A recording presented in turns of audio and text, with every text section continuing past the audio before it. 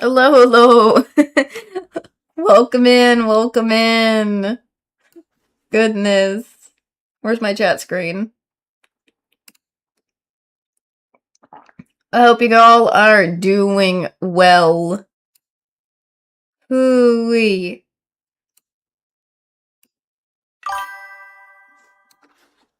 I am excited. And I'm ready to return more to Ace Attorney. Our lovely Ace Attorney game today.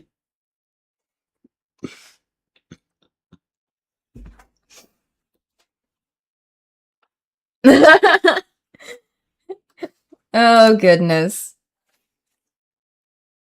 I'm starting the next one of the game series.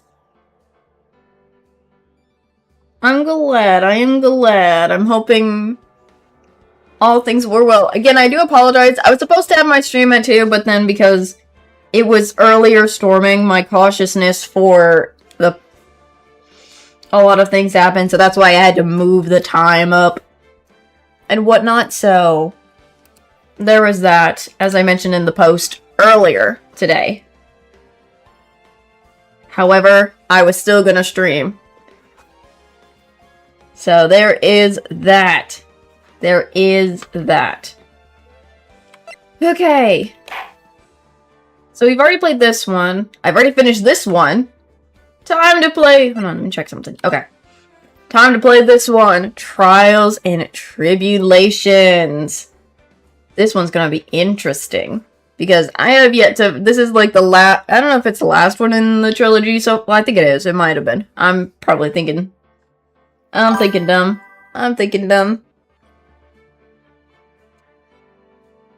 Yeah, really? Alright. Well, let's get into it. Ooh-wee. Play Turnabout Memories. I have played the first two already, yes. What in the world? How did I get into this mess? Ooh-wee. What? Why did I do that? Whoop. Huh? That girl. You shouldn't see her anymore. Hey, it's none of your business. I'm telling you for your sake. If you continue to see her, it's going to be bad news. You're lying.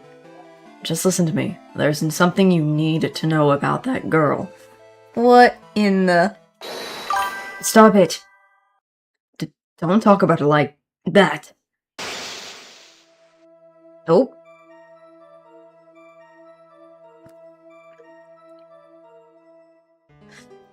It's okay. We're starting a new one and you can always rewatch the VODs. If you miss any... Was it me? I didn't do it. If anybody misses any streams, you can always rewatch the VODs. You can always rewatch the VODs just in case. Don't forget that. Alright. We're at the court already. And we're playing as Mia this time. We're playing as Mia. This is new. Phew. It's finally time. It's finally time. I'm kind of nervous. Ahem. Oh, God. Oh, Mr. Grossberg. Good morning. Ah, Mia, please calm yourself down. My bad. I had just barely come back after... So, there's that. You're going to get yourself arrested for suspicious behavior, you know. What are you talking about? I'm relaxed, Mr. Grossberg. Look at me. I'm relaxed. Let go of my labels. You obviously haven't got the temperament to be a lawyer. I'm sorry. It's just that I'm so nervous today. Oh, that's right. This is your first time in the big leagues, isn't it? Well, never you fear, my dear. I'm Marvin Grossberg. I'm at your service. I really don't trust Mr. Grossberg in reality, but... Actually, this is my second time in court. Still, you've surprised me with... What with your earnest request last night? Let me handle this case, you suddenly said, and quite forcefully, too. I just found out yesterday about the case. I mean... What? And you already learned all the relevant facts? Well, about that. You see, I mean, of course I have, I think. Oh dear. In any case, don't let your client see you're so nervous. You see the poor young man in the pink sweater over there? That's our client. Phoenix? I can tell by his hair it's Phoenix. Good morning there, everybody. Good morning. Try to keep smiling, Mia. I was wanting to say, I'll give it all I've got. Yep, it'll be fine. No problem. Oh god, he is literally like sick or something. What the world? Oh. It's so new. I'm unused to this. This is unusual. I never expected this. Oh, what's wrong? Do you have a cold or something, Mr. Rye? Actually, it's right. Like the Blind Brothers, people screw it up all the time. And yes, I have a cold. That's what this mask is for. My luck's like this way. I won't give it to anyone else. Be kind to others, he said. I'm surprised by the outfit, too. I'm unused to this. Right, Mr. Wright. You have nothing to fear in court today. If you are truly innocent, I promise I will save you. Please. Let go of my shirt. That's right. He's the one on trial, not you. He's the one you should be nervous. Ooh-wee. You need to stay strong for your client, Mia.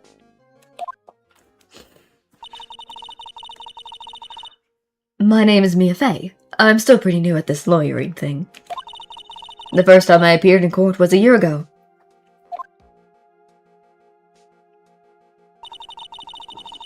But that trial traumatized me so badly, I thought I'd never step in another courtroom.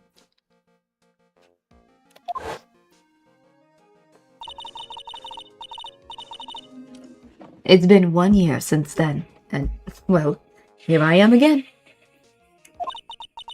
But this time I'm going to win. For my client, and for myself.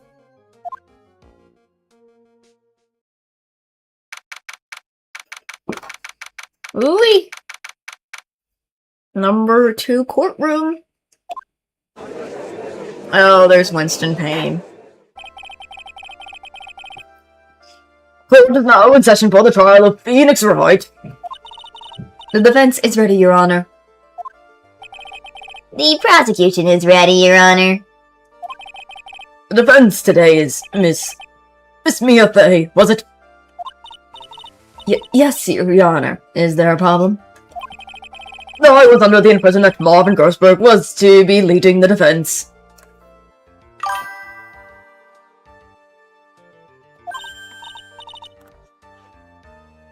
Alright.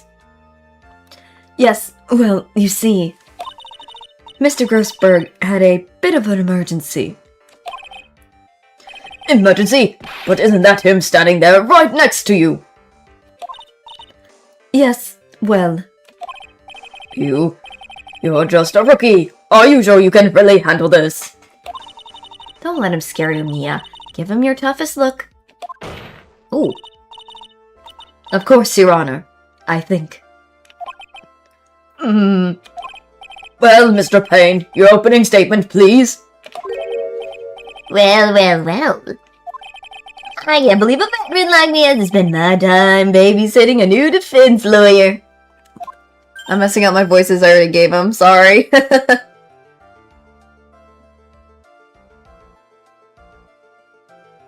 Alright. Hopefully you get some good sleep.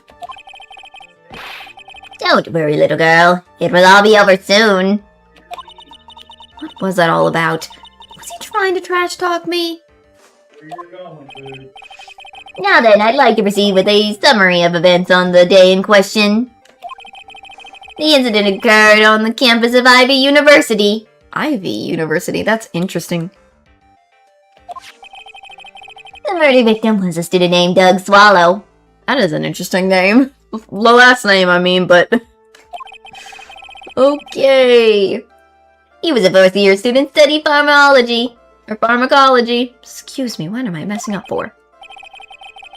It sounds like he was a very bright young man. Yes, well, next we have a photo taken at the scene of the crime. Oh my. There's an umbrella broken there in the back. Students discovered the scene shortly after the murder. They found the victim's body. And the defendant, who had obviously bludgeoned his gateway, they then called the police.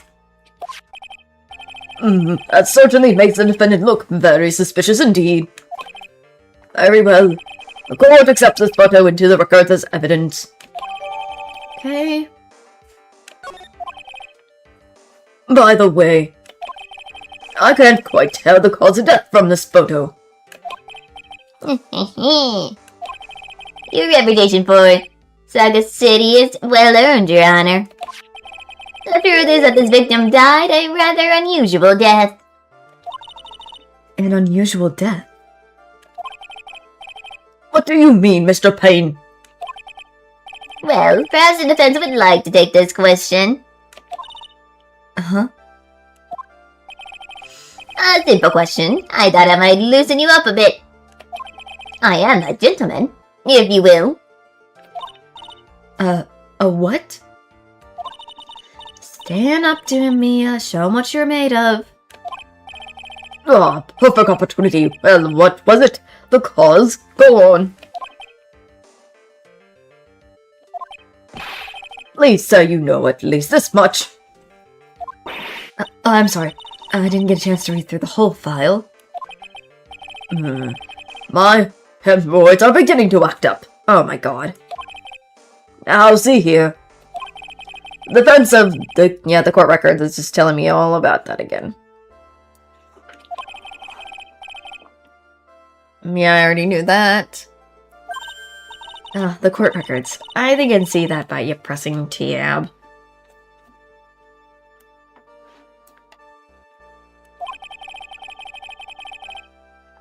All the weapons we need can be found in the court records. Take a good hard look at the data there and think carefully before you answer me, my dear. Yes, sir. I'll do just that. I've got to stay calm.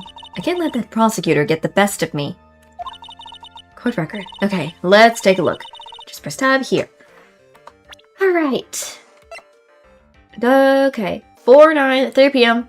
Fatal electric shock. Okay. So it says it's electric shock. Okay. Good to know. Good to know. Now then, would the attorney for the defense please answer the question? What was the cause of death? Electrocution. Because that's what it says in the files. So, according to the court record, it was fatal electric shock. In other words, electrocution. Ooh-wee, that's brutal then. But wait, if he was here's the problem with the photo I've noticed. If he was electrocuted, wouldn't he be burning a little bit or burnt to a little crisp or some sort? Even if it's not fire, sometimes you can have like burn stings on the body. Maybe? Electrocution? But how could such a thing happen? Did the murderer use some type of new superpower stun gun, perhaps? The answer to that will become crystal clear clear as this trial proceeds, Your Honor. But before that, there's one more vital issue. Okay. What's that? Why, motive, of course. Apparently there was some There was some bad blood between the victim and the defendant. Bad blood? What do you mean? Okay. Maybe. That makes sense then. But I was just noticing in the photo, that's all. See, I'm terribly sorry. You're the defense attorney, so you must know all about it. I shouldn't steal your spotlight like this. I really don't like this guy's smug attitude. That's Winston Payne for you. Here's one smooth operator, if you catch my drift. I don't call him the rookie killer for nothing, you know.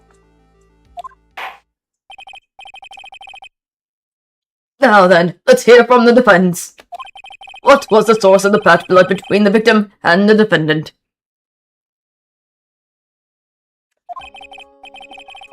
And this time I would like to see some supporting evidence. Evidence? No need to get all woke up over this. As I said, all of our weapons can be found in court records. Find the evidence you need and give him an old graybeard's face. Yes, sir. Into old graybeard's face. No, Mr. Grossberg. Try to set a better example for the young lady. Mia, evidence isn't the only thing in the court records. Yep, profiles too. What time? You sure? Yep, got it. Okay, hold on. Let me look at the profiles. I didn't look at them first. Hold on just a sec. So this is Superior, head of the Grossberg Law Office. Client, third year at University of Ivy. Currently has a cold. He's the victim. Dahlia Hawthorne. Phoenix Wright's girlfriend dated the victim Doug Swallow up until 8 months ago. Okay. Interesting.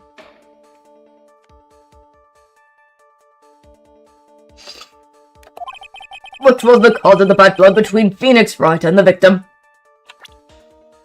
My only guess is it has something to do with this woman, Dahlia Hawthorne. Like, this is interesting. She's interesting looking. Let's try Dahlia. Let's try the Dahlia thing. The reason for the bad blood between the two of them was this woman here. Dahlia Hawthorne, is it? Very good, Miss Faye. You seem to have picked up on at least this much. This woman is the girlfriend of the defendant, Phoenix Wright. But up until about 8 months ago, she was with the victim, Mr. Swallow. Clearly, she has some parts to play in this story. Ooh-wee. Oh, he's done it again. Before the cross-examination starts, he's already got the judge thinking like he wants. Very well, Mr. Payne. Please call your first witness. If it pleases the court, the prosecution would like to call Mr. Phoenix Wright. Oh, God. What? The defendant himself? Well, Miss Faye. It's fine. After all, Mr. Wright is innocent. Right? The defense has no objection. Very well. The court calls Mr. Phoenix Wright to the witness stand. This is new. This is gonna be interesting. Phoenix immediately on the stands. Hi, buddy. Witness, please state your name and occupation. Oh, yes. My name is Phoenix Wright. My job is, well, right now I guess I'm a suspect. Oh no, he means what you did before you were arrested. Oh, there you go, sneezing. I was a university student. Mr. Wright, you understand that you are suspected in the death of your fellow student Doug Swallow? But I didn't do it. I'm innocent, I tell you. I'm telling you I was...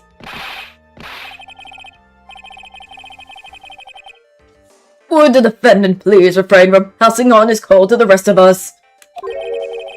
It seems a witness has something he wants to say. Well then, Mr. Wright, please tell us about your relation to the victim. Right away, Your Honor. The victim and I. Ooh-wee. I admit I was there. But I'm not a killer. All I did was find his body. I hardly knew the guy to begin with. I never even talked to that stuck-up British wannabe. British wannabe, what?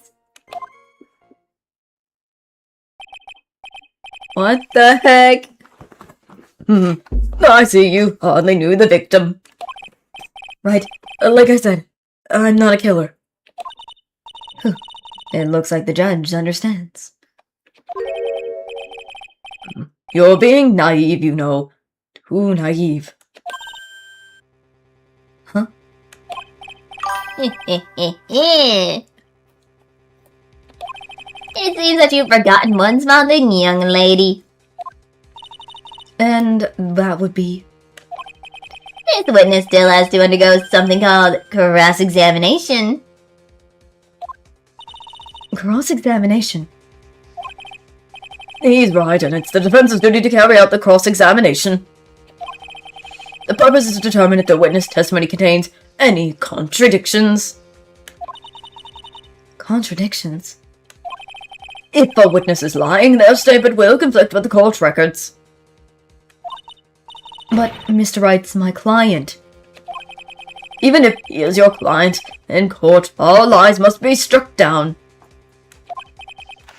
As a lawyer, that is your duty, you see. What does he mean by that? Is he saying a testimony just now? That there was a lie? A contradiction?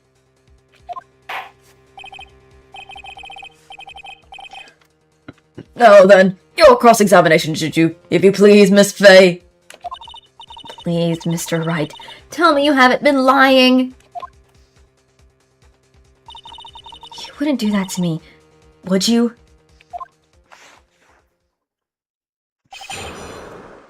All right.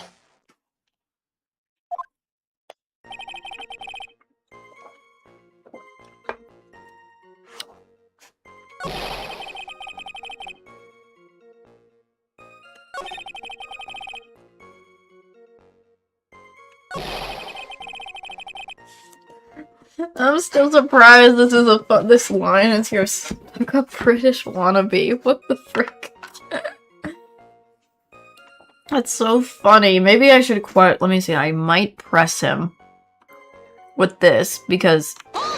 Let me see what happens if I press him with this. Mr. Wright, you stated the following in your testimony. I hardly knew the guy to begin with. That's right. I mean, why would I even... But that doesn't sound right. If you hardly knew him, then why would you say the victim was a stuck-up British wannabe?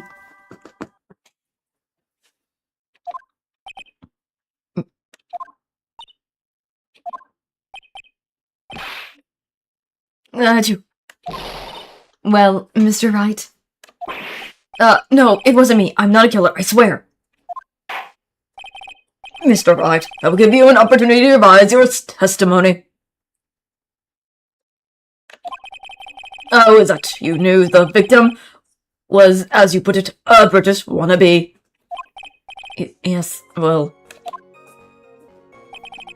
Always wearing around with a huge Union jacket on the back of his shirt.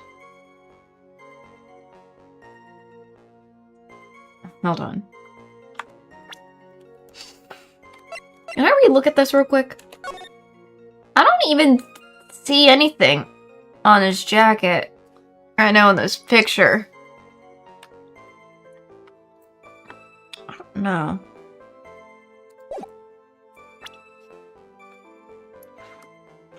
Maybe it has something to do with this photo? I'm so confused that I'm gonna do this. Are you certain you saw the Union Jack? Yeah, I'm sure. It's right there on his back. Right there on his back. Miss Fay, is there some point to this line of questioning? Your Honor, please take another look at the crime scene photo. As you can see, there's absolutely nothing on the victim's back. Hey, wait a minute! He was wearing a leather jacket! The Union Jack was on the back of the t-shirt he was wearing! I was under the impression that you accidentally came across the body. But if that was really the case, then you wouldn't know that, would you? You have no idea at all what he was wearing underneath that jacket. Mr. Wright, you've been lying to me.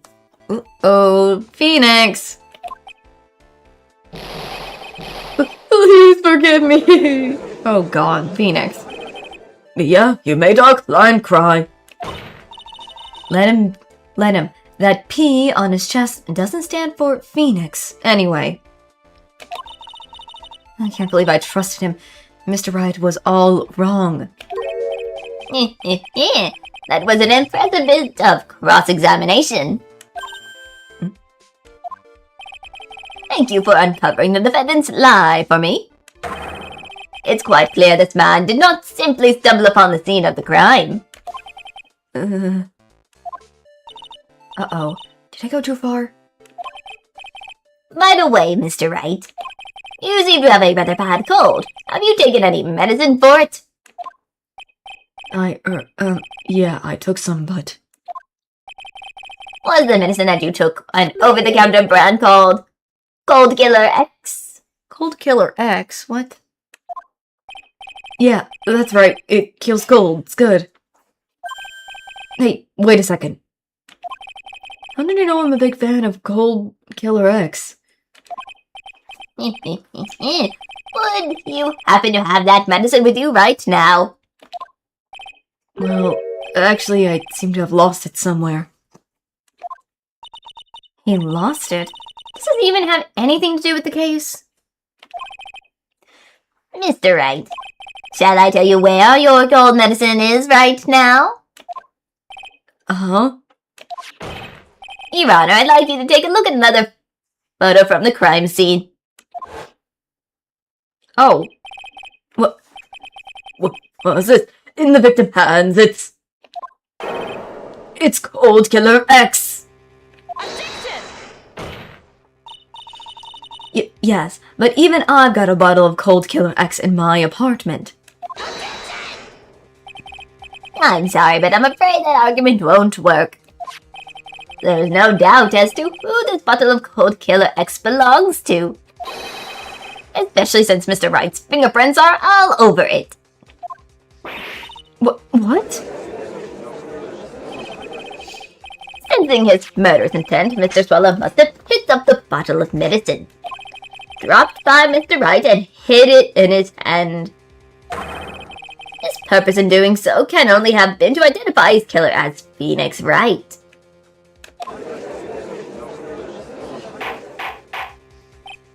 Order! Order in the court! Your Honor, I'd like to present this photo in Bible as evidence. Very well. The court will accept them into the record. Victim watched off at the time of death. Found the clutch and missed. Okay, Phoenix's fingerprints are on it. Lovely! Lovely. Also, the victim's wristwatch was broken. Broken? Yes, it ceased functioning when a large wave of electricity passed through it. Well, Mr. Wright, do you have some kind of explanation for all of this? This is really bad. Oh, my buttocks. My poor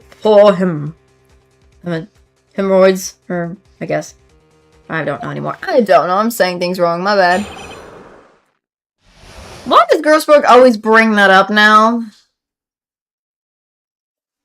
I don't understand it. It's weird. It's weird. It's weird. It's weird. That's all I'm gonna say. It's weird. It's just weird. What really happened? The truth is, I went because he called me. He was in the pharmacology department, so we agreed to meet at 2:45 behind that building. We talked for a bit, and then at around 3 o'clock we split up. Okay. I thought I didn't. Then later when I went back, I found him lying there. I've been taking Codex Killer for the last 2 or 3 days. But I lost my bottle of it around lunchtime on the day of the accident. Okay, so he lost it on the day of the accident.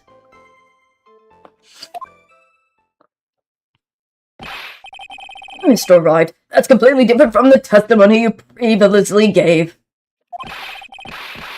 Whoa, he is sneezing his head off. I'm sorry, Your Honor. I was afraid you wouldn't believe the truth. You'll forgive me if I say I hardly find your current testimony any more credible. Miss Faye, please begin your cross-examination. Oh, please, Mr. Wright, don't tell any more lies.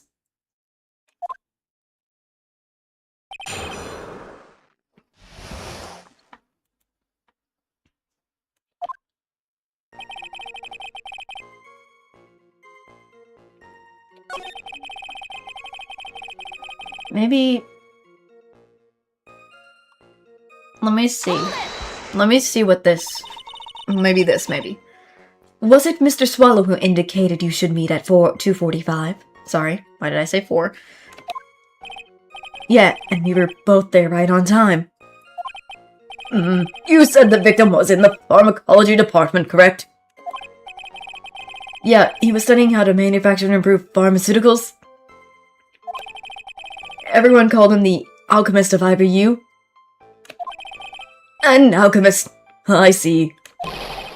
I gotta admit, it was a little suspicious. He had a whole laboratory and everything. It's filled with chemicals and strange machines that run on high voltage electricity. Oh, how fascinating. He sounds like he was quite an ambitious young man. What do I do? Maybe I should ask him for some more detail.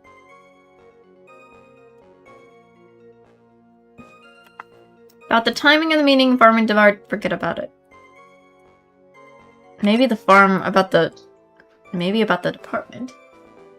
I mean, he's been bringing up stuff regarding it, so it might be best... The department, maybe. I was wondering if you could tell us a bit more about the pharmacology department. Well, okay, sure. I don't know all that much, though. A little bit earlier in your testimony, you said something interesting. You said the department uses strange machines that run on high-voltage electricity. That's right, and they sure look dangerous. They use non-standard voltages, so there are high-voltage cables everywhere. High-voltage cables? Yeah, there were electrical poles set up all around the building. The high-voltage cables run over her head around the roof. Finally. I think we're getting somewhere.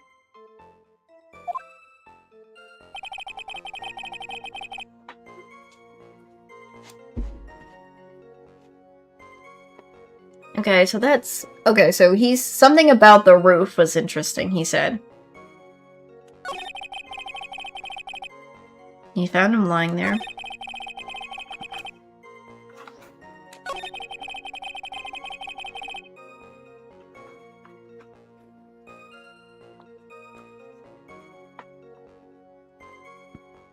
He said he lost... I still want to know more about this, because how the heck... What was he doing at lunch to make him lose his bottle of medicine? On the day of the incident, what did you do for lunch? Huh? What does that have to do with anything? You can never be too sure.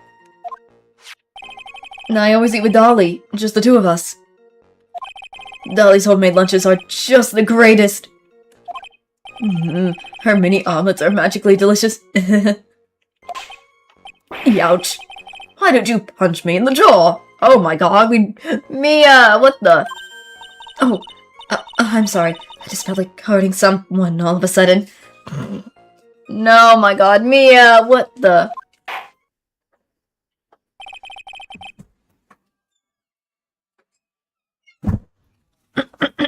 Goodness me. I think that's enough for now. So the defendant and the victim met at approximately the time of his death. And then the defendant returned to the scene for some unknown reason. I'm not entirely convinced by his explanation about the medicine bottle either. Let me be frank here, Mr. Wright. Your testimony cannot be trusted. I know, I was like, what the heck, Mia? What do you mean? I knew it was too much work for a little girl. However, there is one mystery that still remains.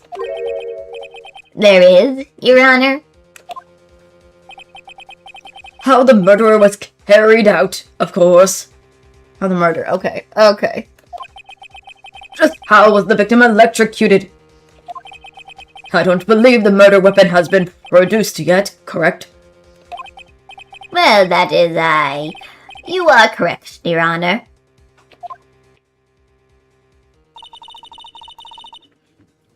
So how exactly was Mr. Swallow killed?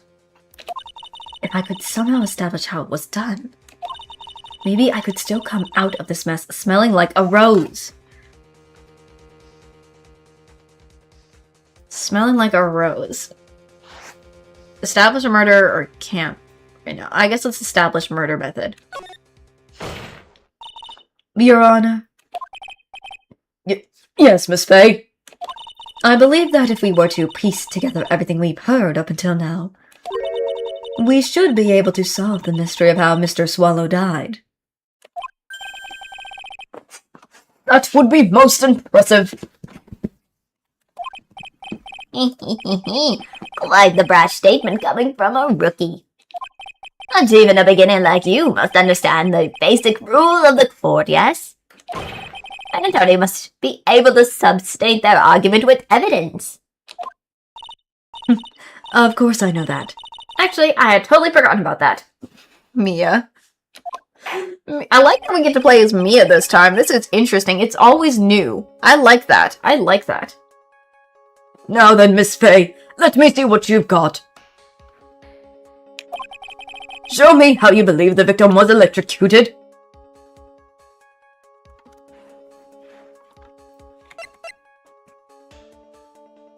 Wouldn't it be something about the crime scene photo?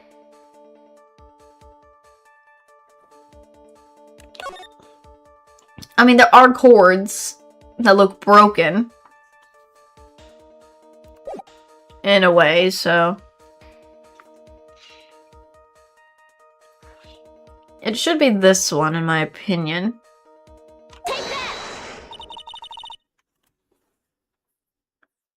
As for the cause of death, I'd say this picture captures it quite well. What? But there is nothing that even remotely resembles a murder weapon here. I'm afraid the defense is going to have to explain this a bit more detail. Miss Bay, where exactly in this photo is the murder weapon? Wouldn't it... I would expect this. I just take...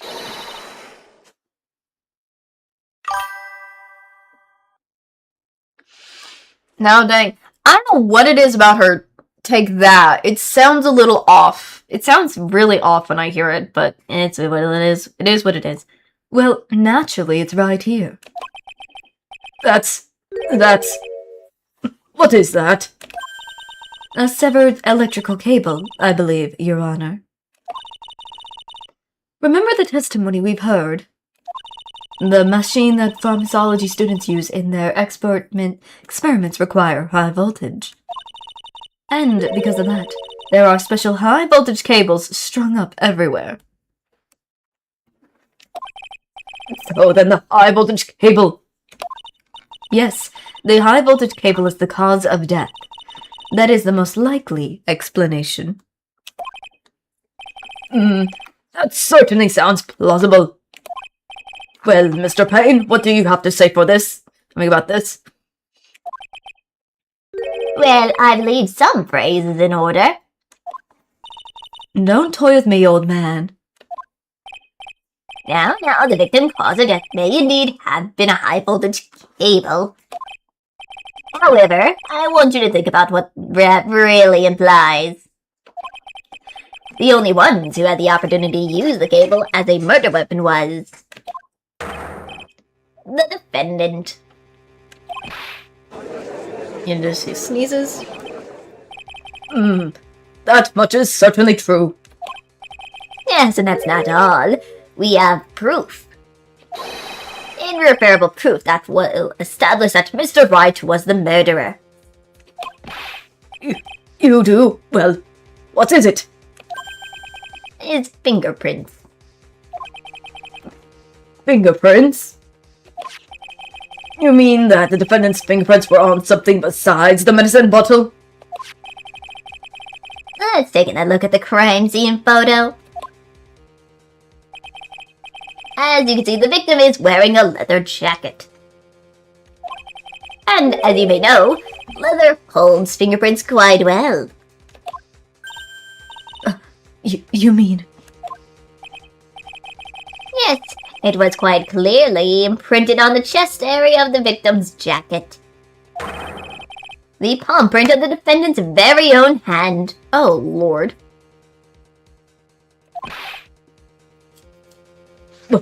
What? I can only think of one way Mr. Wright could have left a print like that.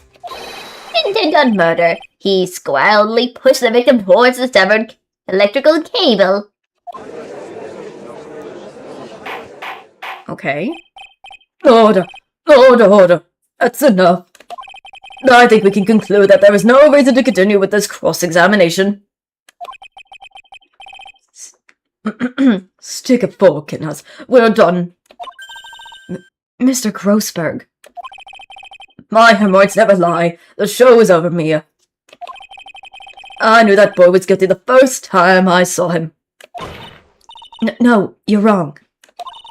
Mr. Wright is innocent.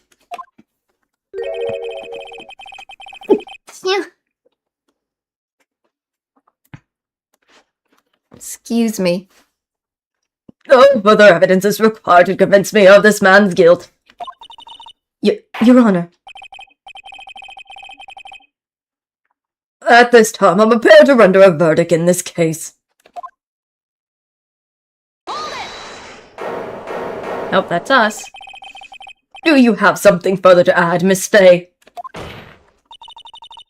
Is this what you want, Mr. Wright? You still haven't told us the truth. The whole truth. Oop. If you don't say something now, the judge is going to hand down his verdict. But I can't. I just can't say it. If I told you what really happened, then I'd be... It's okay, Mr. Wright. I'm your attorney. You can trust me. Miss Fay. No matter what it is you have to say, I believe in you, and I'll represent you to the very end.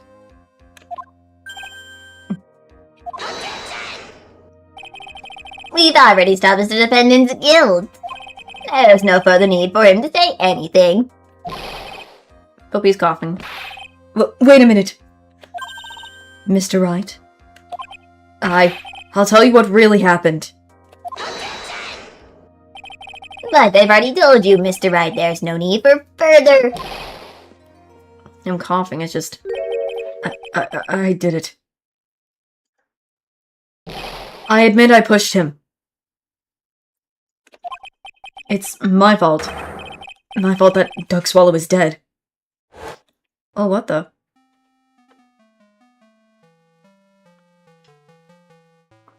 My girl, you shouldn't see her anymore. Hey, it's none of your business. I'm telling you for your sake. If you continue to see her, it's going to be bad news. You're lying. Just listen to me. There's something you need to know about that girl. Stop it. Don't talk about her like that. Oh.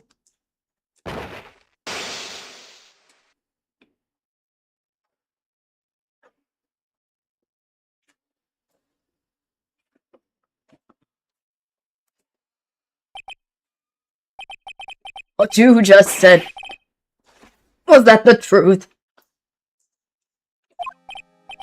Yes, I was afraid if I told the truth. Everyone think I was the murderer for sure. Well, as things currently stand, we all absolutely convinced you are. But please give me one more chance to explain. This time, I swear I'll tell you the whole truth. Welcome back. Goodness me, everything is going crazy. It'll be okay, won't it, Miss Faye? I believe in you. Oh, thank you. I still can't believe it. He really did push the victim. It feels like my hemorrhoids are doing the Harlem Shake! What? The Harlem Shake? Oh, not that meme dance. I know that. That was a whole challenge dance for a while. Harlem Shake. Sorry. When I pushed the victim. Alright, Phoenix.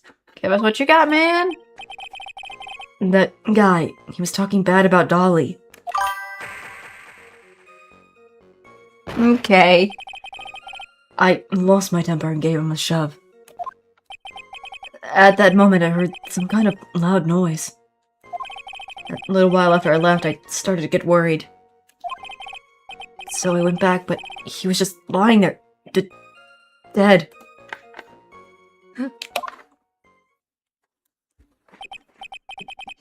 Well, the explanation is really quite simple. When you pushed him, Mr. Swallow flew back and touched the electrical cable. He died from the shock, and that, as I say, is that. The simple explanation. At the time of the incident, a light rain had been falling. Wet from the rain, the victim was more easily electrocuted. But when I pushed him, there weren't any electrical cables nearby. If there had been something like that, even I would have noticed it. That's true. Even doofus like him couldn't miss that. I don't even know what that means. With the doofus.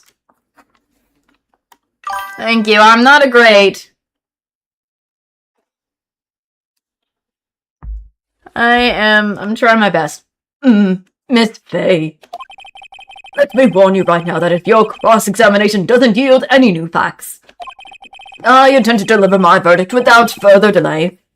Are we clear on that? Yes, Your Honor.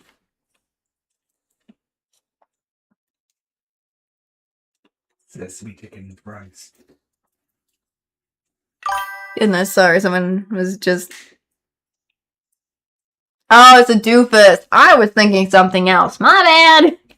I read that as something else. That was doofus. My bad. Don't give up, Mia. If he is innocent, there must be a kind of evidence somewhere that will prove it. When I push the victim.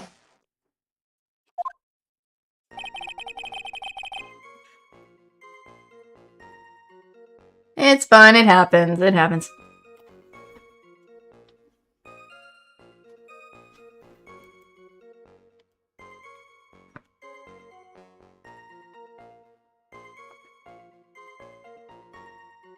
So he was talking bad about, I guess, his girlfriend.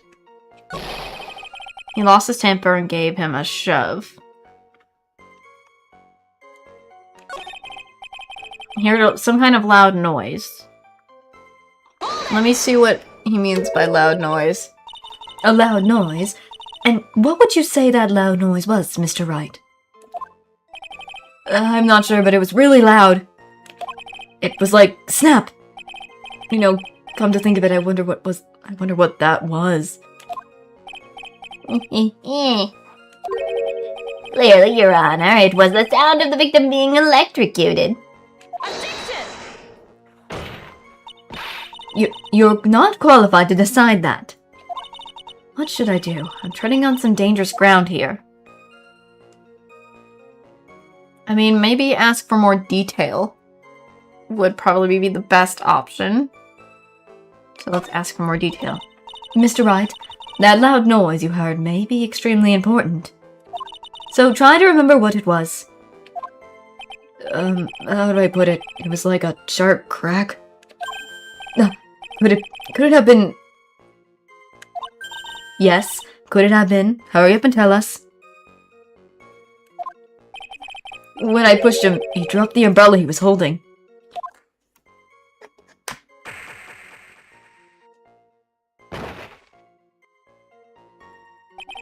He fell right on top of it, and it broke.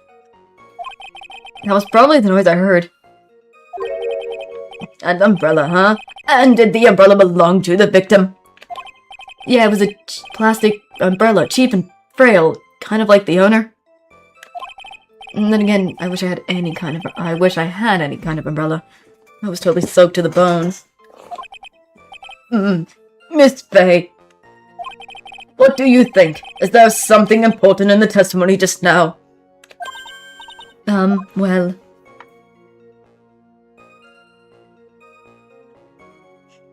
I mean, it has to probably have some importance, maybe.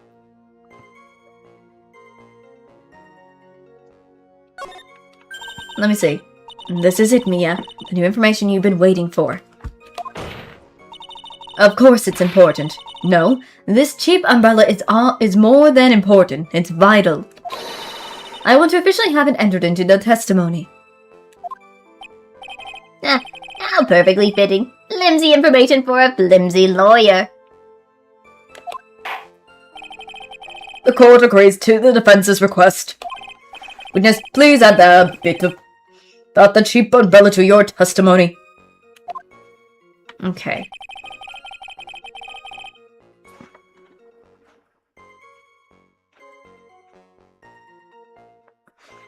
I think there was in the crime scene photo. It looked like there was an umbrella in it, so I think... Because if you look here, the umbrella is right there. So, I have to probably put an objection on... Let's try it. It might be an objection. Why didn't you testify about the umbrella from the very beginning? Come on, if I had mentioned that, I would have been able to counter the prosecution's argument earlier. What do you mean by that? Take another look at the crime scene photo. According to Mr. Wright, the victim fell on top of his umbrella. However, if you look closely, the umbrella is nowhere near the victim. Actually, it's by the electrical pole. You're absolutely right. The conclusion here is obvious. After the defendant left, the victim moved from where he fell, in other words. After he was pushed by the defendant, Mr. Swallow was still alive. Yo! Ooh, that's new. Order! Order! Order! The victim, he moved. Mr. Payne, the umbrella in this photo, where is it now? Well, it was collected by the police at the crime scene. I want it presented as evidence immediately. Owned by the victim, found broken near an electrical pole at the crime scene. Okay. But the umbrella could have simply been blown there by the wind. According to the testimony, the victim fell on top of the umbrella. There's simply no way it could have been blown there by the wind. But... I know this matter of the umbrella seems relatively trivial. But as long as the smallest doubt remains, I cannot render final judgment. No!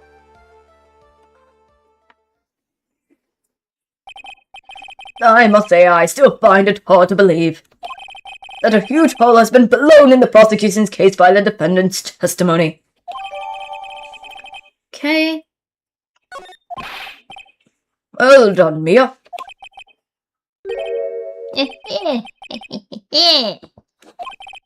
Mr. Payne, what are you chuckling about? Pardon me, Your Honor. It seems I was expecting too much of a free ride.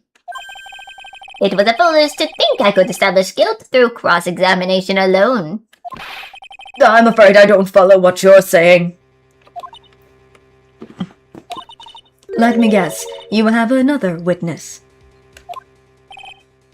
Exactly, and this witness testimony will be incontrovertible. Well, who is this witness? Miss Dahlia Hawthorne. Dahlia Hawthorne. You don't mean Dolly? I do, Your Honor. The defendant's very own lover is a witness to the whole thing. That's right, she was at the scene of the crime when the murder took place. I'm trying my best. I'm not great with my voices since I'm trying. I'm sorry to break the bad news to you, my dear. Oh, that was cool. Bad news. You couldn't be more wrong. Actually, I've been waiting for this. You can't be serious. Mia, what do you mean by that? Oh my god. I'm trying my best with my voices. I'm not a voice actor, but this is the best I'm trying. I think this is a good point for us to stop at. Court will now enter a 20-minute recess. I'm doing the singing voice again for the judge whenever I'm trying my best to give him a better voice than what I did before in the past. Afterwards, we will listen to the testimony of Miss Dahlia Hawthorne. Yay! We're back at the lobby. We're at the defendant lobby. Hello, Phoenix. Miss Faye, I'm sorry about what happened back there. It's alright. At least you told us the truth in the end, Mr. Wright. Yeah. So I guess I can start to relax then? Relax, my boy. You can't be serious after hiding such important facts. But the next witness is my Dolly, right? She'll save me. I just know she will. Why do you think that? Huh? What do you mean? She's the love of my life. That's why. The love of your life? Huh.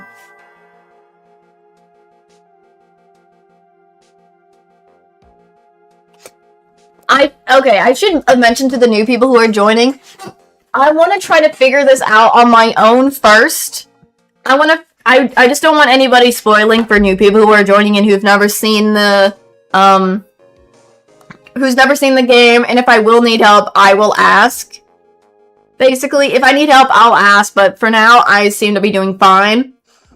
Also, let's be respectful to each other as well. That's just basically, let's just be respectful, and if we need to focus on times, please be focused on the game and things. That's all it is. That's all it is. And if we have something to talk about, it'll be fine to talk about once in a while, but we can also go back into the main focus. That's all it is. I do have my chat mode on strict mode. So, just a heads up, so if anything you say in the chat that you normally meant to say normally, it might get blocked. So I apologize on that. I had that changed some time ago after a different stream for something, so just giving a heads up on that. That's all.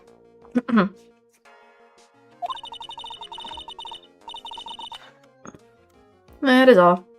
Would you mind telling me more about you and Miss Dahlia Hawthorne? Sure, no problem. I hope I'm not being... Am I being a little too direct? I'm just trying my best. So, you know. I need to probably put some rules, established rules next time on my stream. Thank you. I appreciate that. Anyway. Dolly and we first met about 8 months ago right here in this very courthouse. Actually, I'm studying to be a lawyer on the side, anyway. One day, she and I just bumped into each other in the reading room downstairs. And that's why I really think it was fate that brought us together. As soon as I set eyes on her, I knew she was the one for me. Oh, here, take a look at this. That's a pretty interesting necklace. She gave this to me the day we met as a symbol of our love. She had been wearing it around her neck that day, but then she took it off, but before she gave it to me, she said, "I want you to carry this."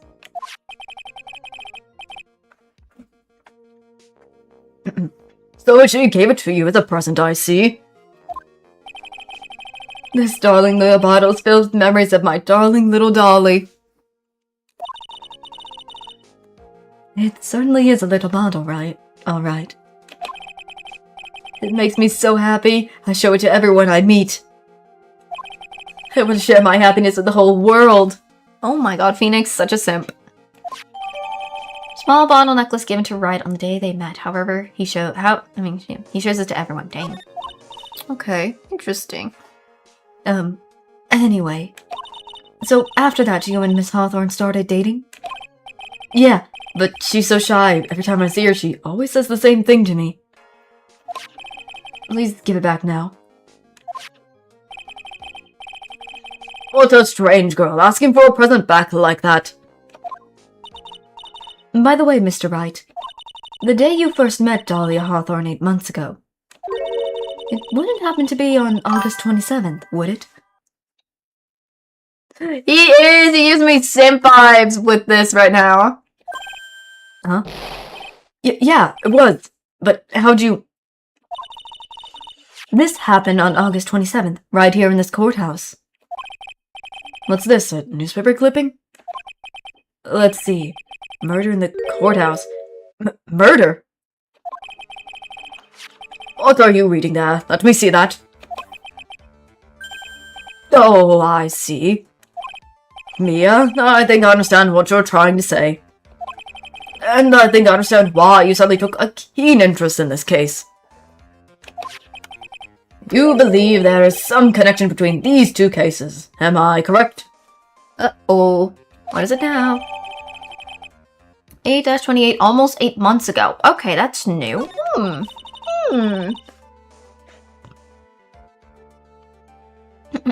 I hope you don't mind, Mr. Grossberg. I need to finish this myself. Yes, but I'm afraid what you will have will not be enough, my dear. I'll go and have a look in the downstairs reading room and see what else I can find. Thank you. I want to do whatever I can to be of help to you, Mia. Well, it looks like recess is about over. We better all get moving. I guess so. That recess sure seemed longer than 20 minutes, though.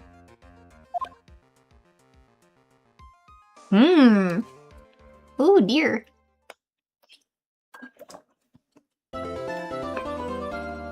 Ooh, that music was cool. Time to do it in a new save spot. I always do the different ones in different save spots. And I double save. Because I am like that, and I must always double save. Because it makes me feel that way. Oh, I didn't even do the mouse. Whoops-a-daisy. April 11th, 12:13 p.m. We're back in the courtroom.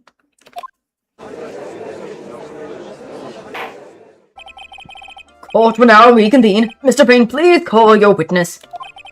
This next person is someone who witnessed the crime as it happened. The prosecution calls Miss Dahlia Hawthorne to the stand. Oh, great. Oh my. Hello there. Hello. Oh my goodness. Oh, butterflies. She got butterflies. What is with this stiff silence?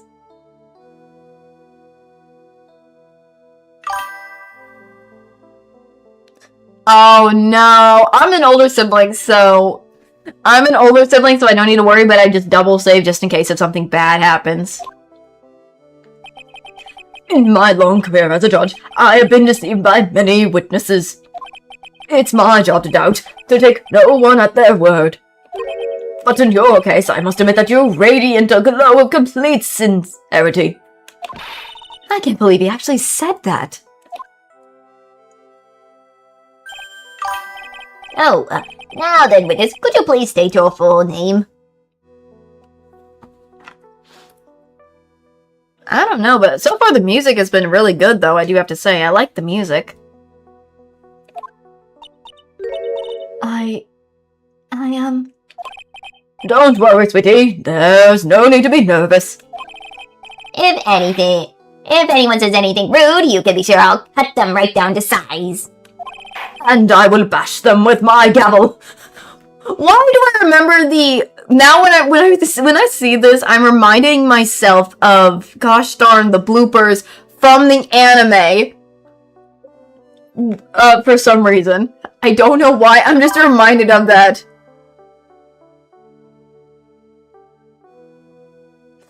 I don't know why it's just bringing me that mindset for some reason.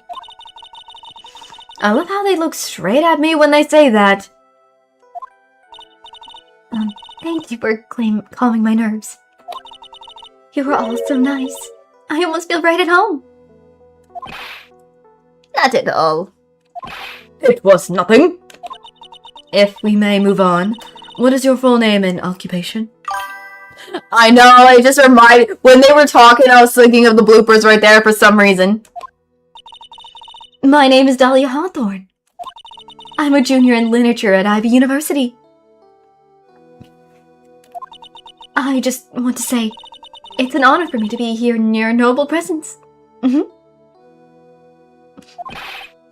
honor is all mine. No, the honor is all mine. Oh god, I'm messing up. Whoopsie. Where did my volume? There we go. I messed up my volume. I accidentally tapped something.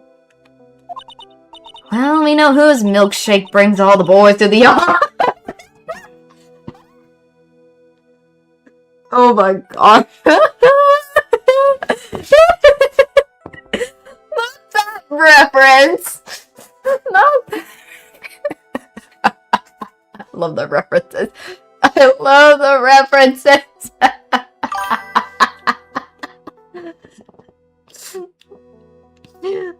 Oh my god.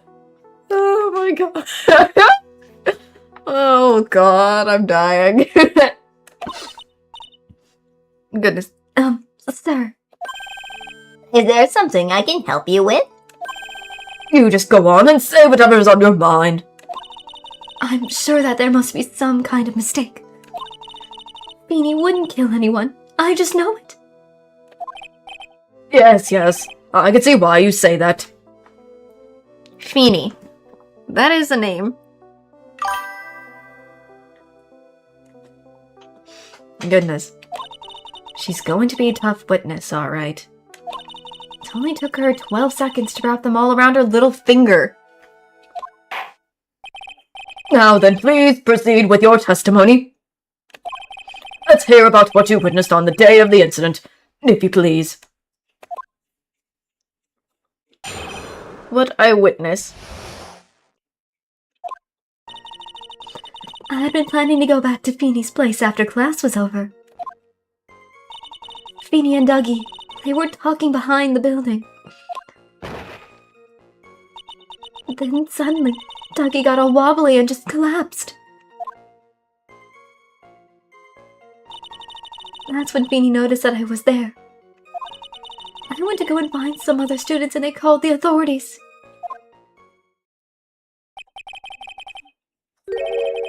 I don't know what to say. According to you, Miss Hawthorne, the defendant didn't do anything wrong. Young lady. As old as I am, even I recall how hot the flames of young passion can burn. Nevertheless, it is my job to discover the truth. Please tell us the truth. But I would never. That's more than enough, witness. I won't allow this to continue. What do you mean by that? Please just let me proceed with my cross-examination, Your Honor. I, for one, don't plan to win my case on a bunch of paper-thin lies. I want to play that. That'll be fun to do, because that'll be interesting to try out myself. Because I was looking at all the other ones, and I'm like, I want to try those. They would be cool. You haven't changed a bit. Mia Fey?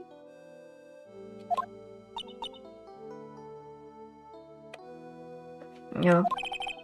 What's this? So you two are acquainted? Yes, we've met before, once. Oh, goodness. In any case, Miss Fey, the floor is all yours. It's good to see you too. Madam Fey. Madam? I'm no one's grandma yet, girlie. Jeez.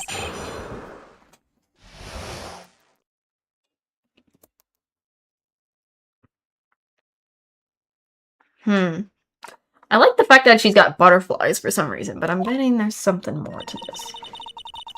So she was going back to, I guess, Phineas Phoenix, I suppose, by the looks of it. So she was going to go back after her classes to him.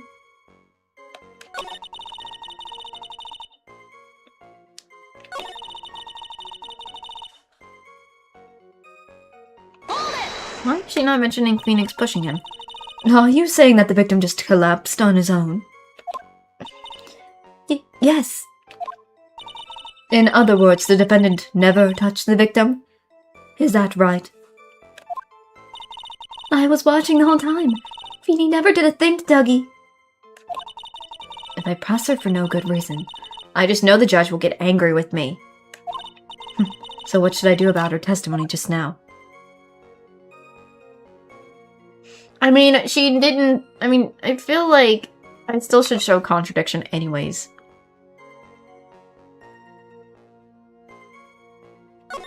Let's try that. Feeble lies are not very becoming, Miss Hawthorne, so let's drop them, shall we? What? I would never. Oh, really? This is gonna be... Miss Fey, I will not allow you to badger this witness. I believe the defense is engaged in a fishing expedition. That is, she has no supporting.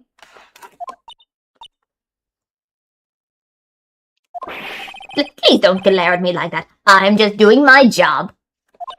Now then, Miss Hawthorne. The pendant and palm print was found on Mr. Swallow's leather jacket. It has already been shown that Mr. Wright did in fact push the victim. What? There's no need to try to cover for the defendant. It would be much better if you came out and told us the whole truth. There's nothing to worry about, young lady. Just tell us everything that you saw. Yes, Your Honor. I will, if you don't mind. I'd like to revise my testimony.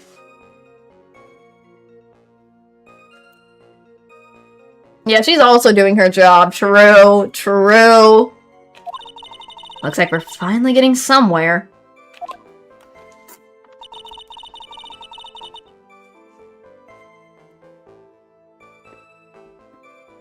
Actually, I didn't see the moment he pushed Dougie. It didn't look like they were fighting, and I didn't hear anything unusual either.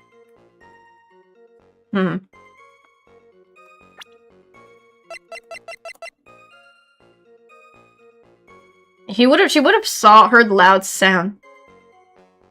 And she would have heard the umbrella broke. She would have heard the umbrella broke. So... You say you didn't hear anything unusual. Is that correct? Yes, that's why I was very relaxed, looking at the scenery around me. Ooh, Mia! That's nice, but I find that just a little odd. I have here the testimony of your boyfriend, Mr. Phoenix Wright. And he clearly testified to the effect that when he pushed the victim, he heard a sharp, loud noise.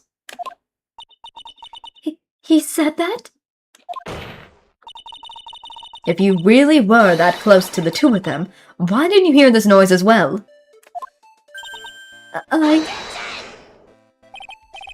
Well, maybe the noise just wasn't all that memorable.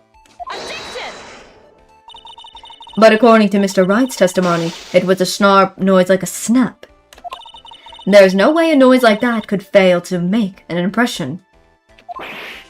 Oop. May I have a moment to answer? By all means.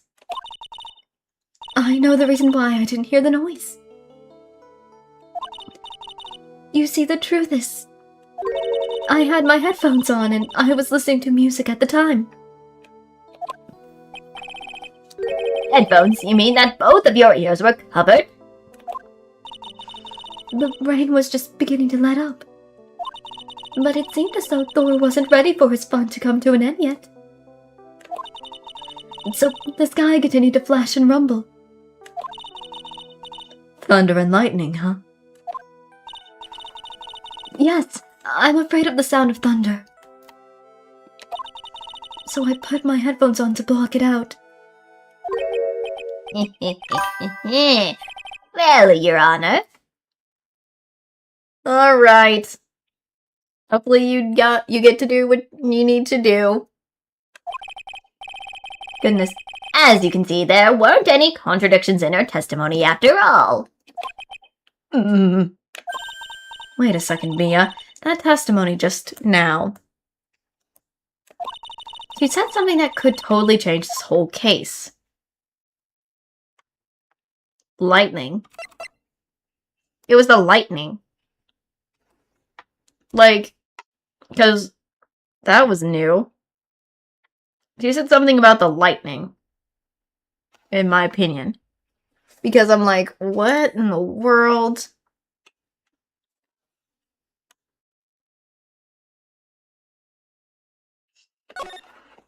Let me try the lightning. Goodness. Your Honor, there was a problem with the witness's testimony. What do you mean?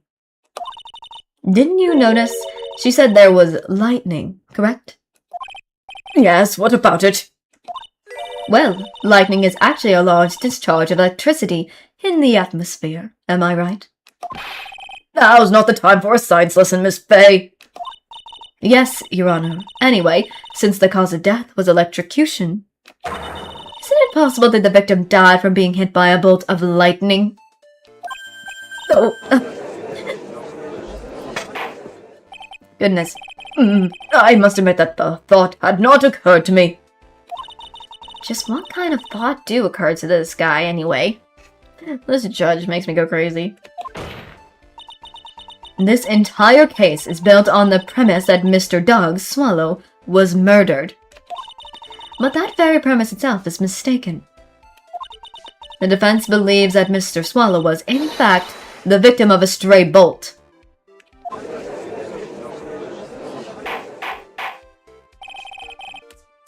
It appears the defense may be onto something. Could it be that the death was actually accidental? Alright, you did it, Mia.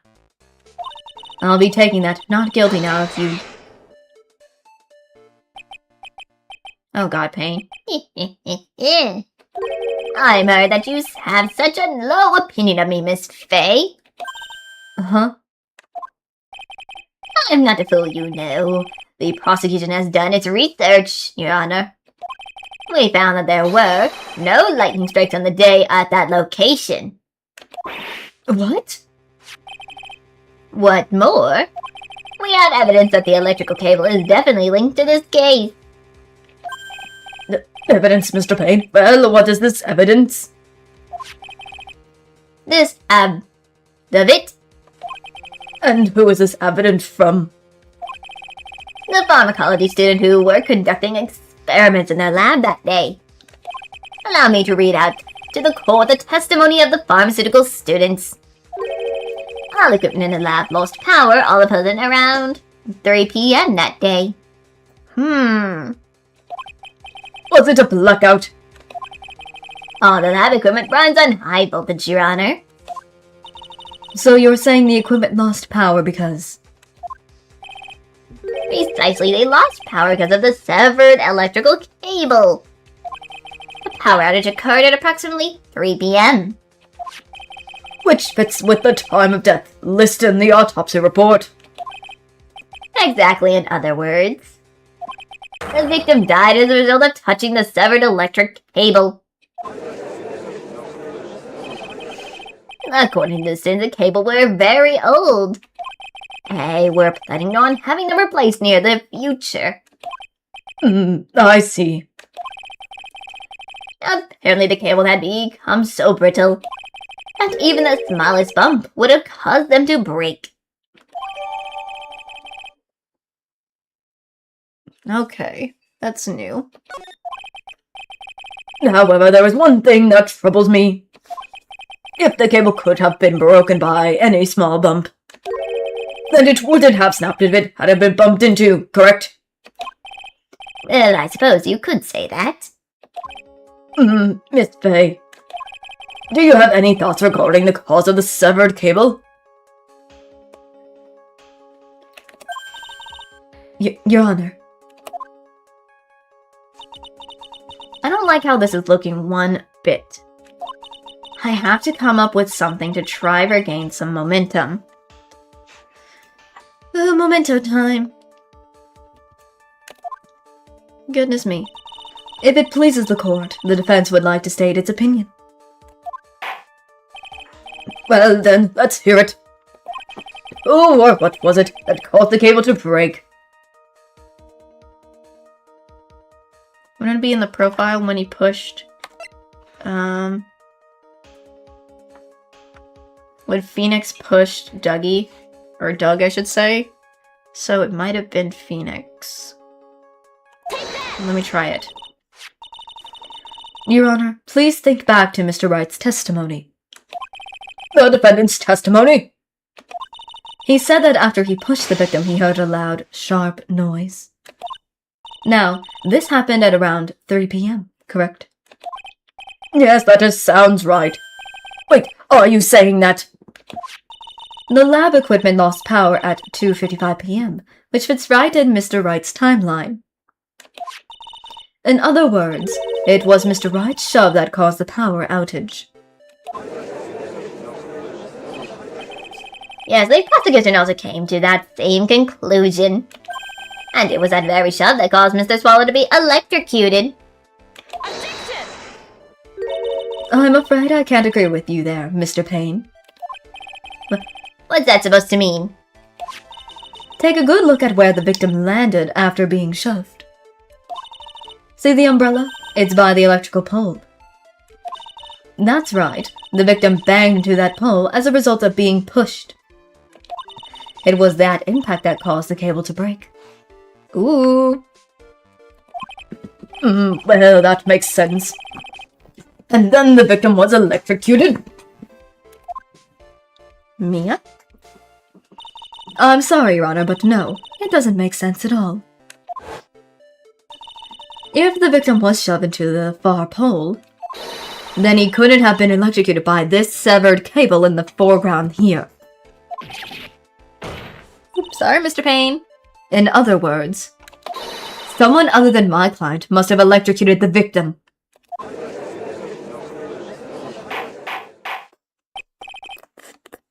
Nice. Order! Order in the court! Ah, the lamentation of my enemy. How I've longed to hear them. It's true, the defense is absolutely correct. That doesn't seem to be any way the defense... Mr. Judge, sir, may I say something? The madman attorney's explanation. The madam's attorney explanation. She said something that are a little different than I remember them. What the? Please, just once more. May I please testify one last time? please, Mr. Judge? She is literally getting them into her fingers. Of course, it's alright. Just go right ahead and give your new testimony. This is it. She's finally starting to show her true colors.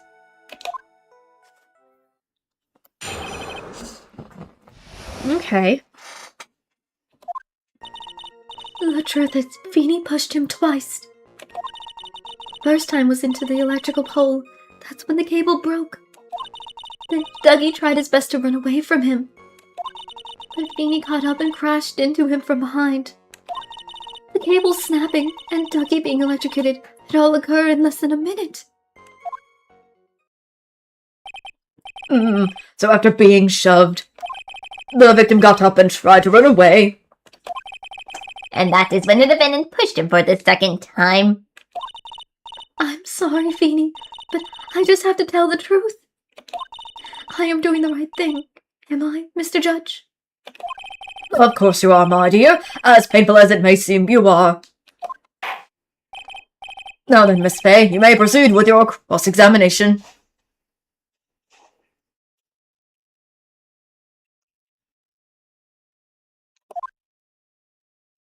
Good golly.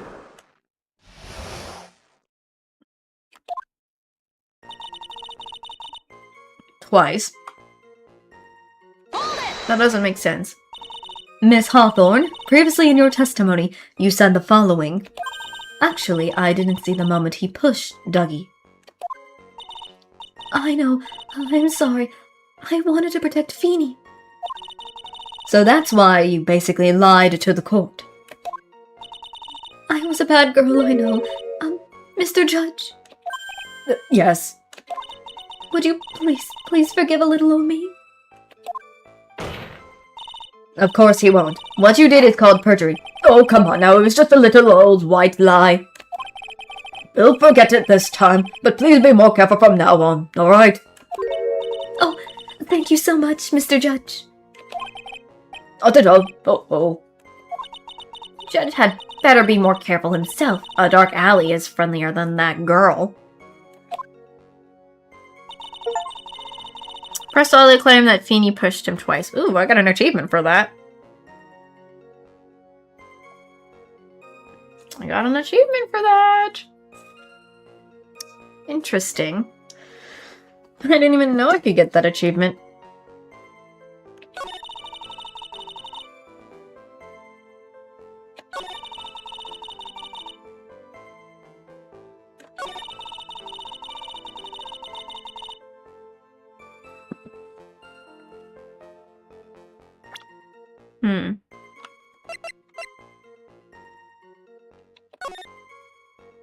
Oh yeah, the watch said the time of death.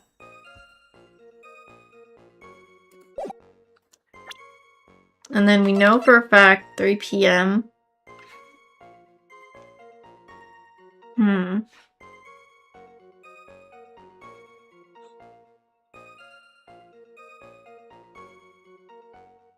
Maybe the watch.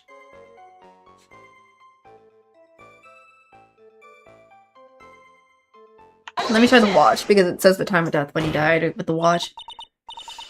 That's enough witness. I'm afraid I don't understand. You will in a minute. Could you please take a look at this picture? Oh, that medicine. That's the one Feeny likes to take for his cold. It's not the medicine I want you to look at. It's the wristwatch. Yep. It stopped at the precise time the victim was electrocuted. In other words, 3:05 p.m. Yes, and your point is, Miss Fay? My point is, what time was it when the lab suffered that power outage due to the cable snapping?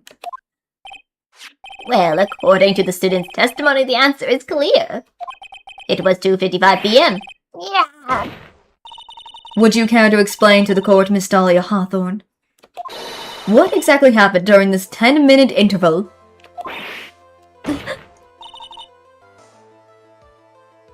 The defense proposes that it was during this interval that the real murderer killed Mr. Doug Swallow.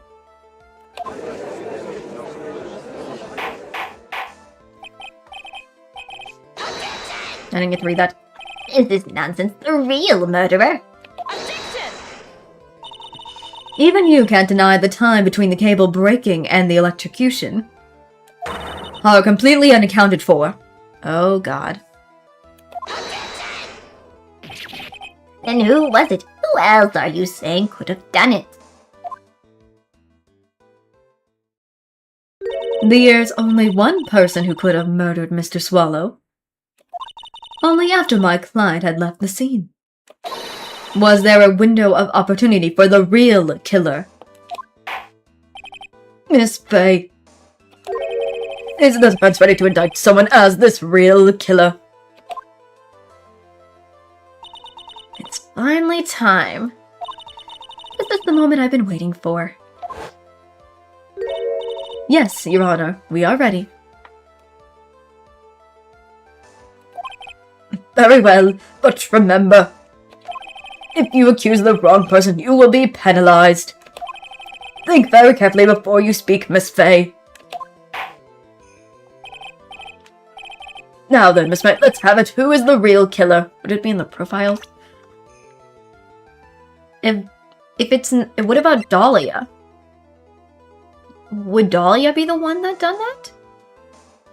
If it's Dahlia, that would make a little more sense, because she was the other one that could have done it. Let's try Dahlia. Let me try it. It could have only been you, Dahlia Hawthorne. How could you? The defense is grasping at straws. 10 minutes passed between the time the cable broke and the time of the electrocution. What exactly were you doing that whole time, Miss Hawthorne? Were you really listening to some music while cheering them both on as they fought? I find it hard to believe that you didn't lift a finger to stop the men dearest to you. That's true. That's true on that point. Hold, Miss Faye. Why? That is to say, Miss Hawthorne, I believe you did witness the two men fighting on that day. However, after Mr. Wright pushed the victim and subsequently left the scene, it was you who pushed Mr. Swallow to his death by your very own hands.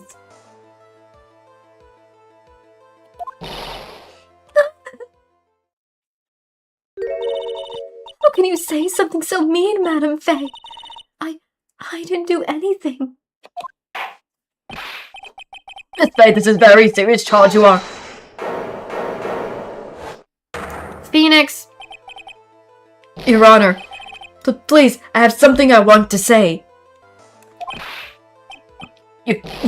What is it? Please strike everything the defense says just now from the record. What the? Are you daft? You're totally wrong, Miss Faye. Dolly, she couldn't do something like that. Mr. Wright, get back in your seat. Bailiff, grab that man. And then he's sneezing. Leave my Dolly alone. And then just...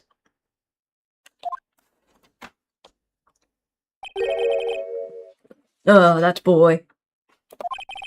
He's gotten himself in way over his head. Oh, Mr. Grossberg, you're back.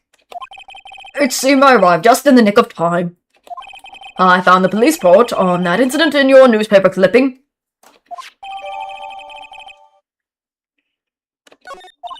Thank you so much. This is exactly what I was hoping for. Okay, what is that newspaper clipping? I'm just quite curious.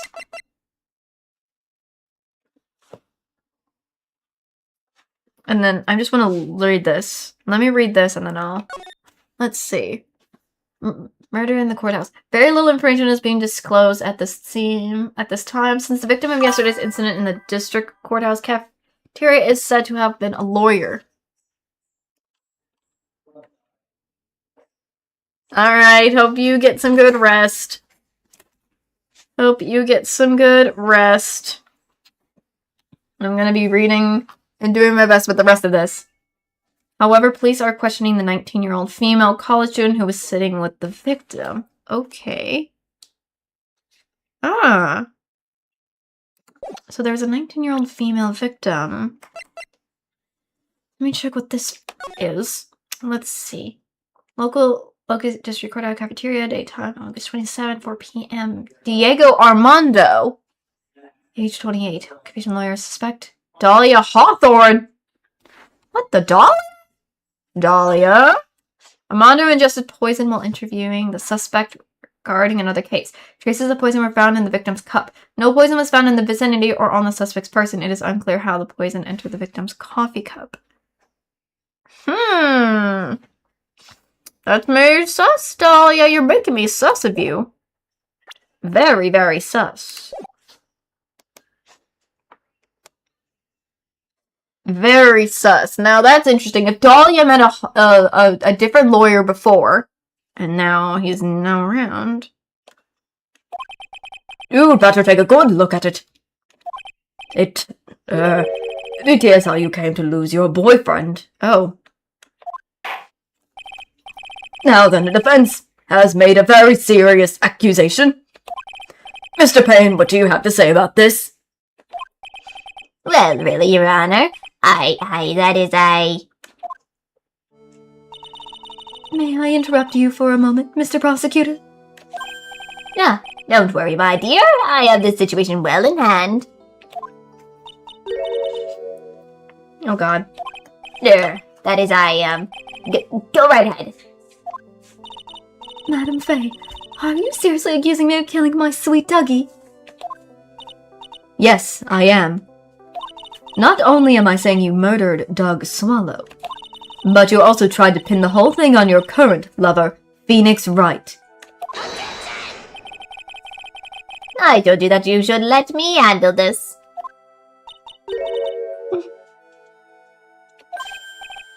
Sorry, please go ahead. How can you say that? I'm absolutely devoted to my dear Feeny. The notion that I would try to frame him is ludicrous.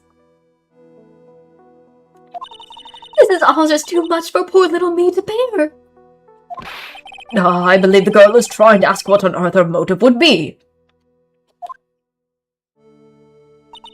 The answer to that lies somewhere in this police report. Must be... Ooh, lordy, this is interesting.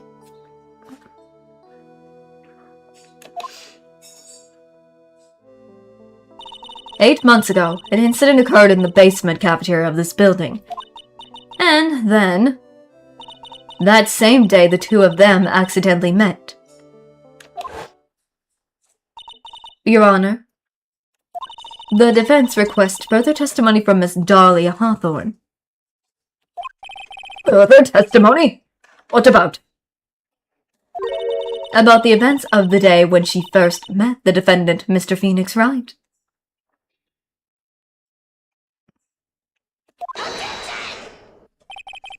What could that possibly have to do with this case? The witness claims that she has no reason to frame the defendant. Am I correct? Well, I have evidence that suggests she, in fact, had a very good reason. Very well, then. The court grants the defense request. Young lady, would you mind staying on for just a bit longer? Of course not, Mr. Judge. Get ready for the battle of your life, Dahlia Hawthorne.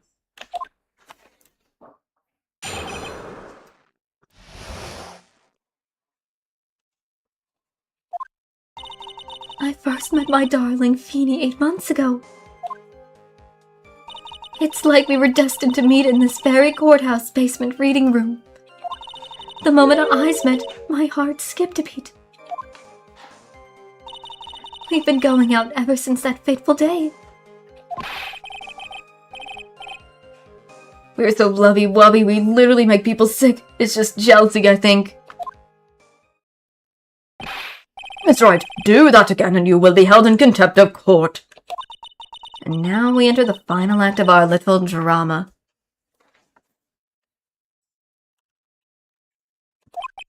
As we used to say in the days of my youth, go get her.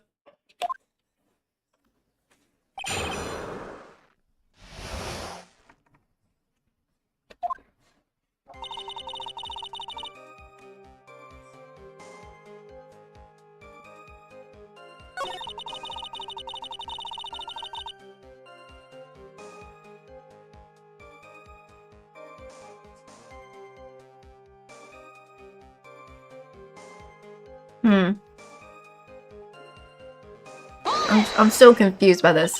The courthouse reading room? That's a strange place to meet the love of your life. That's not true, Madam Faye. After all, Feeney was not only an art student, but he was also planning on becoming a lawyer. I'm not talking about him. I'm talking about you, Miss Hawthorne. What was a literature student like you doing in a courthouse reading room? That is weird. This line of questioning is a waste of time. It has nothing to do with our murder case. Miss Faye, I am warning you. If this has nothing to do with Mr. Swallow's case. I have to remember the judge is on Dahlia's side. I better tread carefully.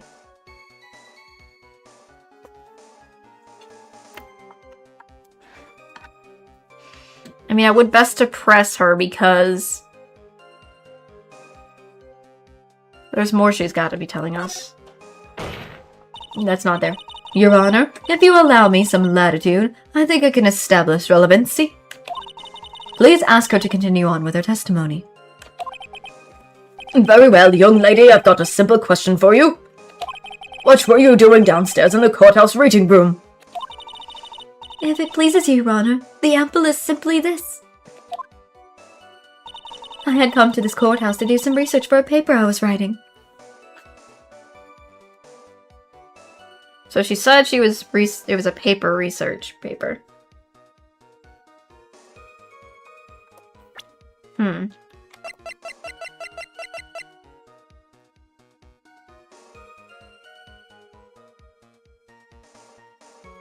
Maybe it has something to do with the report from 8. Because I feel like there's something about that doesn't make sense. Miss Hawthorne, you weren't here because of your research paper, were you? Didn't you actually come here for a much more important reason? What is the meaning of that cocky smile on your face, Miss Faye? 8 months ago, right here in this very courthouse, there was another tragedy. Another tragedy?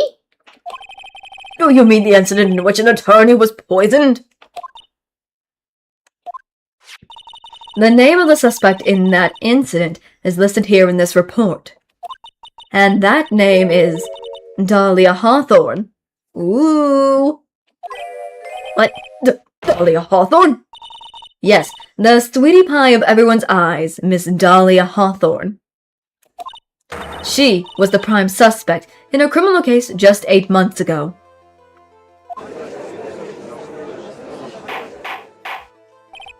Order! Order! Order! This is unbelievable! It's true then, the loveliest rose can hide. Miss Faye, that's not fair. You can't slander my witness with an unrelated case. I, Winston Payne, will not allow it. Mr. Prosecutor, I believe I was speaking. Pardon me. Go right ahead. It's true about that incident 8 months ago. The police expressed some interest in me. Expressed some interest, huh? Mr. Judge, sir, I know I'm under oath, so I'll tell you the absolute truth. I did not commit the crime that occurred during that incident 8 months ago. I see. Okay, I tied the two crimes together. Now I just got to stay on the offensive. Well done, Mia. Oh, you've really lit a fire in my heart and my buttocks. Why has he gotta say it like that? I can hardly tell which is more inflamed, my spirit Oh, my hemorrhoids. Grossberg, please, you're making me cringe. The poisoning. Let's see what this is about. I met the lawyer who was poisoned to discuss something in the cafeteria that day. I left my seat for just a moment, and that's when it happened. From what I heard, it was a liquid poison that is lethal to just 2 teaspoons. How do you know 2 teaspoons, girl? Not only that, I heard it was a very special kind of poison. So you see, I'm innocent. I wouldn't even know where to get a poison like that. I think I might know. Dahlia, you're very suspicious, my girl. So what's happened here 8 months ago? However, you've heard from the witness testimony she had nothing to do with it. I'm still suspicious of Dahlia because of the way she said 2 teaspoons. How do you know it's 2 freaking teaspoons? That could do that. I think the defense is about out of tricks. I'm terribly sorry, Mr. Payne. But I'm afraid the defense has many more tricks up its sleeve today. And I'll be sure to show them to you before the end of this cross-examination. Yeah. What the? Why does the defense suddenly feel stronger? Ah, Mia, you're glowing with a true lawyer, my dear. At proud, stern self-confidence, absolutely smushing. What were you trying to discuss in the cafeteria, though, girl?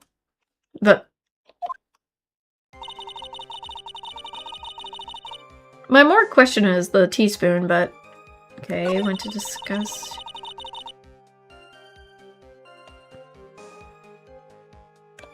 But I feel like I know where she could have gotten that poison from.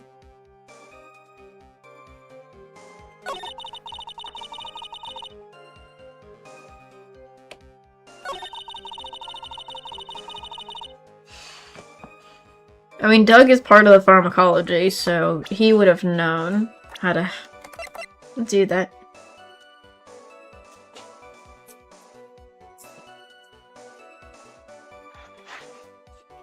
Because Doug was a pharmacology, so yeah, he would be able to get the poison, in my opinion, for this situation, so...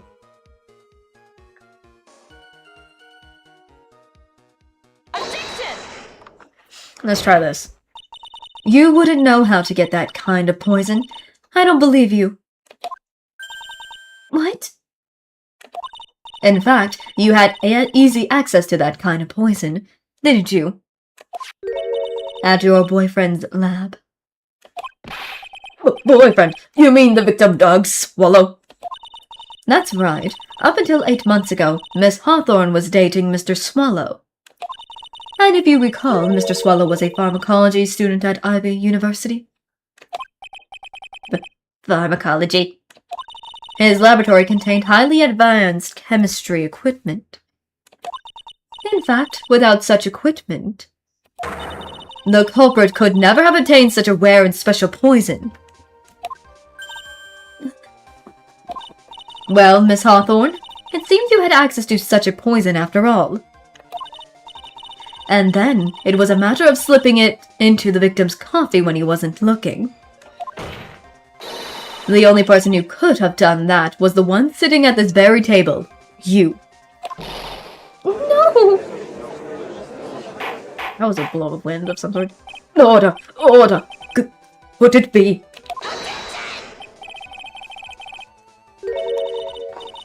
May I say something, Madam Fay? What is it, Miss Hawthorne? The amount of poison in the coffee was 2 teaspoons, correct? In order to carry that much liquid, you would need some kind of container. Well, yes, that's true. I was searched immediately after the incident took place. Quite true. In fact, the entire courthouse turned upside down. But they didn't find a suspicious container anywhere, did they? She's right. They even mentioned that in the report. Well, you could have easily got rid of something that small. Excuse me? Madam, but this is a court of law. If you're saying I threw the poison container away, I think you need to show some kind of proof. Proof? She's got me good with that. Provide some evidence or I'll have to disallow this line of questioning, Miss Fay. Unless we can come up with some evidence, we're going to lose this lead.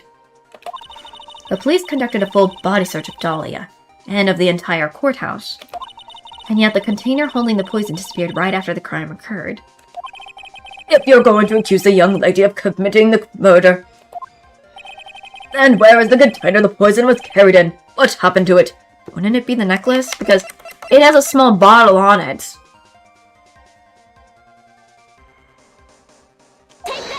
Maybe? You were forced to get rid of the container in a hurry, weren't you? And that's why you passed it on to someone that had nothing to do with the case. Someone that you knew wouldn't be searched. Who is this person? Mr. Phoenix Wright, of course. So the defendant was this witness's accomplice? Of course not. She gave the poison to him, disguised as a present. What? But that's... That's charming. That's a charming little necklace. Is this a little bottle? It really is quite cute. So what about it? What does it mean, Miss Fay? The day the witness met and fell for Mr. Phoenix Wright was 8 months ago. August 27th, the very same day as the poisoning incident. Under the pretense of love, the witness gave my client a present. All of the purpose of hiding the one piece of evidence that would give her away. What? Are you saying there's a deadly poison in here? No, there's no longer any poison in that bottle. However, I'm certain if the crime lab were to analyze it, they would find a trace amount.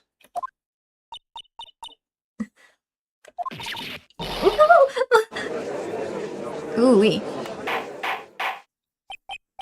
Order in the court. Objection! Hi, Phoenix.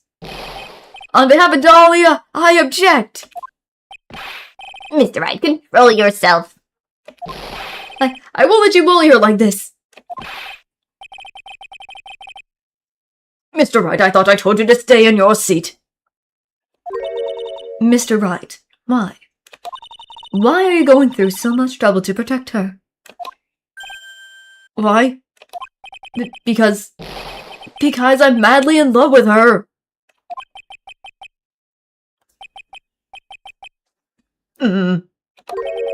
Madly in love. I haven't heard anyone say that in a long time. Mr. Wright, have you ever thought about this? Why exactly would a woman like Dahlia Hawthorne want to date you anyway? Well, I guess she must be madly in love with me too. Phoenix, I think you're a little naive at this. You're a little kind of naive, my guy. Mr. Wright, please open your eyes. At this point in the trial, I think it should be obvious to everyone. The real reason Dahlia Hawthorne is dating you is... because of that necklace. It's the necklace. She just wants the necklace back. Because if it had poison and she got rid of it and now she's been trying to get it back. Gotta be because of the necklace. Dahlia Hawthorne was not, and is not, madly in love with you. The only thing she's after is the bottle necklace you love to wear around your neck. My necklace? Back there in the waiting room, you said it yourself. Yeah, but she's so shy. Every time I see her, she always says the same thing to me. Please give it back now. What a strange girl, asking for a present back like that. For Dahlia Hawthorne, that necklace is irrefutable evidence of her crime. That's why she absolutely had to get it back. You're lying. But you never gave it back to her. And to make things worse for her, you insisted on showing it to everyone you meet. That's why she... I don't believe you. No, that's a lie. Oh god, he's crying.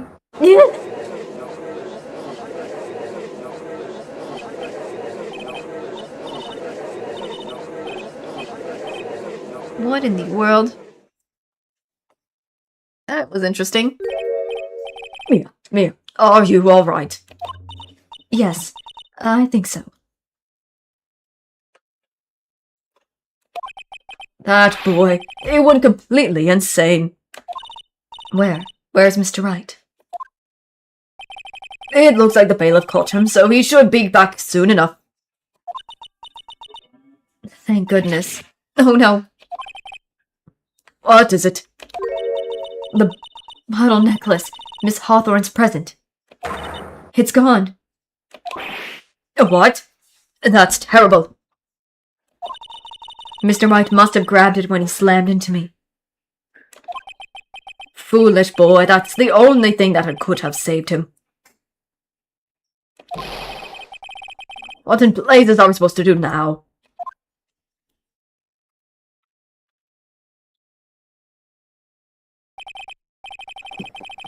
Mr. Wright, this sort of behavior is unprecedented in the history of this court. I'm sorry.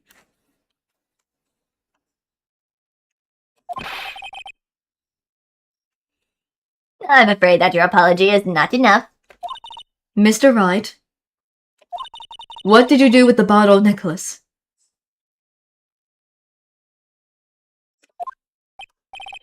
Forgive me. I'm sorry. Phoenix, what did you do? It's okay. Just give back the necklace. I ate it. Phoenix! The frick? How are you supposed to eat a necklace? You... what? You ate it. It was too big to swallow, so I had to chew it into little bits first, but yeah.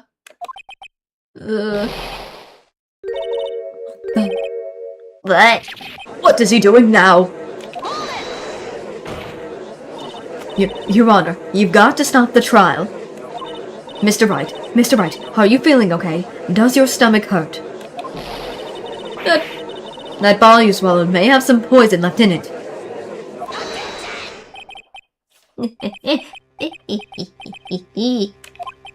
It seems the defendant has proven the prosecution's case for us. Clearly that bottle did not contain a deadly poison. How can you be so sure? I think that's obvious. As you can see, the defendant is still very much alive. As for the poison, more like a fleeting defense attorney's overreact imagination. So it would seem. No, there must be some mistake. The bottle must not have any poison left in it. Either that, or the poison must have lost its potency. There, it's all right, rookie. Trusting your client is the most notable thing a defense attorney can do. And it's heartwarming to see that you played this much faith in Mr. Wright. But that's how it is for us on the prosecution side, too.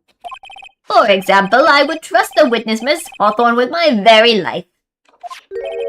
Which is why I can state that your assertion of hers is completely wrong. That's enough.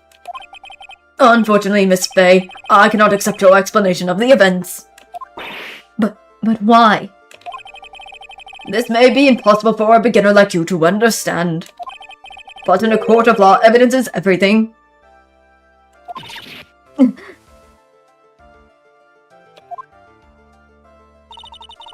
Ooh-wee. That's true. Even after I prove so much, is she going to get away with everything? Well, now that the suspicion surrounding Miss Hawthorne has been cleared up, I would like to proceed.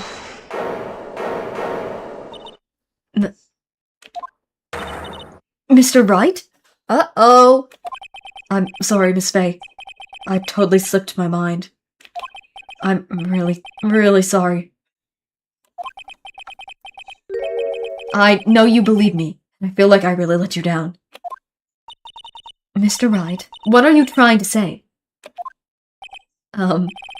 There's something I forgot to tell you. What is it? That day I met Doug Swallow. Oh, this. That girl, you shouldn't see her anymore. Hey, it's none of your business. I'm telling you for your sake. You continue to see her. It's going to be bad news. You're lying. Just listen to me.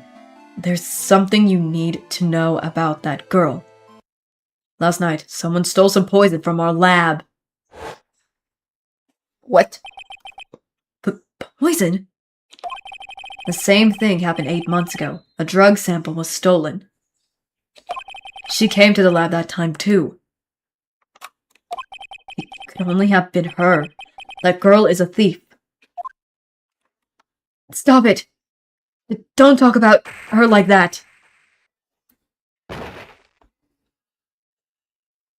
Okay.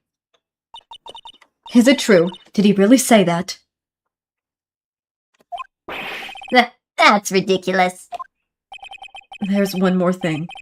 After I pushed him that day, I got worried and came back to have a look. And she was there. Dolly was right there. She was crouched down next to him. What? She told me not to ever tell anyone about it, but... I'm sorry, Dolly. Ooh. Yeah, true.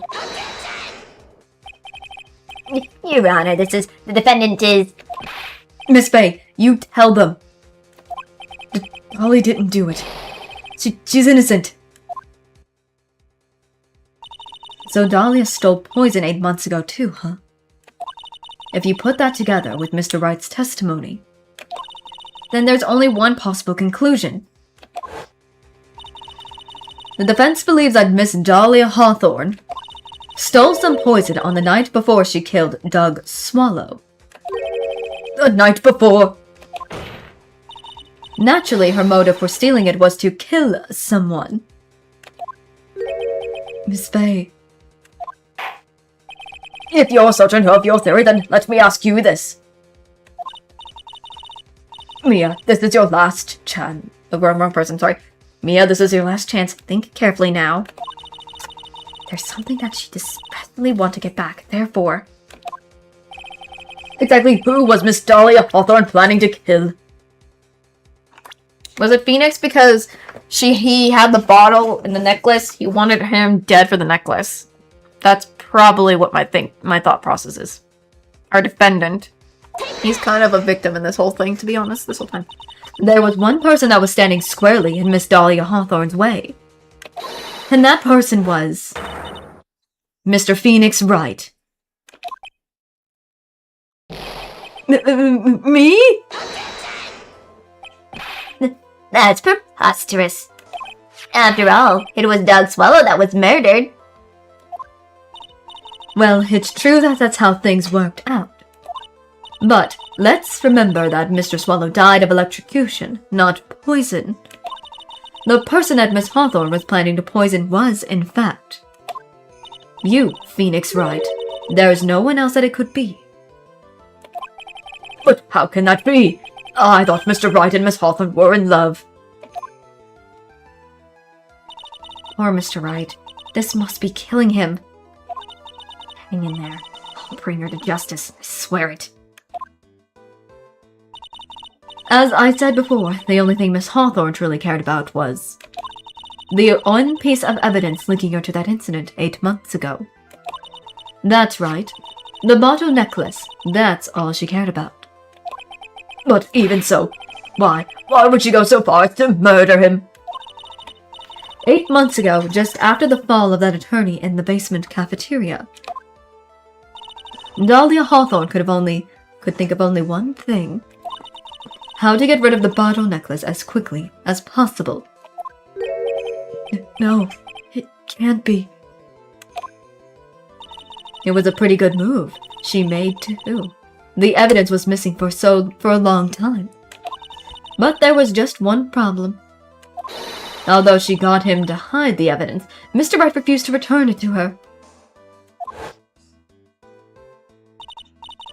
To him, the tiny little bottle was a cherished treasure. He even showed it to everyone he met.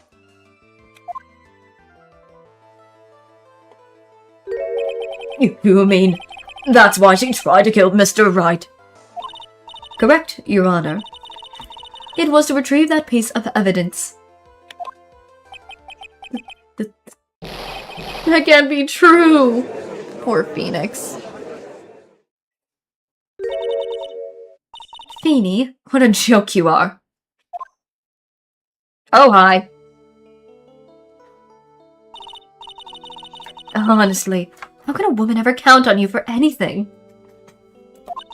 I even told you time and time again to keep your trap shut about me and that necklace. You disgust me. Miss Hawthorne. It appears that we're nearing the end of this trial. Fine, I can tell you plan on making me into a criminal. I can tell you plan on making me a criminal no matter what I say. You are a criminal, Miss Hawthorne. True, he kinda does. He kinda does. We'll see about that. But first, where's your evidence? It seems your sniveling little crybabe of a client has eaten the bottle as a snack.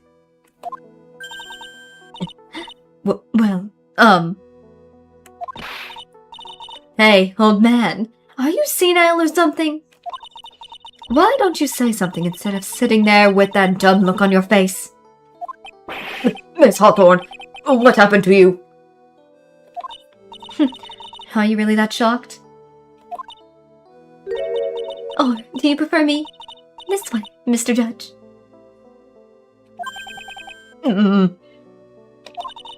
With absolutely no proof, you treat a voluntary witness like she's a mass murderer. Well, I have nothing more to say. I'll be heading home now if you don't mind. But we're not finished. Fine. Then ask this nasty old hag to finish up already.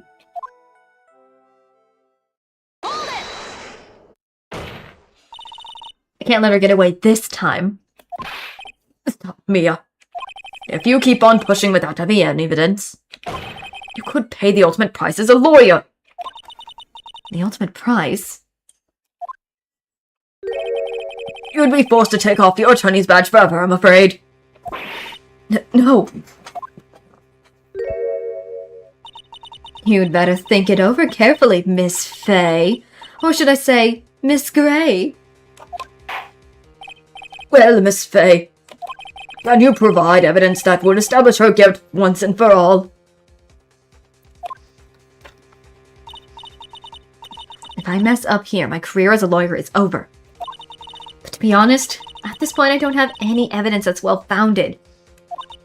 Even so, I'd rather lose my attorney badge than let her get away with murder. Your Honor, the defense would like to present proof. Impossible. You can't possibly. Stupid woman. It is the opinion of the court that there was already enough discussion. Therefore, I will allow only one piece of evidence to be presented. Okay, so we have only one piece of evidence we can do this on. Okay. Just one. If you are unable to establish her guilt, then I'm afraid that a very harsh verdict will immediately be handed down on Mr. Wright. I understand, Your Honor. I can just imagine the headlines for tomorrow's new paper. Up-and-coming lawyer plummets to earth before she gets the chance to soar.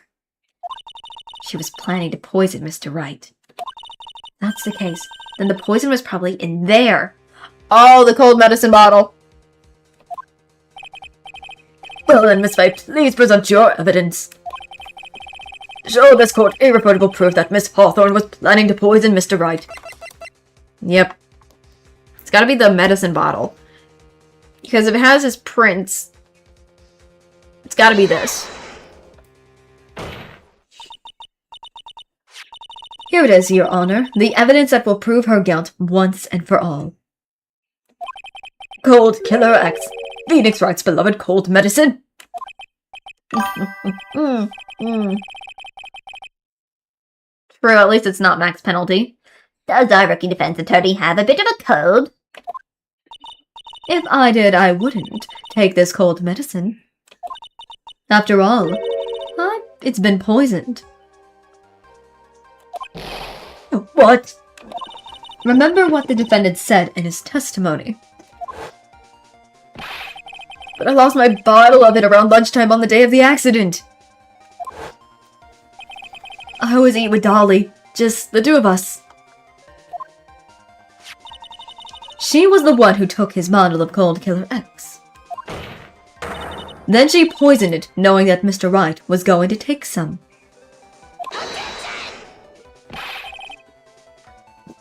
Now you're really grasping at straws. After all, it was the victim, Doug Swallow, that was holding that medicine. I would like the court to recall the crime that happened here 8 months ago. Where did Miss Hawthorne hide the evidence? What are you talking about? 8 months ago, the poison was hidden in her bottle necklace,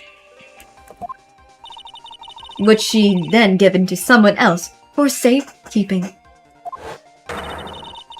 Someone she had accidentally run into in the reading room. My client, Mr. Phoenix Wright.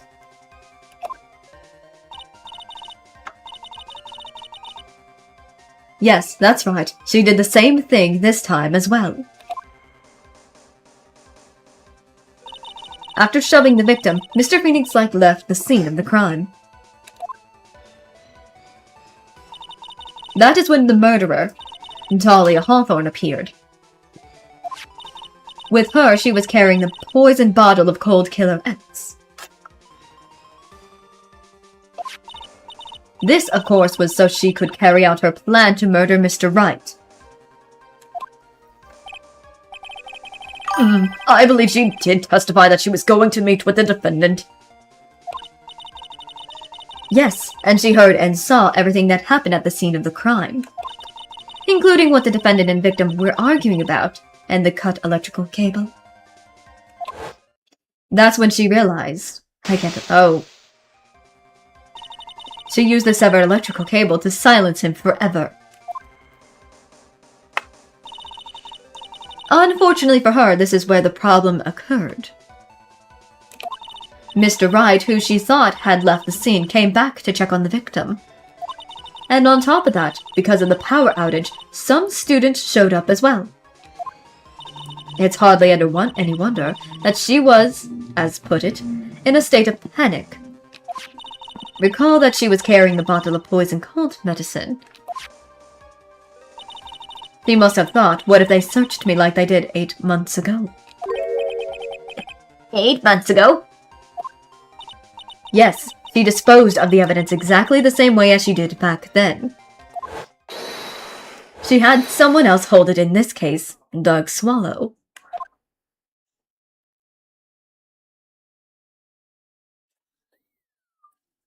Yeah, it's a tiny container. There's too many tiny containers.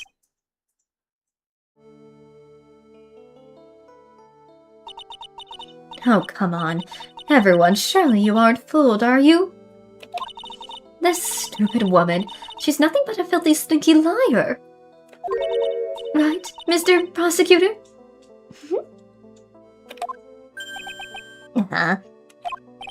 Yes, that's exactly right. It's just pure desperation. I wonder which one of us is the desperate one. So, Miss Hawthorne. This cold medicine, I wonder if you wouldn't mind taking some. Well, Mr. Wright ate the necklace of yours, right? Now it's your turn to prove your innocence. What do you say? If I'm just a filthy stinking liar, then there's no need to worry. So come on, show us. I dare you to take some of this medicine right now.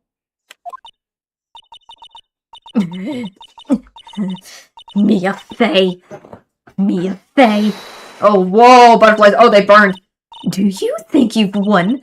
Well, do you, Mia Fey? Ooh.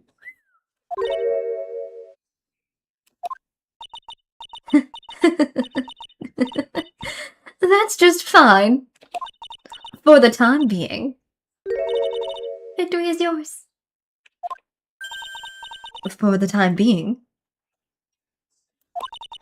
Well, I have a very long memory, you know. You and I will meet again. I'm certain of it. Well then, Mr. Judge. I'll see you later too, okay? No, right, yes. I'm going to spend a little quality time with the man in the blue now. I wish you all the best.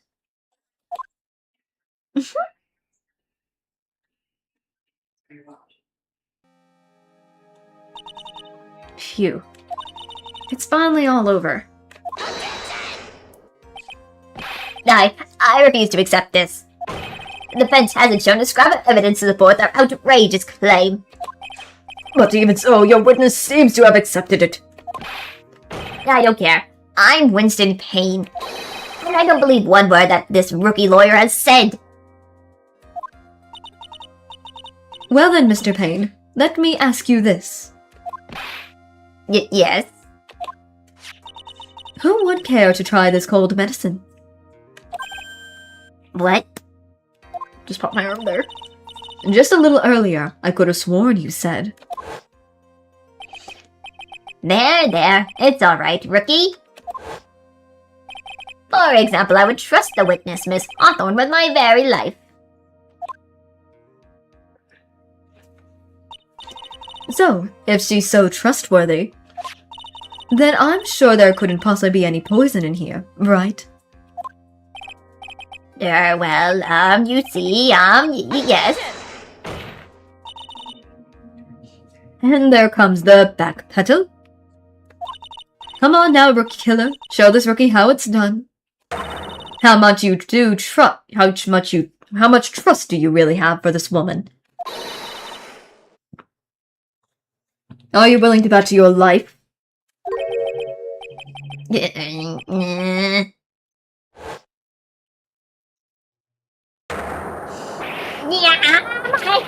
It's flying off my beautiful... Oh my god. Oh my god, there goes his hair.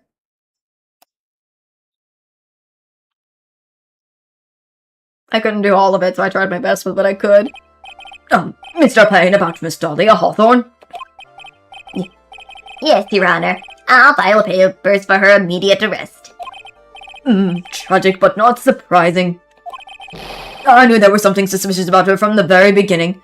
No, you didn't. You were under her finger, Judge. Don't lie. You just admit you were wrong. Just admit you were wrong. Thank you.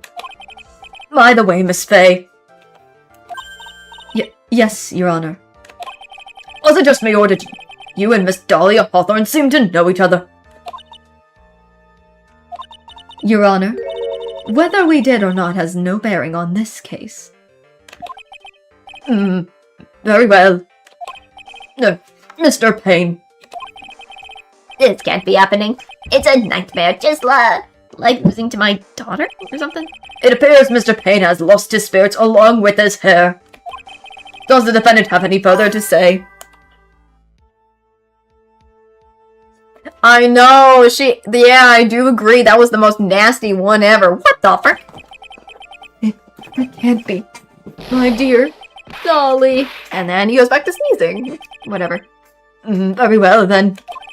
I believe I am ready to pass judgment and bring this trial to an end. The court finds the defendant, Phoenix Wright. Yay! Not guilty!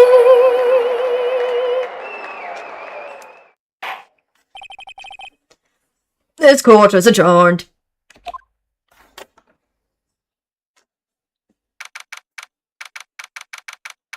Ooh-wee.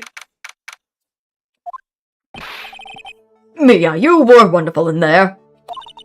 Thank you for everything, Mr. Grossberg. During the verdict, I thought my hemorrhoids were going to explode like Mount Venice's. I'm gonna probably say a lot of things wrong. Mr. Grossberg, do you, maybe think you could stop talking about them? Please do! Every time!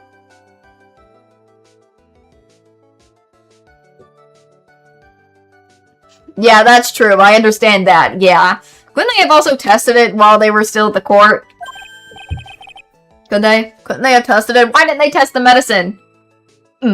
That's rather rude. Anyway, this case really made me think. What does it really mean to have a relationship of mutual trust with the client? Perhaps it is we veteran lawyers who have lost sight of this. Oh, Phoenix. Oh, Mr. Wright.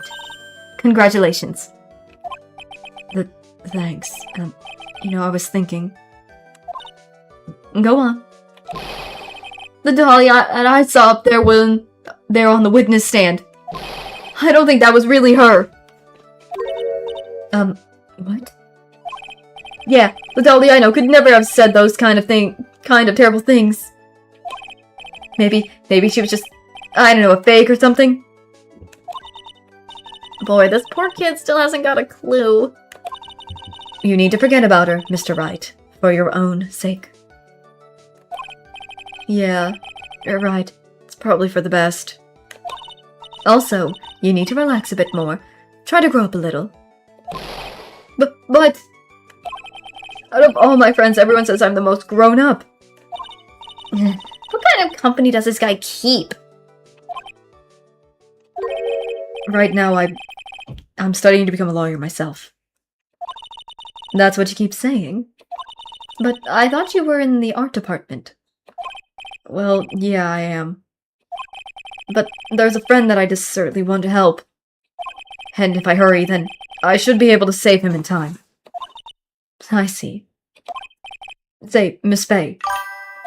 A lawyer is someone who can help people when they're in trouble, right?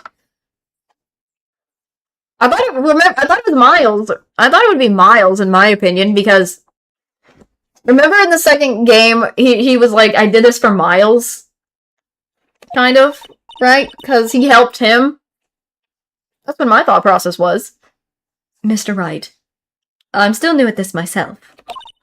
But I think that's exactly what a lawyer is. Okay, I'm going to do it. I'll study my butt off. I'll become a lawyer for sure. I hope we see each other again someday. Maybe even in court.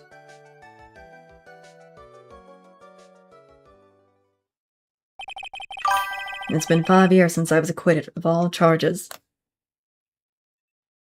Oh! That's true. That's true. I almost forgot about that. My bad. I became a lawyer like I planned, and managed to save my friend. But Mia passed on to a better place. For me, this trial brings up a lot of painful memories. But it also brings up some very precious ones. Memories that I thought I would never rise to the surface again. Mia is gone now. But even so, I can hear her in my mind. Phoenix, no matter what, always believe in your clients. In court of law, your greatest weapon is your belief. 5 long years. Something has happened that made me think back to her words of wisdom. But that is a story for another day. Episode Turnabout Memories, let's go! Whee! Neat. Nice! True! At first we thought Matt Engard was innocent, but then after everything it was like, oh, wait. Something about Matt isn't right. It was literally that way too. I am going to also take a break. I am going to do a BRB, so let me have this break for a little bit. Hooey. Hooey.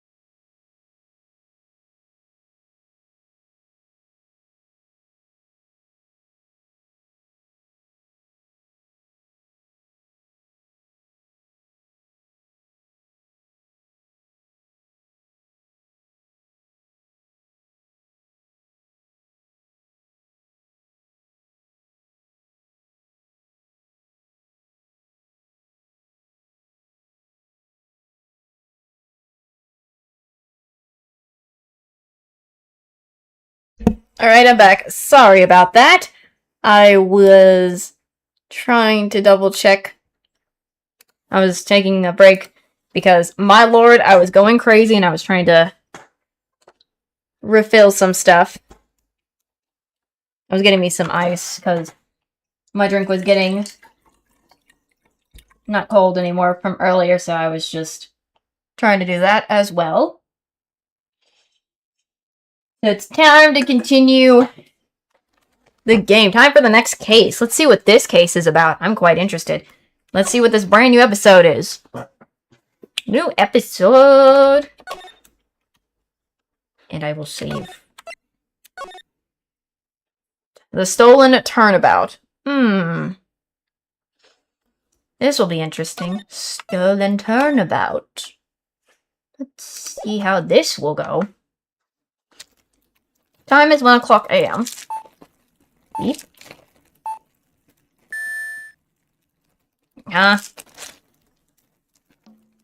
What's going on? Detective, we made it. Phew. What a relief. Glad the jewel is still safe. Oh, that's Gumshoe. Shadow. Oh, you said it, pal. It must have been our rock-solid security that something. Would you all mind opening the safe just now? Sorry if the thing squeaked.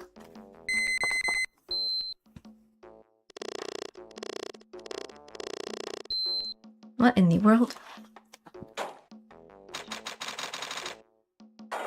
There's a mosquito. Ah! We've been had! Salutate. Out front! Guards! Turn on the searchlights! Better luck next time, gentlemen. Huh? Whoa! What am I doing? Or not what am I doing? What am I witnessing? We shall meet again when the next moon is full. What? World? Okay. I'm laughing. Now I'll just scratch myself. October 11th, 3:24 p.m. Wet and Co. Law Offices.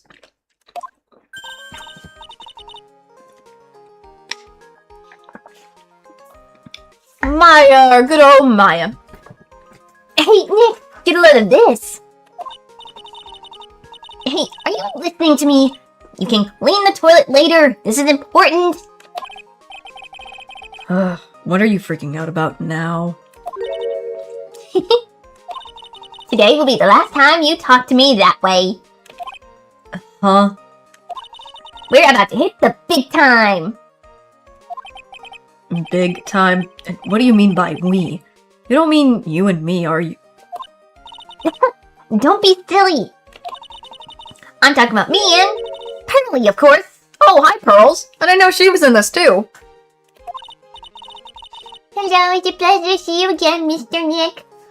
Pearls. Pearls? You haven't changed a bit. Wait, what are you doing here anyway? Haven't you heard, Mr. Nick? Here, take a look at this. Oh god, what is it, Pearls? What is this? Some kind of poster? The Secret Urn Crine Village. Crine Village, isn't that? That's right, our hometown, Pearls and mine. Pearly and mine, that is. What about treasure from the boonies? Very funny. You can laugh all you want. But you'll be singing another tune tonight. Tonight? What about tonight? The treasure of Crime exhibit doesn't actually start until next week. But the promoter sent us some special VIP entry passes. What the? That's what I'm saying. That's why I dressed up extra special today. What do you think, Nick? You look the same, Maya. Same Maya, different day. This young lady here is Maya Fey. The younger sister of Mia Fey, my friend and mentor. I first met her 2 years ago. I was working on the case surrounding Mia's death, and ever since then... I've been the one who's been keeping this law office afloat from behind the scenes. Actually, that's just a cover for her true identity. In reality, she's a spirit medium, and a bit of a shady character. Hey, who are you calling shady? I love this. And this little girl is Pearlfay, but I usually call her Pearls. She's Maya's cousin, and a spirit medium in training herself. I know I'm a bit young, but I want help in any way I can, Mr. Nick. Probably. It feels like it. Karine Village is the home of the mysterious Karine channeling technique. And Maya here is the daughter of the Karine School of Channeling's master. I know it sounds ridiculous, but it's no joke. I've seen her powers with my own eyes.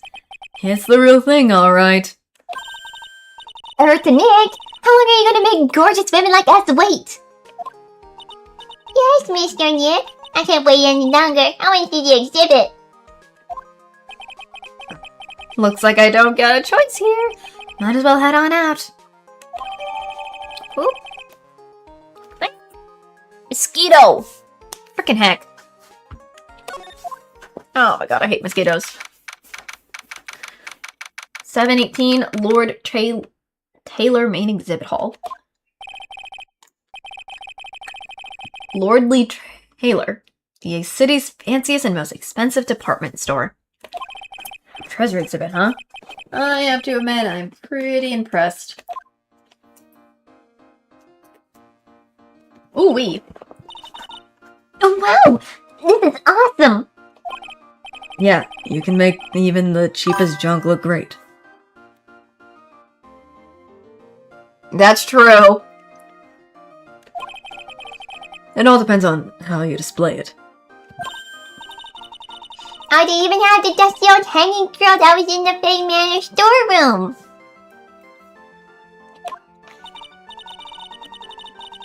Oh yeah, I remember scribbling on it when I was a little girl. On a family heirloom? Say, Nick! The person in charge of this exhibit is waiting for us in the basement warehouse. Alright. I guess we should go and say hello. Who in the world is in charge here? Guess we'll move. Basement warehouse.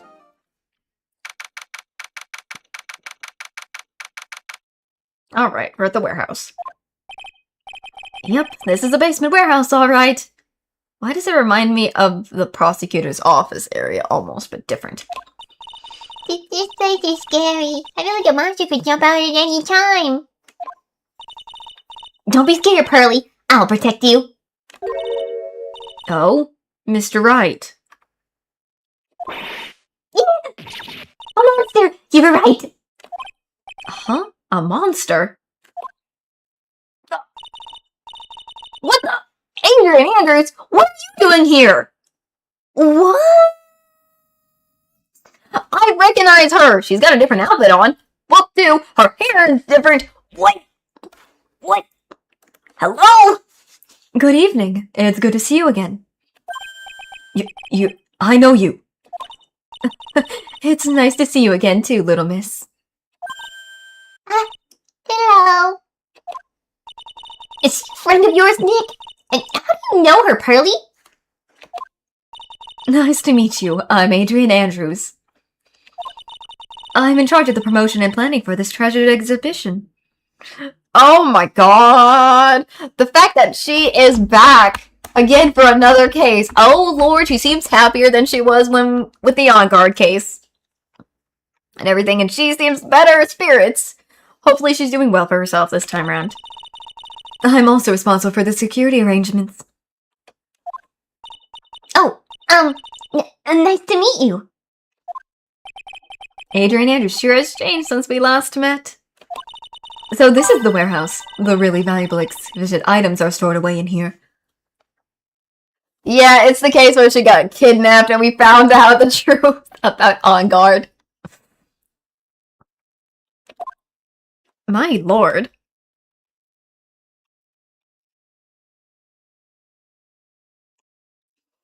Ha! Oh, lordy. It really has been a long time, hasn't it, Mr. Wright? Nick, what's going on? Who is this woman? Why are you freaking out on me? What? I just thought I'd be more dramatic if I got all worked up. That's all. Maya! Mystic Maya, you shouldn't let him off the hook so easily. Please, Maya, don't say anything that needless pearls further. Mr. Wright was there for me when I really needed help. It was something that happened 7 months ago. Okay, so in this game period, it was 7 months ago with her case, with the Mat on Guard one. You remember, don't you? The nickel samurai case? She kinda did. Not really. I was stuck in a dark wine cellar. Did that escape your memory, Nick?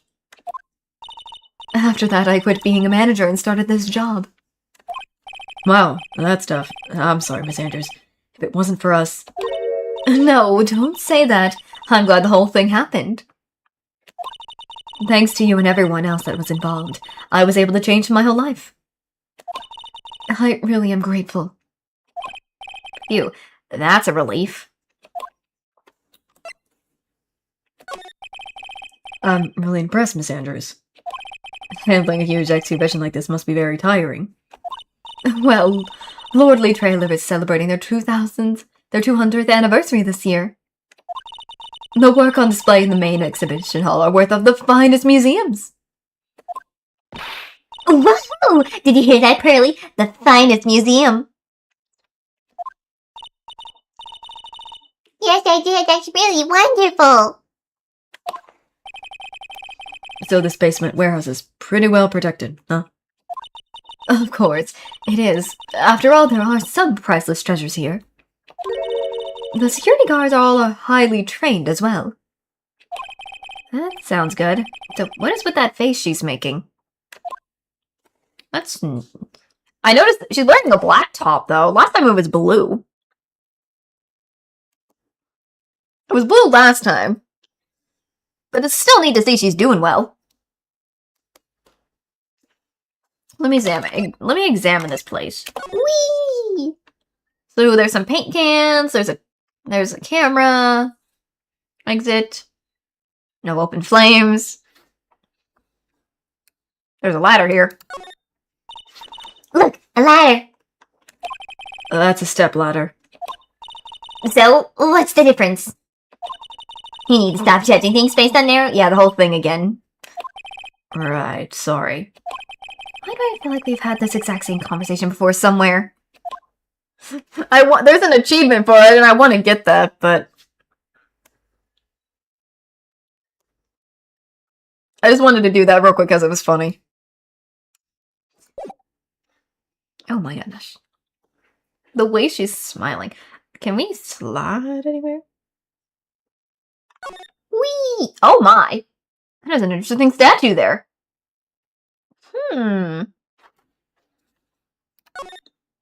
What are you, Mr. Statue?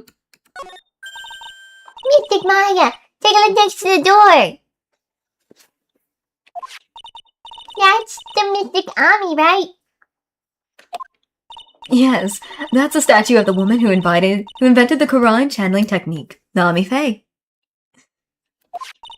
This statue is on loan from one of the training halls of the Faye branch family. In fact, it just arrived this morning. Holding the Shichishito. Okay, Shichishito. Sorry if I'm trying to pronounce it wrong or right. I'm trying to pronounce it right. I'm trying my best.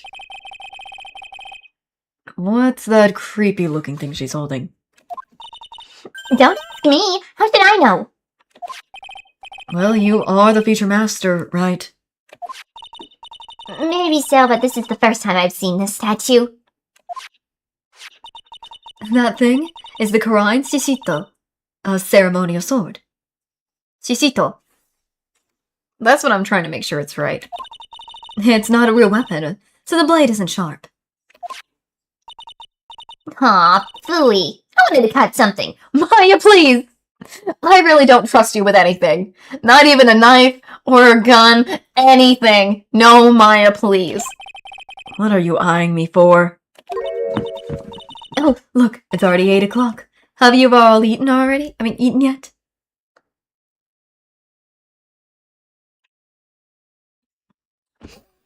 I don't know why Maya wanted to cut something. That doesn't help. My god.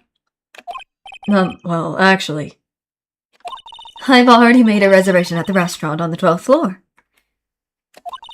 Why don't we all dine together? Oh, I like the sound of that. Dine. It sounds so fancy. I'll have the kids' lunch. Pearly, it's dinner, not lunch. Why don't you go for it and really eat your fill with a kid's dinner? Okay, in that case, one kid's dinner for me. Pearls. She's still adorable. Shall we head upstairs then? Oh my god. After that pleasant evening, all that remained was to wait for the exhibition open. It was wonderful seeing Miss Andrews looking so happy. None of us could have imagined that the very next day something terrible would happen. This is the 12th of October, 10:09 a.m. Nick, this is terrible. What? Okay, wrong question. What the? You're cleaning the toilet again? I never knew you were such a toilet freak. Toilet freak. Toilet freak. Okay. Give me a break, would you? My brain just hit the snooze button for the 5th time. Yeah, I'm going to turn on the TV. We've got an update on the recent treasure heist. Based on clues found at the scene of the crime, authorities have announced that they believe it was the work of the renowned phantom thief Mask Damask.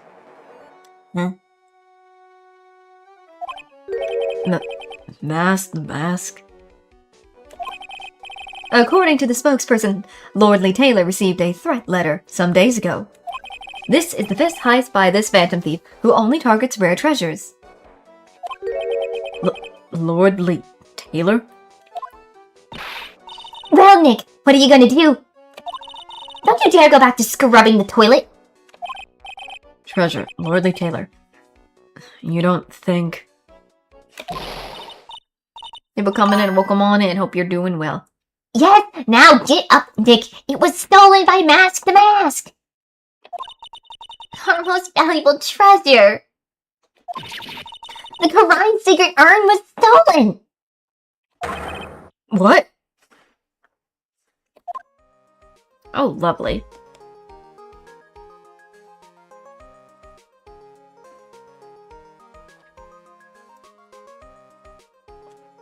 Golly, I remember this game, Sacred Urn, What to Do. This is just so classic. Oh, lordy. Sacred Urn. Refresh my memory a little. What's this Sacred Urn? It's only the most important treasure in Quran Village. That's all. Look, it's right there on this poster.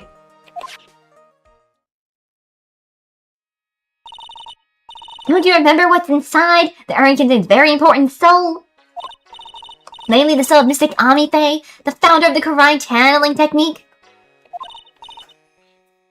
Right, Pearly? Yes. That's right. Hold up. I don't even have the name Ami written on it. Who says I am? Any ideas how that happened, Pearly? Pearls. Well...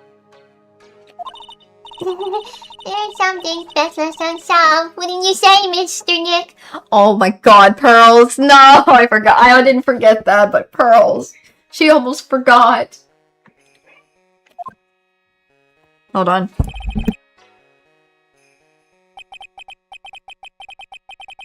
Sorry, I was like, someone was going out there. That's right. 1 year ago, there was a murder in Quran Village, Maya's hometown. The sacred urn. It turned out to be an important clue in that case.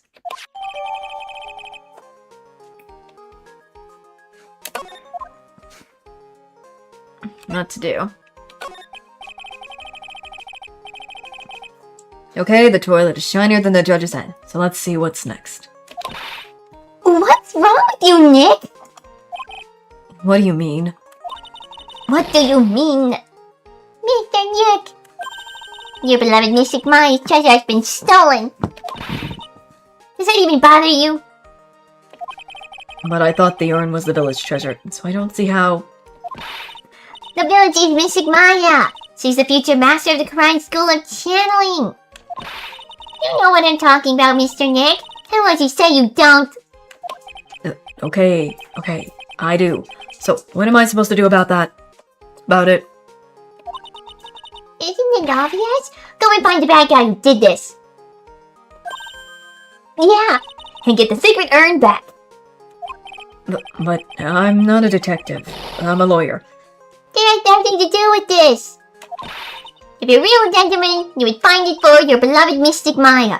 Pearls! How many times am I gonna say, why does she keep thinking we like Maya?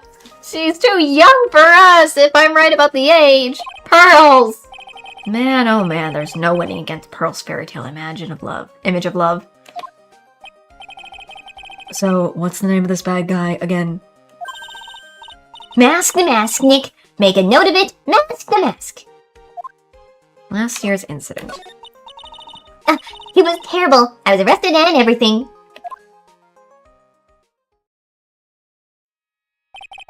One year ago, the murder in Karine village. Yep. A man was killed during one of Maya's spirit channelings. And this urn wound up being the key piece of evidence that proved her innocence. Yeah, Mr. Nick. Would you mind not telling Mystic Maya about that? You promised, remember? You said you wouldn't tell anyone I broke the urn. You just said that yourself, Pearl. Oh yeah, that's right. Now I remember. This urn used to say Ami on it. Until Pearls accidentally broke it into a million pieces. She tried to secretly fix it. Let's just say it didn't work out so well. Sorry, I'm not so good at arts and crafts. Spelling either. She's so cute, though. Anyway, this is how our gluing project turned out. She put the pieces together wrong, and now instead of Ami, it says I am. Now I can't believe no one's noticed this until now. The whole year later. I'm shocked too! How the freak did no one not notice that it doesn't say, other than Maya so far, but... Come on. I can't believe it myself. I'm still shocked. Okay. I guess let's move to the exhibition hall. We're back at the hall. Right, let's see if we can find some clues that might lead us to the bad guy. But it doesn't look like anything has been disrupted. Yeah, it looks pretty much the same as it did last night. Bad guy, huh?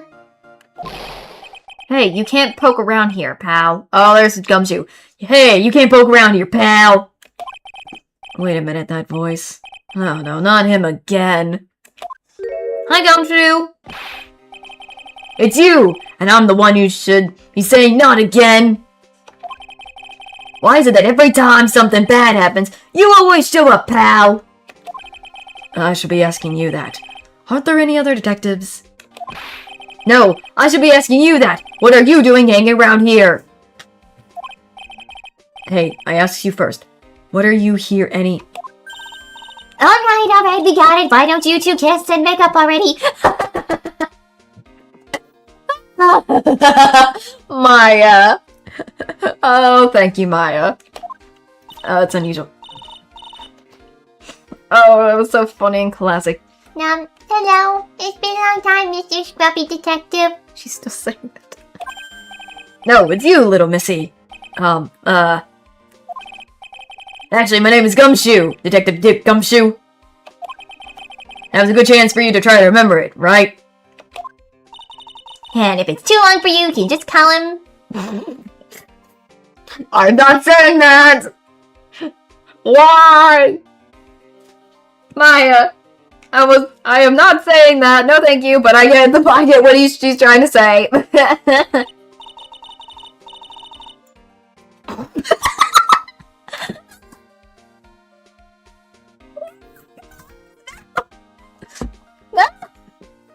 No, Pearls. No, I don't. No, that makes it even worse. That makes this even worse. No. Okay, good to see you again, Mr. Detective. I'm not saying it, but I know what they were trying to go with, and it makes it funny. Yeah. Good to see you two, I guess. What are you doing here, Gumshoe?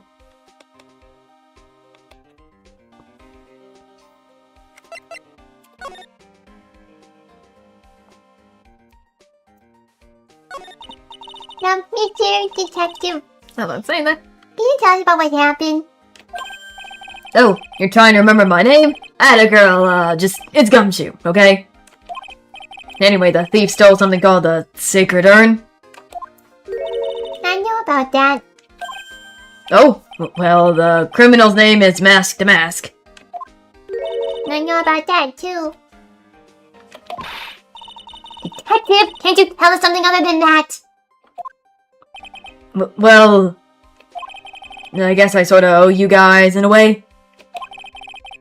The crime occurred last night around 1:30 in the morning. People come in and hope you're doing well. How do you know that? We got an emergency phone call from a guard at the scene of the crime, pal. He said the urn was just stolen. The scene of the crime? You mean right here? I mean, here, right? Excuse me? Wrong. The urn was being kept under careful guard in the basement warehouse. Basement warehouse? Huh. So who was guarding the basement warehouse? That guy. It's all his fault that the thief got away, pal. He solves one case and gets swallowed head, thinking that he's an ace detective. Ace Detective? What the frick is he talking about? First of all, Mask to Mask. Hey, Detective Gumshoe, about this Mask to Mask.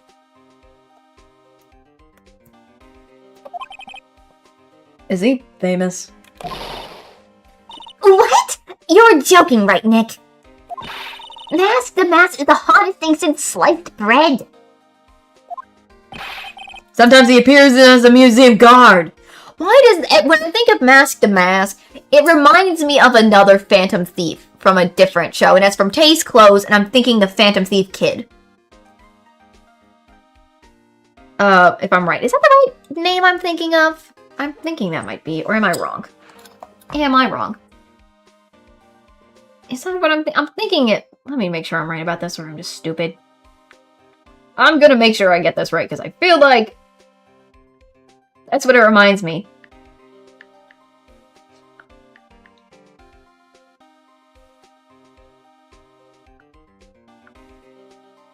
Yeah, Kaito, oh, it's that one. Phantom Thief, Kaito. That guy.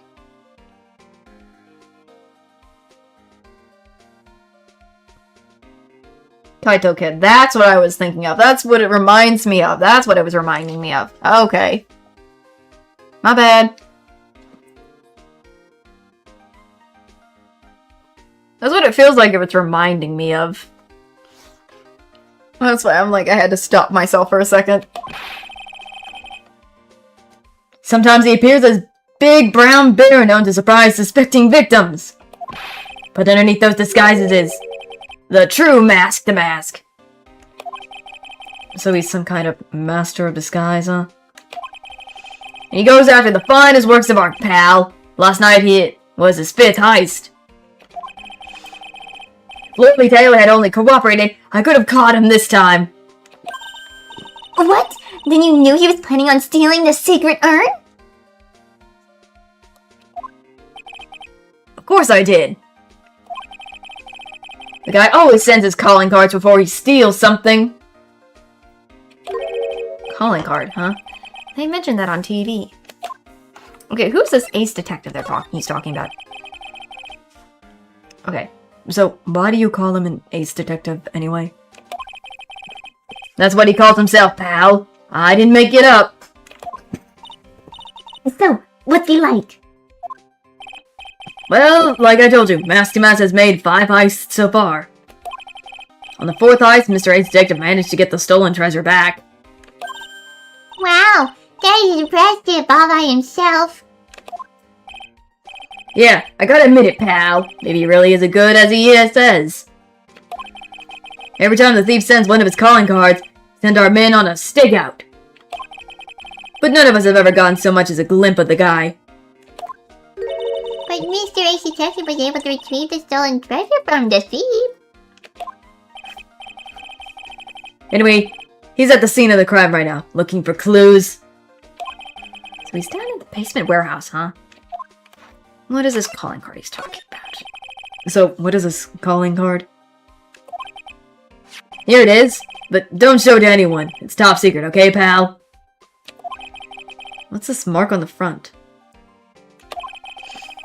That's Master Mass signature emblem, pal. You could say it's his mark.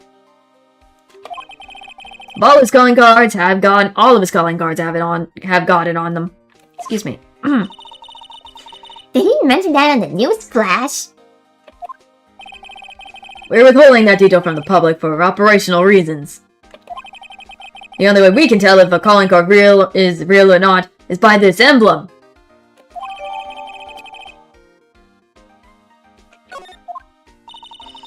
That makes sense. When you get famous, there's always an imitator. There's always imitators. You think that if you work a little hard, maybe you could have your own copycat someday. Thanks, I guess. I guess, with all that being said, let's go move to the basement. Let's go to the basement. Basement. Let's be at the basement. Oh god. We're at the basement now. No matter how many times we come here, this place always gives me the chills. That's probably because it's air conditioned. To protect the art pieces, you know? Welcome to my private little banquet of chaos! Oh lord, who is it now? Huh? What the heck does that mean? Who the freak? Hello? Who the heck is this guy? I'm afraid I have very little to offer, but please make yourself at home. Who are you anyway? Silence.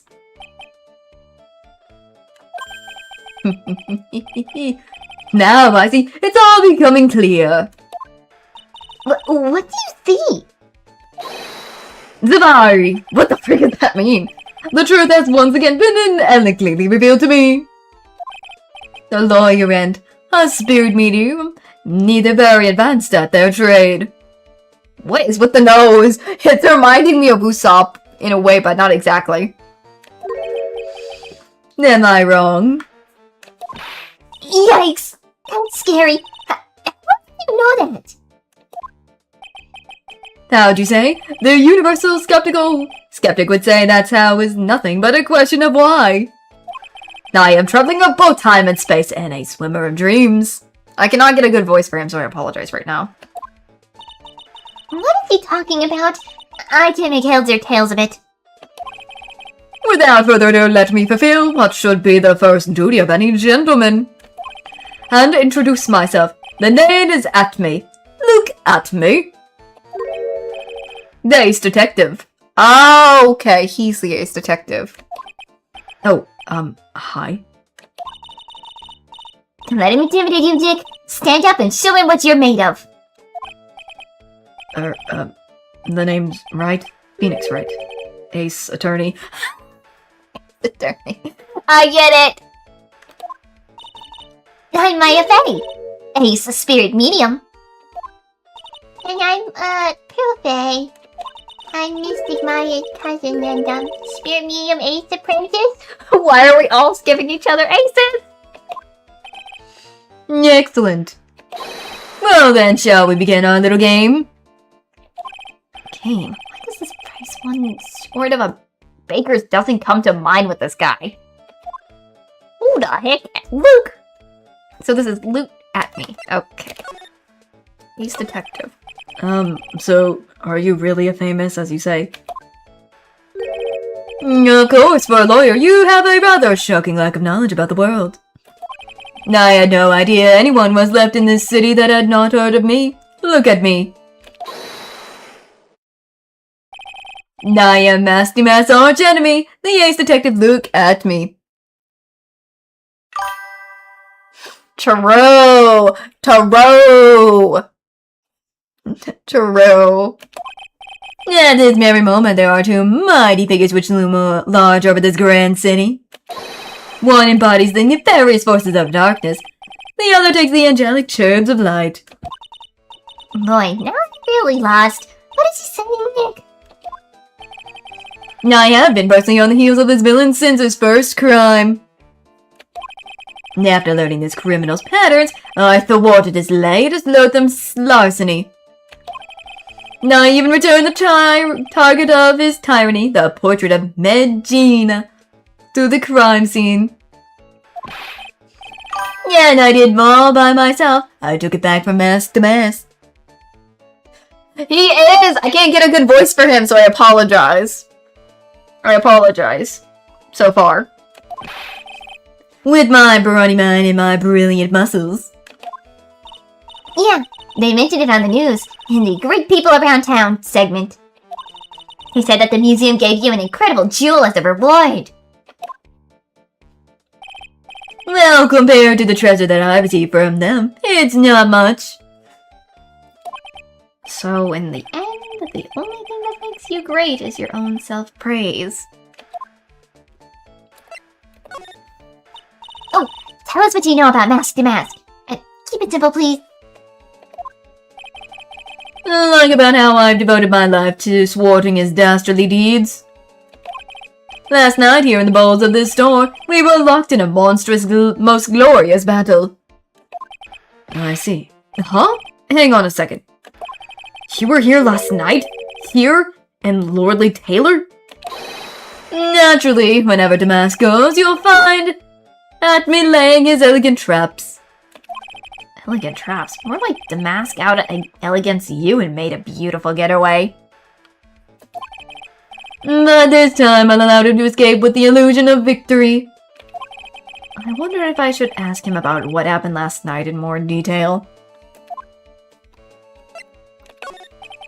Can you tell us exactly what happened here last night? But of course, after all, I always say there should be no secrets between aces. Is that a monocle? Is this monocle just a magnifying glass? I just noticed that. Flattery will get you nowhere, Pinocchio. He called him Pinocchio! I can't help but think Usopp for some reason. I first received the request for my services 20 days ago. And it was 10 days ago that we received Master Mask's calling card. Huh?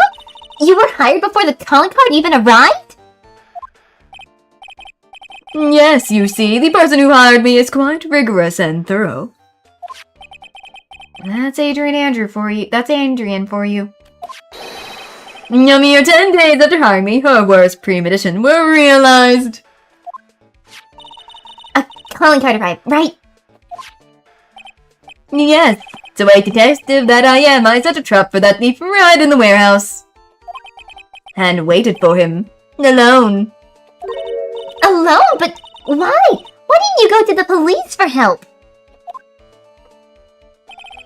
Ridiculous. Why would I seek help from such a singular loose group of nincompoops? That is Got a lot of nerve. After all, it was you that let Damask get away. I always operate alone and concealed, out of the sight of others. Concealed? Precisely. Even the guards on duty here were unaware of my presence.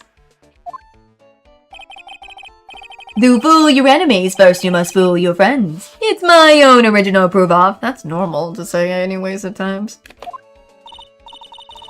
Anyway, back to what happened last night. As I was saying, I hid there in the warehouse and waited for the thief to arrive. But I swear to you, not a solitary soul came through that entrance. What happened? What's going on with this scene? It's interesting. Nevertheless, the sacred urn disappeared. But that's impossible. How could it just disappear? Now you ask? Don't be ridiculous, sir lawyer. If I knew the answer to that question, I wouldn't be here. God. Anytime I think of it, his nose just keeps, I don't know why I'm thinking Usopp from One Piece with the nose, because of his nose. For some random reason. I know they're not the same or anything, they're completely different, but I can't help myself. For some reason, for someone who seriously messed up in his own stakeout, he rather is full of himself. Nope, I'm just taking that off. My bad.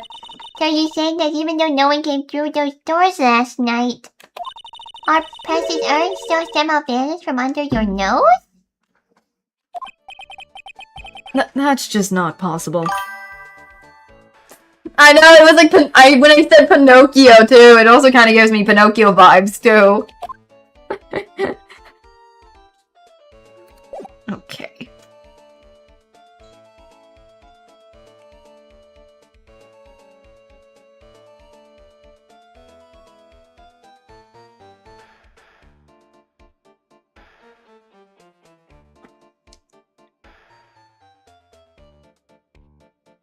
Maybe if I show him that card, he might say something, because we have the card. Let me present this to him. Master Mask calling card. I got his emblem printed on it, right? Quite impressive, but I would expect nothing less from my arch rival. I'm surprised to see you in possession of such a top-secret piece of information. Well, we got a nice lawyer, a nice spirit medium, and a nice husband apprentice here. Yes, indeed. I think I could learn to like you, my fellow ace professionals. I don't know if I really want this guy to like us. Ever. Well, sir lawyer. Why? I've been told that you are pursuing the mysterious thief. Well, I'm not sure I would say that exact. That's right. We're going to find the sacred urn no matter what. We have to do. No matter what we have to do. Excellent. I trust you. I permit you take a look around while I investigate elsewhere. If perchance you should discover something of value, return then to my office. My office of earthly delights, the Acme Detective Agency. Office of Earthly Delights? Well then, sir lawyer, if you'll excuse me, I have much to do. Goodbye, Atme. Wait a minute. He's gone. I don't like the idea of doing this guy's work for him. Yeah, that's what it feels like. That's what it feels like he wants us to do his work. I'm sorry if my voice for Atme is not good. I'm trying. I am trying, but it's a struggle of a bus for me. I am struggling. I know.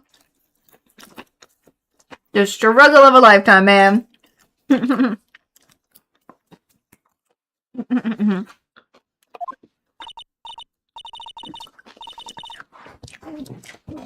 Goodness me. Come on, Nick. Don't worry about it. It's no big deal. Let's hurry up and investigate before he changes his mind. Great.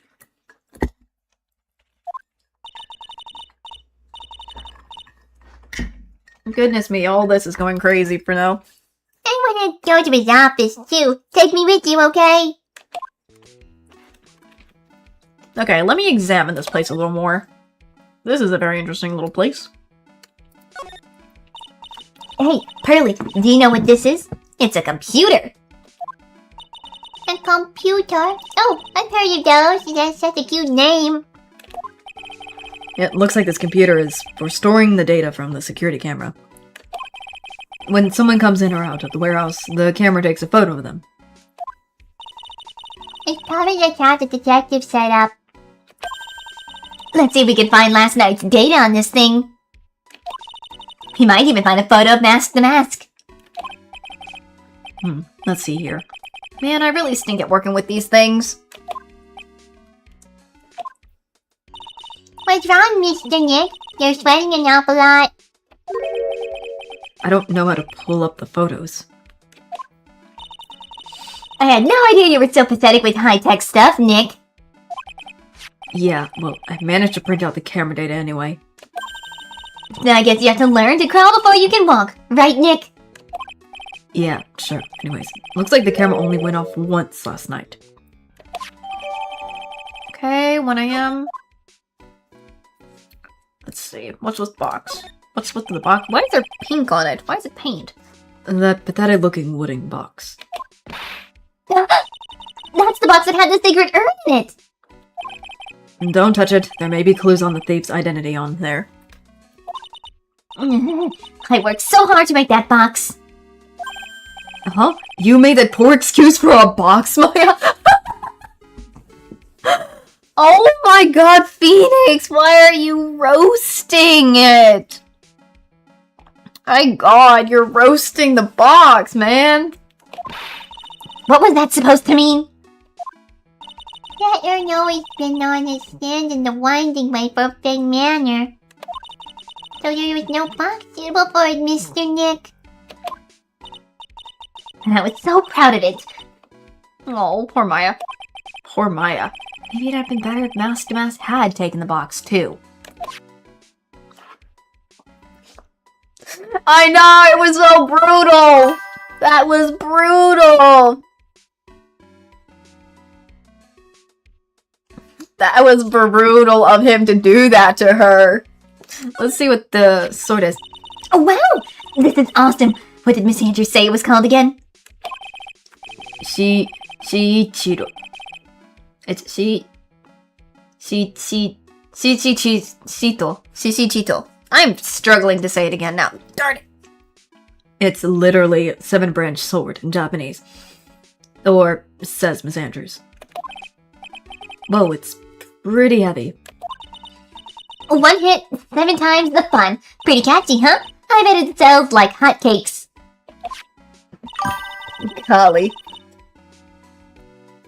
It kind of is an ouch moment. It do be an ouch moment. There's something about it that bothers me. Well, you're really firing on all cylinders today, Pearly. This sword, was it Mr. Kami holding it last night? True, it was being held by the statue. And another thing, the sword wasn't bent last night like it is now. You're right. Awesome, Pearly. I wouldn't expect anything less from my little ace apprentice. The sword is bent, so that must mean last night someone used it somehow. Now, I just thought of something. Maybe Detective Otney smashed Mask to Mask with it. Like this. Ouch! What the heck? What do you think, Pearly? I think it's even more bent than it was before. Oh man, my head. My hair!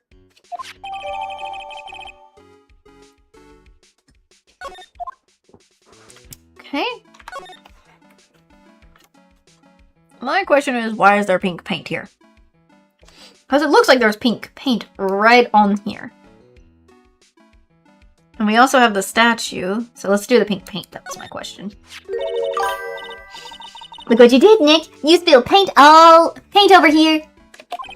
I didn't do that. That's what I like too. It's kind of cool. Well, it wasn't here last night. I wouldn't have noticed a color like this outrageous. But this paint already dried up. Well then, you should have cleaned it up before it dried, Nick. Paint doesn't dry that fast. Besides, I told you it wasn't me. Looks like it's been several days since it was spilled. Hey, look at this. Oh, heck yeah. True for Maya. Yeah, that's true. What is it? There's some kind of shape left in the bottom left side of the stain. Huh? You're right! I wonder what it could be.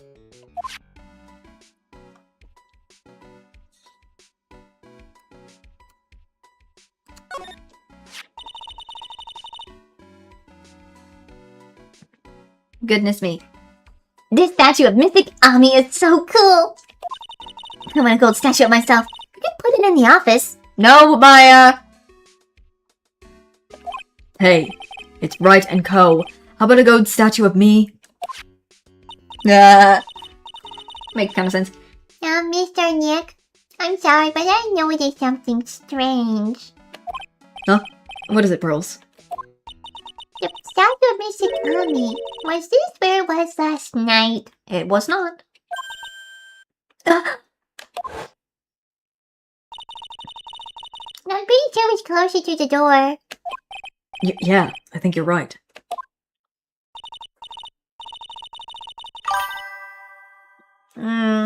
Go get some sleep if you are tired. You can always, if you miss anything that you didn't get to see after your words, you can always come back and rewatch the VOD. Don't you worry, you can always rewatch the VOD. So, there's always that, because that always stays up. Great job, Pearly. I wouldn't expect anything less from my eighth cousin. So the statue was moved on. The statue was moved on the night of the crime?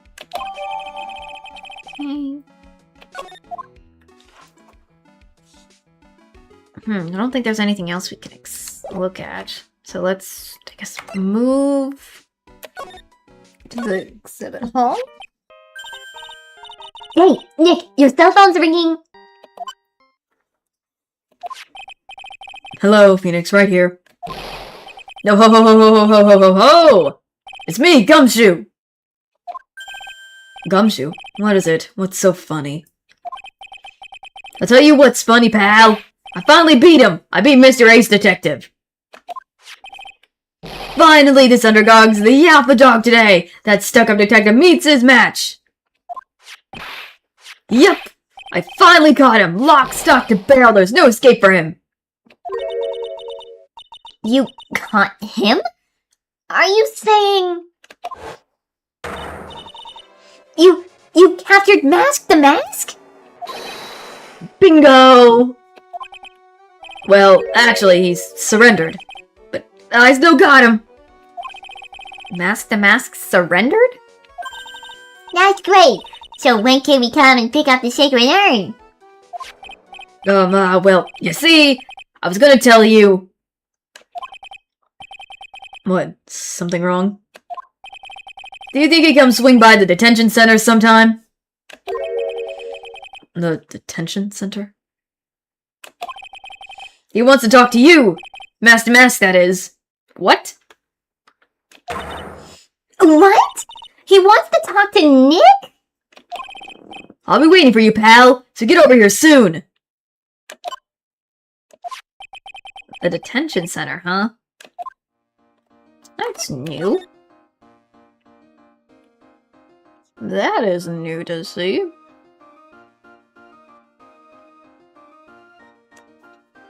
I guess we'll go back to the law office. I mean, there was also Atme's place, but... Okay. We need to get to the detention center. Detention center. Visitor's room. Hey, pal, welcome to the detention center! You're sure in a happy mood, aren't you? Yep, after all, we got masked up! Right, but, so where's the sacred urn? Oh, sorry about that, pal. I guess I didn't really think about it before. But you're the victim, in this case. Huh? Well, I guess I should tell you guys. Hear the story straight from the horse's mouth.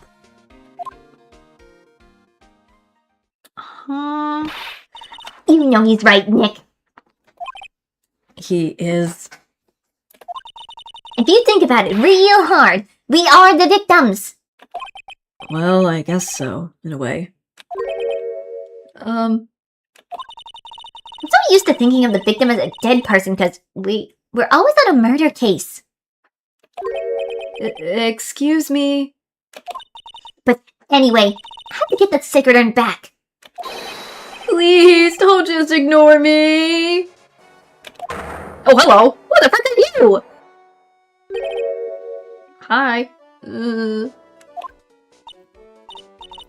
are you?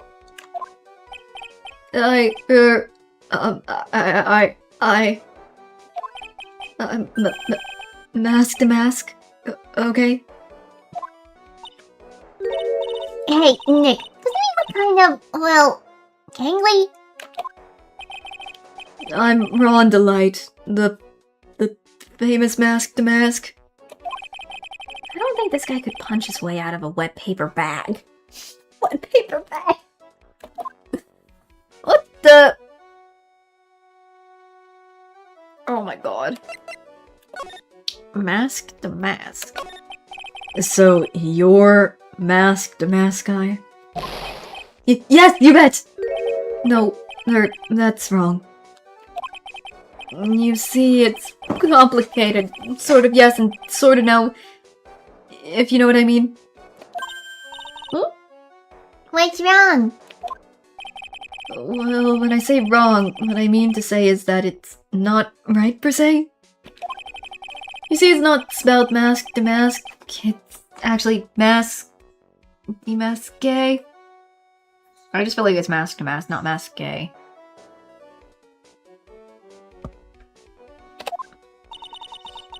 What's with this guy? Well, he's a timid little weakling. We know that much. Don't do that. Don't look at me like that. I don't need your pity. What the frick happened with his hair there? What the? And a major crybaby too. So, why did you give yourself up?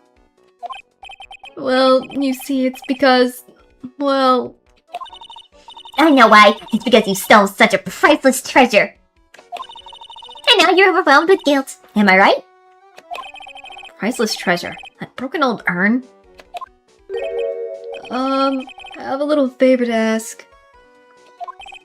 Yes, what is it? Could you go and talk to Desi? Desi? Secret urn? Look, we really want our urn back, so where is it? No, I'm sorry. I'll give it back. I really will. Maybe not. No, I can't. I can't make promises. I can't keep. I'll just end up hurting people. Now, Mr. Nick, I couldn't hear what you said, especially the last part. Mr. Damask, do you think you could speak up a little? Yes, sir. I will, I promise. Maybe not. You see, I'm already speaking in my normal voice, so I really can't do anything. Mr. Damask, about the urn. Oh, yes, the urn! Right away! Actually, no. I wouldn't mind telling you, but actually, I'm afraid you wouldn't believe me anyway. Enough already! Just tell it to us straight. Please don't yell at me! I am sorry. That urn, I lost it! Oh my god. What? Lost it. What did you just say? Did you say you lost it? Yes, no, maybe so. I mean, yes, I lost it. What do you mean? Well, you know, I lost it. Like I said, these things just happen. You're on the train and you get distracted and you forget your bag. You know. What? You forgot our urn on a train? Wait a minute. You went on the train dressed like that? No, I was just speaking hypothetically, that's all. Anyway. I'm sorry! I just lost it somewhere, I don't know where! Why is his hair doing that? Oh my god. This guy's story is more surreal than Dali painting. Are you really sure this creep is masked mask? Maya, don't call him a creep. Although I do have to admit, I understand your doubts about this guy. And then Desi. Who the frick? So, who is this Desi person? Please don't talk about my wife like that! Oh, that's his wife. I guess she must be his wife. No, I'm sorry. The truth is, it was my wife that told me to have you all come here. Do you think you could go and visit her at my hideout? Hideout? Mr. Dick, what do you mean hideout? Oh, sorry. Naturally, I meant to say my secret base. Is it secret base? Well, my apartment, actually. Palazzo... P third floor? I don't know if that's right. That sounds weird. Let's go have a look, Nick, to Masky Mask's hideout. Something tells me she just likes the sound of the word hideout. Great. Interesting. Golly. This is getting interesting. His hair looks like kind of roses or something to me. Okay. I guess we're going to Damask's hideout.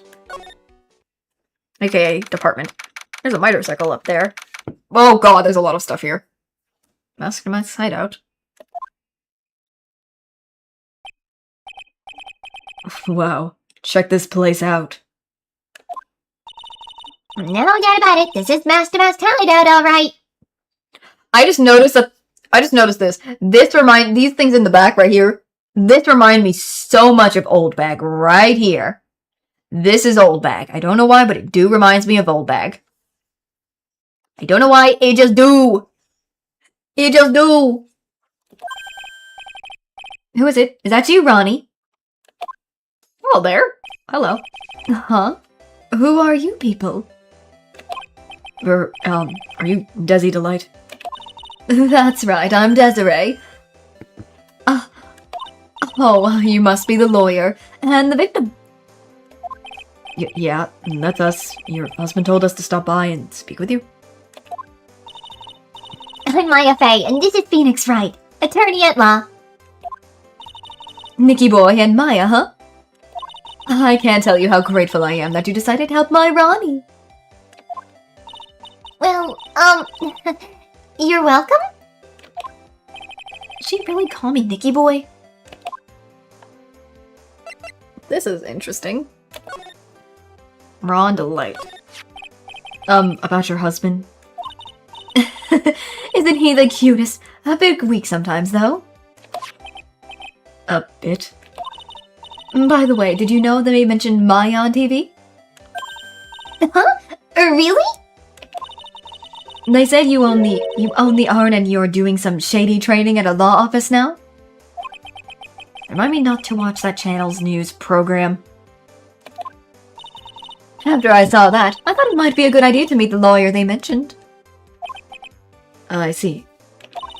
My Ronnie, he has a powerful imagination and gets deluded easily. He keeps insisting he was going to surrender to the police. I didn't know what to do. It was me. I stole that urn. He kept saying as if it was even possible. Huh? But are you saying he didn't? Of course he didn't. Why would my Ronnie ever do something like that? Well, you know, it's a priceless treasure, and he's, you know... Is it possible his own wife doesn't know his secret identity? Okay, and then yourself, does he? Me? I'm the kind of woman that needs excitement in her life. Oh, excitement. Uh-huh. Yes, I'm at happiest when I'm racing along my bike, going at full throttle. Riding a motorcycle is like putting your life on the line. You know what I mean. Well, I think that depends on how you write it. I'm the type that can't stand living a boring, dreary old life with no action. No offense, but your husband, Ron, doesn't exactly look like the risk-taking type himself. You're right about that. He definitely is not one for thrills and danger. But I do have to say that he makes up for it in other ways. Other ways? Yes, money. Ronnie's incredibly rich and super generous. He bought me a bike that's so fast it would make your head spin. And shopping. I like shopping. I like to shop so much it makes Ron's head spin. The other day, actually, it happened. His head actually started to spin.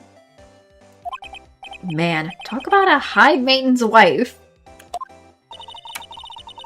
So where does Mr. Delight get all this money from? Ronnie's the security guard. They put their lives on the line, right? So they get paid tons of money in return. Tons of it. He's a security guard? I think it's my turn for my head to spin. Night of the crime. Can you tell us about what happened last night?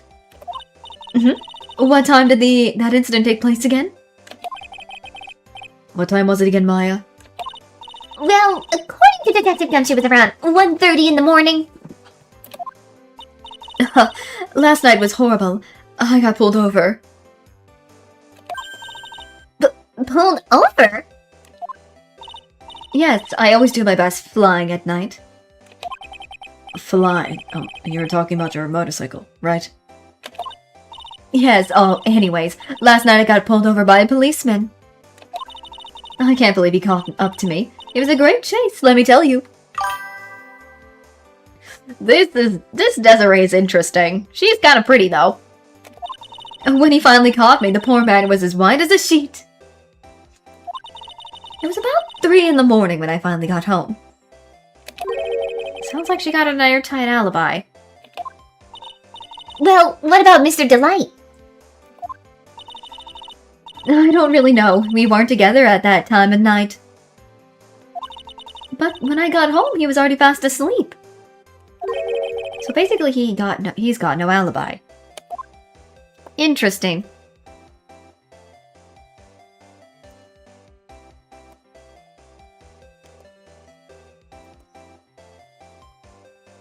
Maybe... Can I present something to him? Her, I mean? Let's see. There's us. What about this? Because the way it looks is very interesting. I'm quite curious, does she know anything about Mask to Mask, to be honest? Mr. Light, you must know, right? About your husband and Mask to Mask.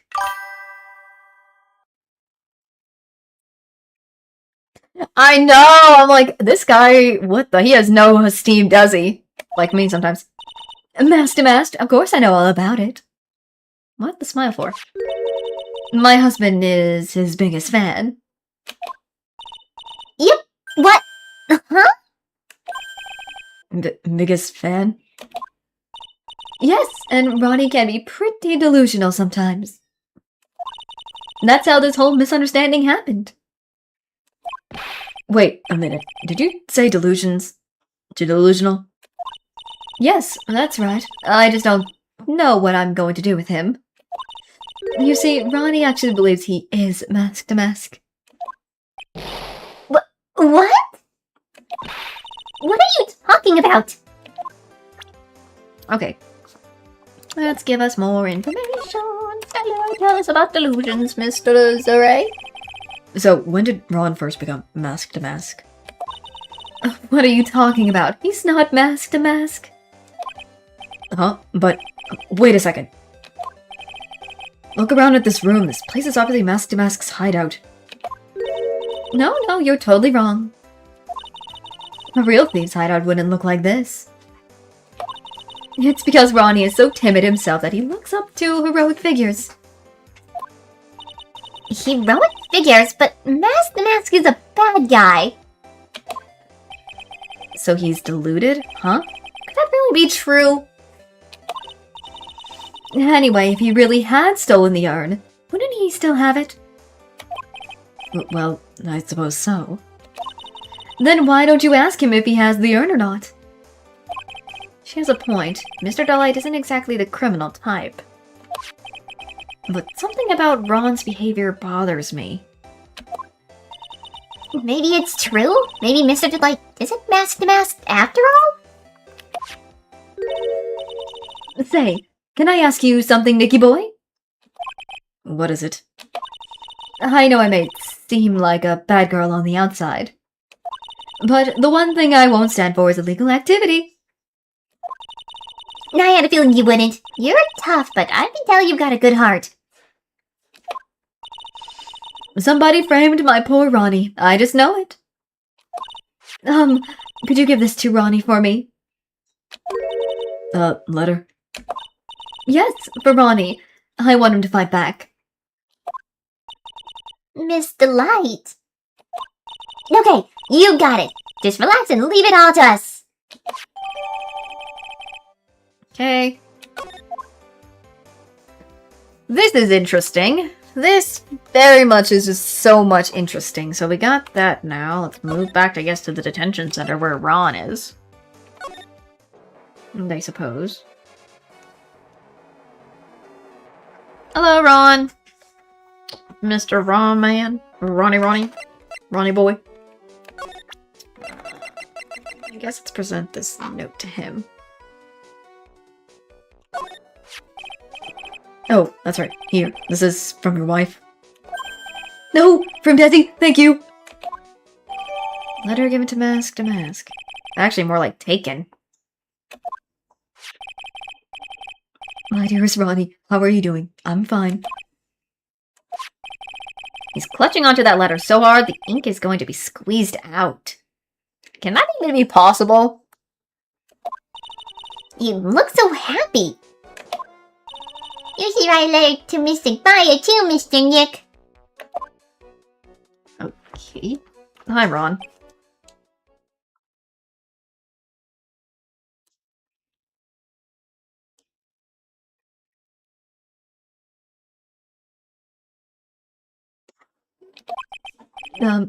Mr. Lawyer? Yes? In the letter that Desi wrote me, she said, ask this guy to be your lawyer?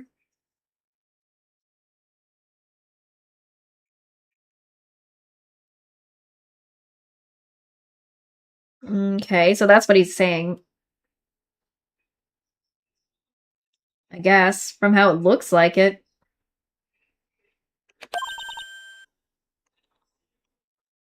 Goodness. Huh?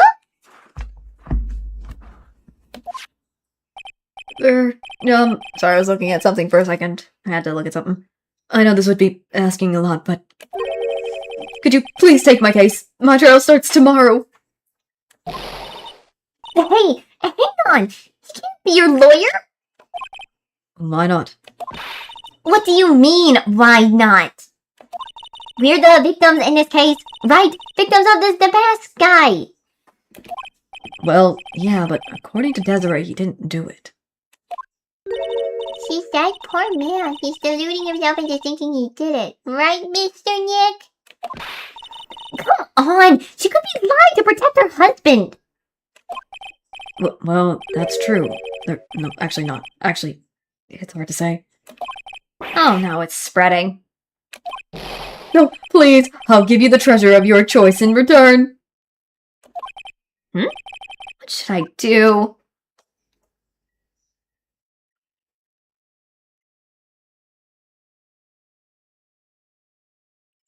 I mean, we should take his case, maybe. Let's take it. Let's see. Let's see what he means by this. So, well, Mr. Delight, I've decided to try to give it a try. I'll defend you.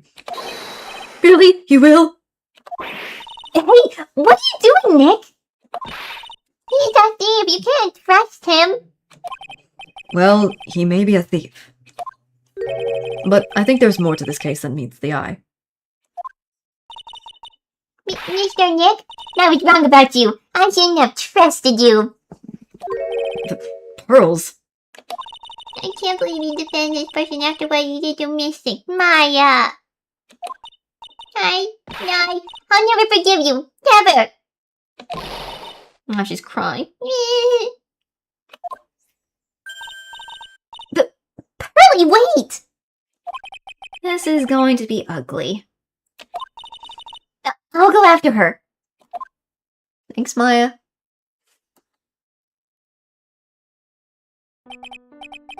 Sorry about that. I didn't mean to cause any trouble. Well, you couldn't have known she'd react like that. I guess I might as well start investigating. Hi, Maya. Oh, Maya. Where's Pearls? She said she's going back to the office. Go check out on her later, would you? And what about you? Are you okay with me taking Mr. Delight's case? Yeah, I'm fine, Nick. I believe in you. I think I'm gonna cry. I know you have a lot to work to do. I really appreciate it. Okay, Nick, let's get this show on the road. Okay, this is gonna be very interesting with this case. Hopefully it's not as much as before, so let's go to the office, though. Curious what happened to our girl Pearl. Mr. Nick, welcome back. Oh, hey Pearls. You're back too, I see. Naya, I went and brought us a strawberry cake. I'm gonna make some tea to go with it. Hey, Pearls. It looks like she feels really bad about what happened at the detention center. Mr. Nick, I was wrong about you. I shouldn't have trusted you. I'll never forgive you. Never!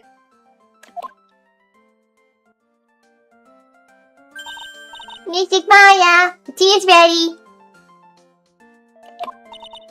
Oh, thanks.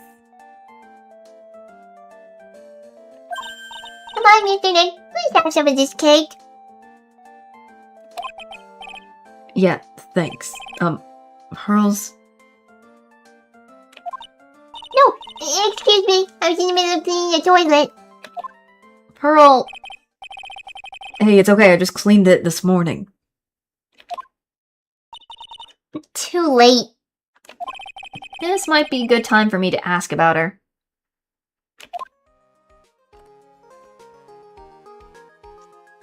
Okay, this is interesting. What is going on with Pearl? I first met Pearl a year ago. It was when the murder happened at Karine Village. I still remember what she said to me when we first met. You're Mr. Nick, right? You're Mystic Maya's special someone. Hey, Maya. I always thought it was because she was young, but... But what? Pearls, I think she's got the wrong idea. About you and me. Huh?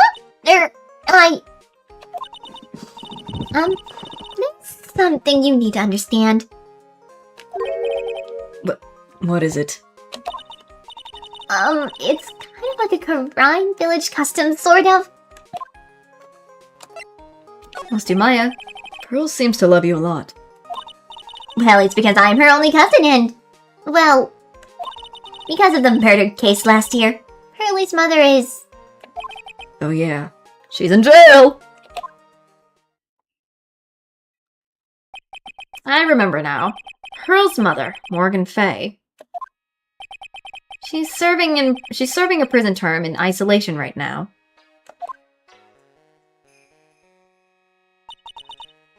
So you see, I'm the only family Pearlie has right now. But it's the same for me too. Maya. My mother's gone too. Karine Village custom? There are hardly any men in Karine Village. Now that you mention it, I never actually saw any men there when I visited. I'm pretty sure I told you about it a long time ago. About how spiritual powers run very strong in the Fae family. Yeah, you did. And that's why you're undergoing training to be a spirit medium, right? Yeah, the thing is, only women can actually inherit the spiritual power. That's why the whole culture of Karine Village kind of revolves around its women. Well, that's understandable. Nothing's wrong with that. Yeah, but because of that, there's trends to be a lot of unsuccessful marriages. Oh? Well, men start to feel left out after a while and then they just start leaving. Especially if the man has a daughter. Are you saying that Pearl's his father? He's gone. He left the village when she was very young. Boy, that's tough. Oh no, poor Pearls! No, Pearls! Yeah, she grew up seeing nothing but unhappy marriage all around her. Why is she so sensitive to things like that? Oh, yeah, that is true. This is why she fantasizes. Oh my god. Maya's mother. So your mother's still missing? Yeah, and no one has any idea where she is. Maya's mother, Misty Fay. The current master of the Karine channeling technique. She disappeared 17 years ago after getting involved in a certain police case. But you're sure she's still alive, right? Yeah, I know she is. It's sort of a spirit medium thing. And your mother doesn't come back, then what? Then according to the law of the village, I'll become the next master. Mystic Maya, the master of the Karine technique. Sounds like a heavy responsibility. It kind of doesn't anymore, but still is a little odd at the same time still. Still a little odd, but it is what it is. Yeah, but there's no one else with the blood of the Fae main family who's a spirit medium. Well, Nick, why don't we go out and start investigating? We're not gonna learn anything just sitting around the office. Yeah, I know. But first I want to talk to Pearls. I'm Mr. Nick. Hi, Pearl. Yeah. I act like a baby. Pearl?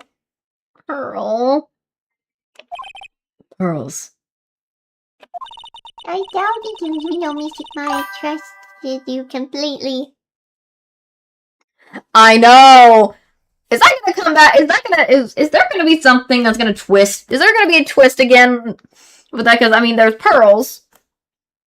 I'm hoping we don't have to see another Morgan Fay situation again for wanting position or whatever because of this. I hope not.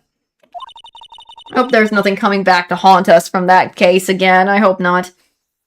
I guess I have a lot of training to do. Mr. Nick, Yes?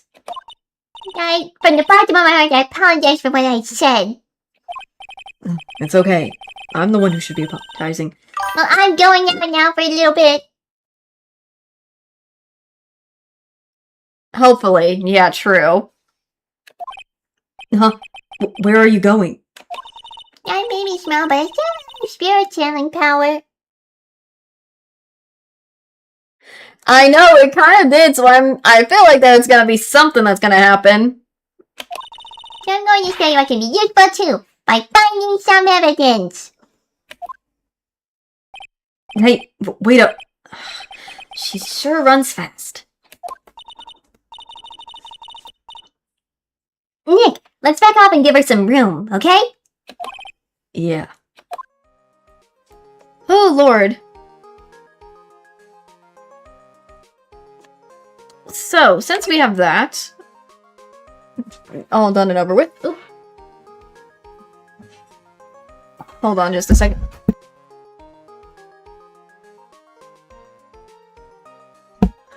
Sorry, I was trying to check something. Let's go. I mean, we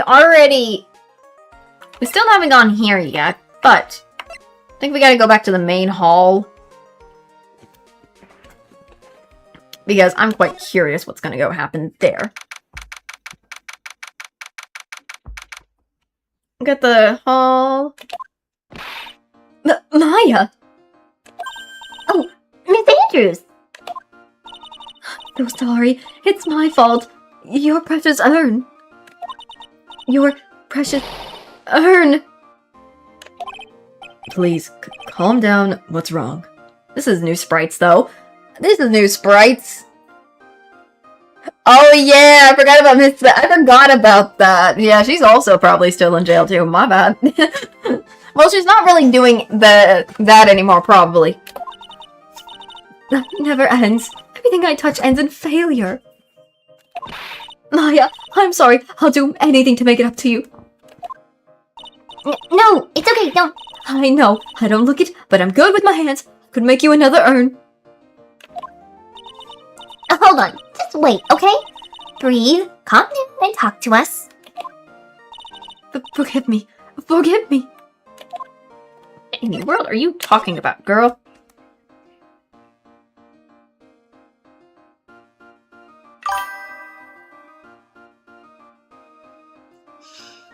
I know. True. True. So when did you get the calling card from Mask to Mask? Let's see. Exactly 10 days ago? I was going to show it to the police, but that detective stopped me. So you asked Detective Atby to help with security? Yes. In fact, it was about 20 days ago that I hired him. He seemed to know much more about Mask to Mask and the police. So you hired him for security, even before the calling card arrived? Well, yes. I had premonition that something bad might happen. I've learned to trust my hunches. So that's why there are security cameras, even in the basement warehouse. Yes, Lordly Taylor's is very serious about their security measures. It was their way of saying, bring it on, to any potential thieves. I know! She is, and I'm thankful she's that. I'm glad about that, too. Heck yeah. Heck yeah, she is. Well, he sure brought it last night, and even left with a nice souvenir. Can you tell us a bit about the security for the treasure exhibit? It was all my fault. I never should have called this patchy little collection a treasure exhibit anyway. Why'd you say that? The urn that was stolen is a pretty important object. Maybe, but its actual value after appraisal was, well, practically zero. Zero? I polished it until it was just about glowing. I thought maybe I could make it look more valuable. But that urn contains the soul of Mystic Ami. Anyway, I left all the security arrangement to Detective Atby. But 5 days ago, I began receiving all sorts of other exhibition items from Karine. Lots of people started going in and out of the warehouse down there. So maybe one of them was actually the mask in disguise?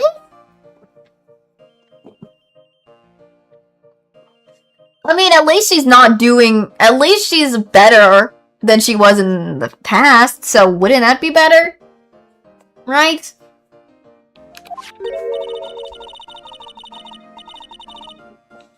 No, I personally checked out everyone that came through here, so that's not possible. Knowing Adrian, she's probably even checked out what they ate for breakfast that morning.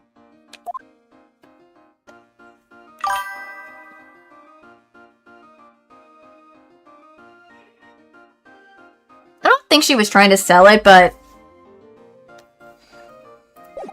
there's something. Something. We still haven't gone to Atme's agency, have we?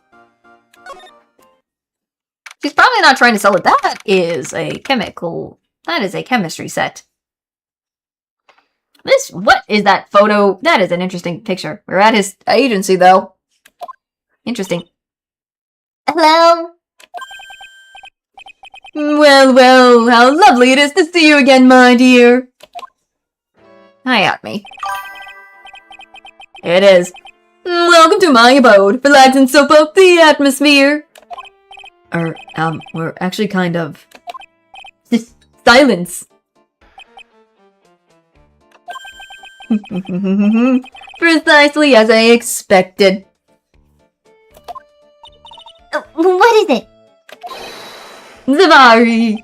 The truth has once again been elegantly revealed to me. The lawyer and a spirit medium. Am I correct? You already do that. I think you've already been through this. Yeah, so my estimation was correct. Zavari. How truly elegant. I'm going to cringe every time I say Zavari. I'm so sorry, it's just weird. Now then, what can I do for you? I'm not good with my voices. I apologize wholeheartedly right now with my voices. For him. I just don't have a right tone or something for him. The night of the crime. You mentioned before that you were on guard duty all alone last night. Precisely. This is my 5th encounter with my arch enemy. I refuse to allow anyone to interfere with the rightful pursuit of my prey. I've heard you've been after Damask since its very first theft. Yes, my dear. I see you've done your homework. It is the very first heist that vile thief performed the famous jewel, the Tear of Enmon. It looks like an earring. Pretty, though. I first encountered him in the museum's sacred hall, the crime scene himself. So, that's why you were hired as security for the treasure exhibit. I'm pretty sure he said that Adrian Andrews hired him. Yes, I borrowed some equipment from Lonely Tailors and set the perfect trap. Wrong voice for a second. Blech. You must mean the security camera? What in the world am I hearing? What the frick? Random. But I thought you were watching the area by yourself, too. Nah, understandable. I just feel like the voice I'm trying to almost replicate, kind of reminding myself of the one from the anime, but I can't do it right. So, Master Mask managed to steal the urn? That's the $1,000,000 question. What is Damask's modus operandi? Sacred urn. Mr. Adney, did you know about the sacred urn? I'm interested in only one thing, my dear, and that is Mask to Mask. Sacred urn. That has nothing to do with this case. But wasn't that what Mask to Mask stole this time? I am a hunter, sir. The urn, nothing more than a lure to catch my prey. Do you self remember the shape of the individual he knocked you through to the pigeon? I don't think I like this guy's attitude, Nick. Well, anyway, looks like he doesn't know about the urn. Let's see. Masks. MO. There's something that's kind of bothering me. Please, my dear, ask me anything you like.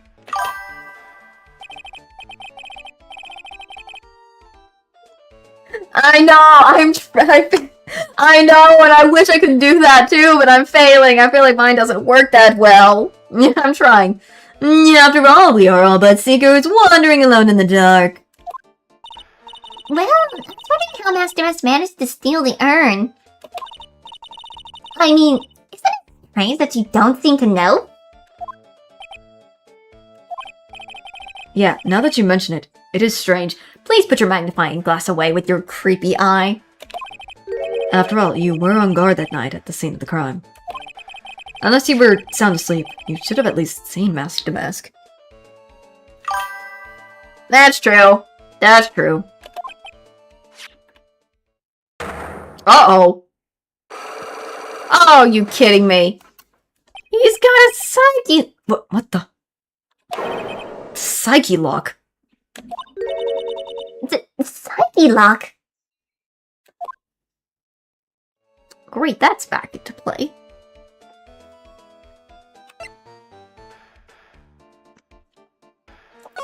Love that. Hey, Nick, what is this psyche lock thing? Well, your magnetometer lets me see when people are keeping secrets. By breaking their mental lock, I can find out what those secrets are. What? This magnetoma has that kind of power? Maya, you're the one who gave me this magnetoma last year. No, it's true that this magnetoma is a prize-free heirloom, family heirloom, but... Hurley was the one that actually embedded it with spiritual powers, right? That's why I don't really know much about what it can do. This is the woman that's going to take over the Karine channeling school someday. So, how do you do it? How do you break the psyche lock thing? Well, you present the magnetoma to the person with the secret. Cool! I can't wait to see it in action. Come on, try it out! Oh boy. I think the future master still needs to learn how to be patient.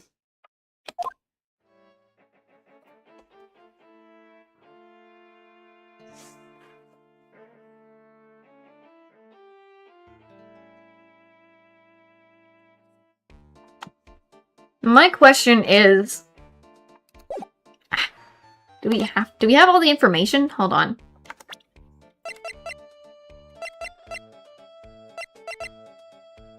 I'm hoping the stuff we have might... Lord, let's try it, I guess. No choice.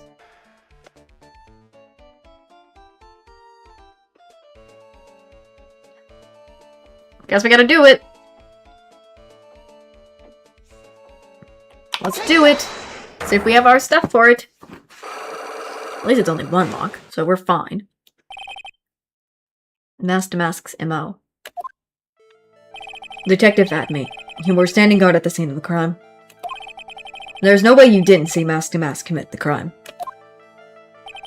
Well, now we can hardly see why you're so positive about that. Yes, indeed, I was guarding the warehouse. That much is true. But I can't tell you for certain that not a single person passed through that door. I'm not sure why, but this Acme guy is lying through his teeth. I know. I'll show him some proof. Detective Atme, I have here proof that someone went through that door last night. The thingy from the camera. The camera has all the stuff. Might be what could help us with the whole thing, because it says someone or something, maybe. There was a security camera set up at the scene of the crime. It should have automatically taken a photo of anyone that went through that door. Precisely.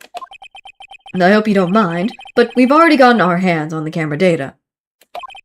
As you can see, the camera went off exactly once last night. What? But my monocle didn't catch anyone in its flash. It must be some kind of computer malfunction. It must be. Maybe it was your monocle that malfunctioned. What? What do you say I didn't do my duty properly? Detective Adme, you must have seen the thief last night. The question is, why are you trying to hide it? If he's hiding it, there must be some reason. Some reason that he desperately wants to keep hidden. And I've got just the piece of evidence that should prove it. Okay, I suppose you don't manage to see mask to mask.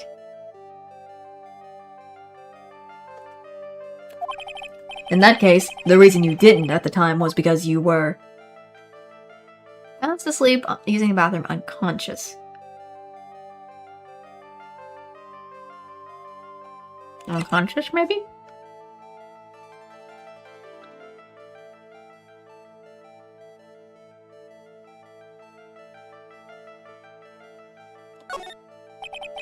I'm afraid that making guesses is not enough. Time to put your money where your mouth is. Show me your evidence. Wouldn't it be the sword because the sword, he was hit by the sword because it's bent? Detective Fatme, you were knocked unconscious by the thief, weren't you?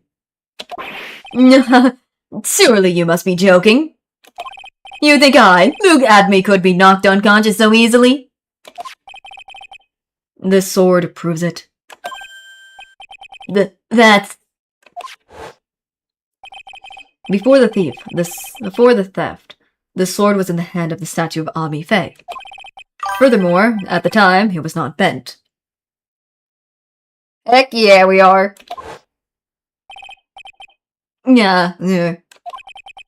There's only one explanation. You were struck on the head and knocked unconscious by this sword. Well, Detective, how about it? I'm impressed. You truly are an ace attorney. Yay! Whee! First locked, unlocked! No, I can't deny there may have been a small hint of truth in what you say. So, you were knocked out when the thief first clobbered you? Heck yeah. Mm-hmm. Clobbered? What an ugly way of saying it. But I suppose you could put it that way. That coward struck at the precise moment I turned to look at the computer. So, you never noticed the thief had entered the warehouse? No, the coward must have is waiting through somewhere besides the door. Perhaps the air ducts or the sewer pipes. He's kind of sweating. His nose is sweating. Ew. Then my arch nemesis struck me on the head from behind with this gruesome item here. Ouch. Mr. Adme should have his forehead examined. You can say that again. How could he have underestimated the thief that badly? Okay. Well, it looks like we got one thing cleared up anyway. Huh? What? That Adme is the greatest ace detective in the world? No, that he never actually saw the thief. Oh, that's right. So, the thief may not be Mask the Mask? Just one moment, sir lawyer. The thief was unintentionally Mask the Mask. But you never actually saw him! Perhaps so, but I installed a security camera for such a condensation. Oh! Last night the camera went off exactly once. Behold this photo of that dastardly thief taken by the security camera. Oh. Hold on a minute. That's him? Mask the Mask?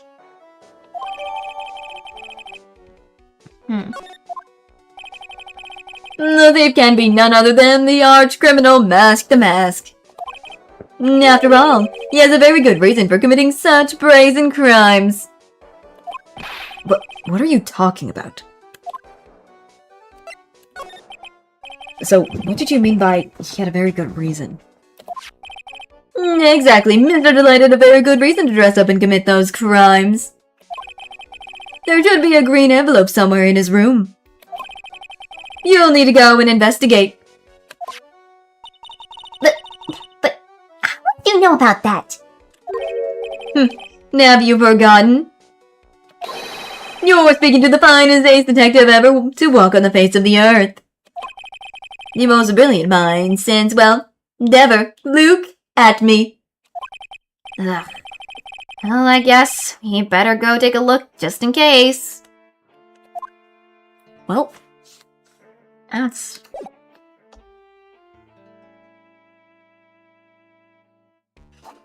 Well, thank you. I really don't like... I don't know what it is. I think I don't know what it is, but he is a character, but it's hard to do his voice for me. I guess let's go back to the hideout.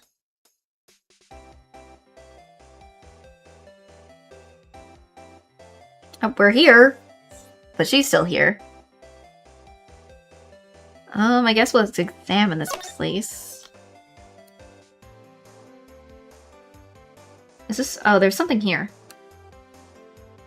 I didn't know this. Hey, Nick, remember what Detective Atme said? Exactly that. Mr. Delight had a very good reason to dress up and commit those crimes. There should be a green envelope somewhere in his room. You'll need to go and investigate. A green envelope, huh? It looks like this is it. Okay, let's have a look.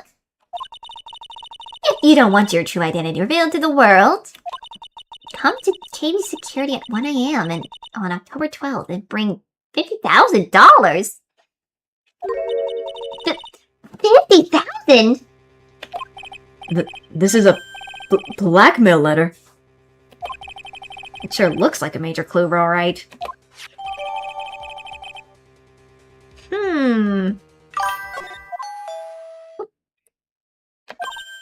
Oh, someone's at the door. I'll be right back. Won't take but a second, I promise.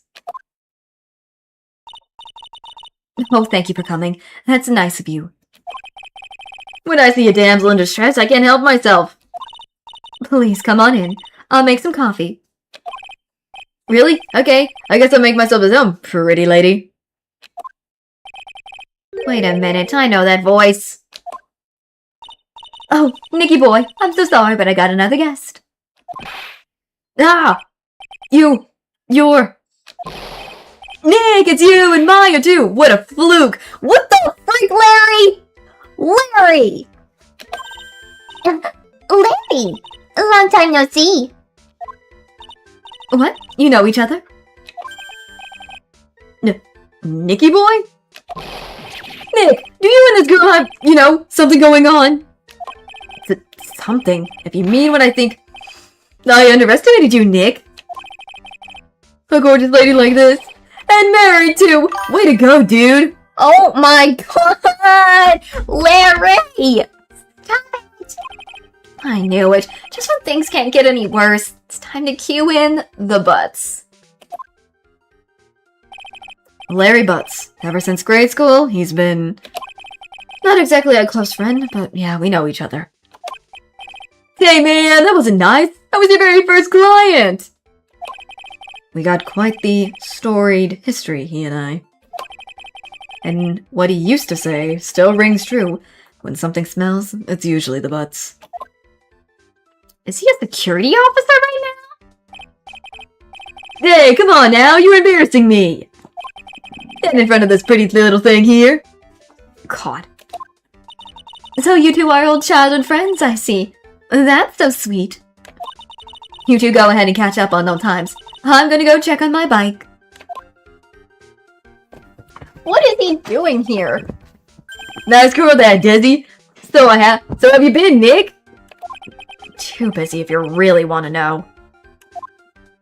Gosh darn it! Larry Butts. So what have you been up to this whole time? It's been 2 years since I heard from you. And what's with those clothes? You look, well, weird. He looks so odd in the security uniform.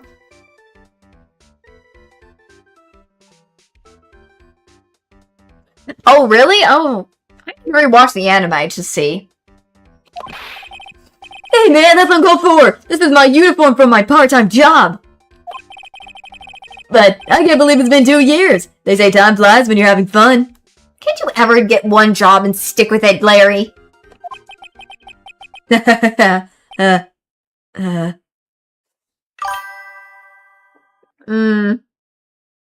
I see. What's wrong? Nick, I gotta tell you, women, I don't trust them anymore. You got dumped again. Well, you know, been a fear. I followed her all the way to Japan 2 years ago. That's where I met the famous Katie Tom, and my whole life changed. Larry, dude. Benefir, Katie Tom. I have never heard of either of them. This man.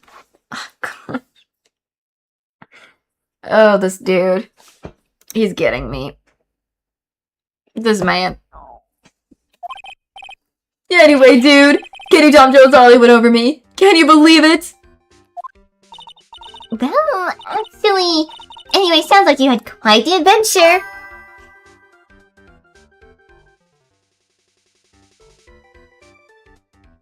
Oh, really? No, this is gonna be interesting, though. Women, they're so... Oh, but you're different, Maya. You're not like the rest. Looks like he's still the same old Larry. Why are you freaking here, man? Seems like it. So, what are you doing here, anyway? Huh? What do you mean by that? I'm just a natural-born nice guy, that's all. Well, actually, I picked this up last night while I was working. A wallet? You said you found this last night? Yeah, it had a driver's license in it, so I figured I'd just return it myself. Ron's wallet. Found by Larry at his part-time security job company building. Night of the crime. Hang on. Let me see that for a minute. I knew it. Tessie's picture's in here. Yeah, I guess he really digs his wife, huh? He's not really a creep, but he's just weird. Hey, Nick, it's not what you're thinking at all. No, I'm pretty sure it is. You haven't changed a bit. Nah, no way, man. I mean, she's a married woman. That's just bad news. It really is just to check out Miss Delight. So, you said you found it at your job, right? Yeah, I'm working for a private security company as a guard. Chicks just love a guy in uniform, you know? Security guard, huh? So that's what the uniform's all about. Wallet. I mean, when is Larry ever gonna get a time where he's not having all these problems? It's always happened. So, what time was it when you found this last night? Huh? Why are you asking that? Trying to see if I got an alibi? You're not the one on the hook for a crime this time, buddy. I guess it was around 1 in the morning on the first floor of our company building. What was Mr. Delight's wallet doing there?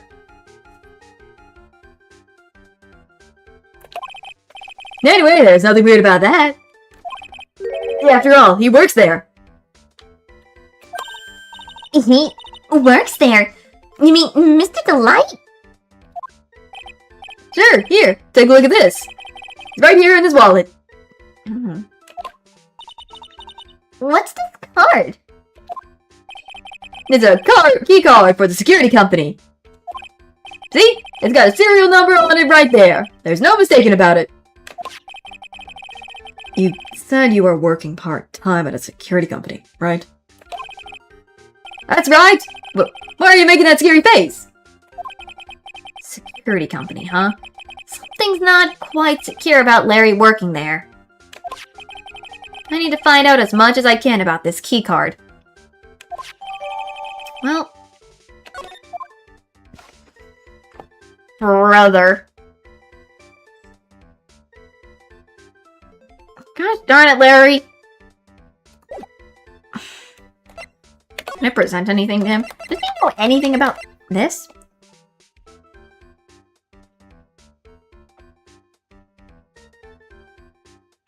Let me see. Hey, Larry, what about this? What? If you got something to say, then say it already! Huh? A blackmail letter? How did you know that? Do you know anything about this? What? What? I don't know anything about Alexis and that. It's the truth. Huh? What? I can't believe you do this to me. I thought you were my friend. $50,000? I know that kind of money. No, you don't understand. This blackmail letter was sent to Ron Delight. Who? Man, you scared me. I almost had a heart attack, you idiot. Jeez, Larry, calm it down. Wait, I'm the idiot? Man, I was totally confused because it says KB Security right on the envelope. Yeah. So, what? That's where I got a part-time job at KB Security. What? Sounds like I really should find out more about this KB Security company.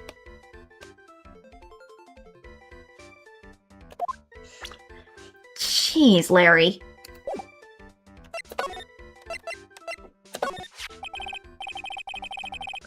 At least this time he won't be crazy or something, and I hope I don't have to see him at the trial again. I'm not saying Larry isn't helpful, but the way he does stuff, I'm like, please, Larry. Please, for the love of God, not be this time. KB Security, the company in the blackmail letter. You know about it? That's where I work, yeah! In fact, I'm on the job right now! Huh? So, what are you doing here then? Well, the boss is away right now, and you know what mice do when the cat's away? Yes. Anyway, how far away is this company? Let me see, about 30 minutes by car, I guess. Well, if you fly down the road anyway. Well, this apartment building is pretty close to Lordly Taylor, right? And it would take roughly an hour to go from here to KB Security and back. If Ron Delight was at KB Security when the robbery occurred, then... Well... then he couldn't have stolen the sacred urn!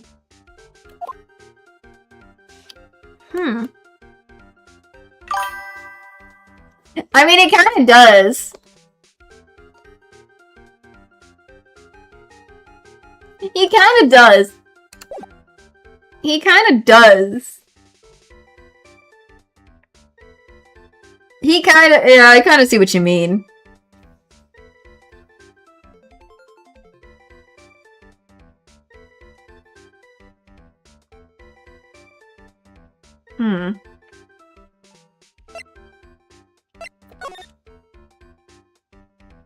Is there anything else I'm missing?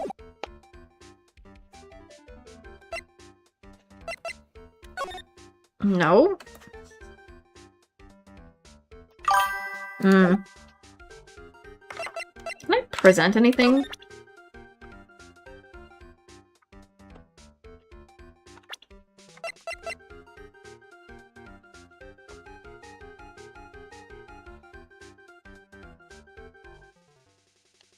I feel like I'm missing something.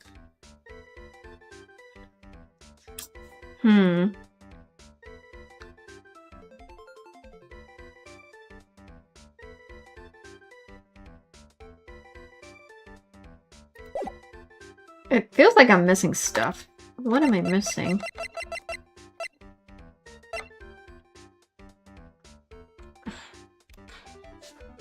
I feel like I need to present something, but I don't know if I can or not.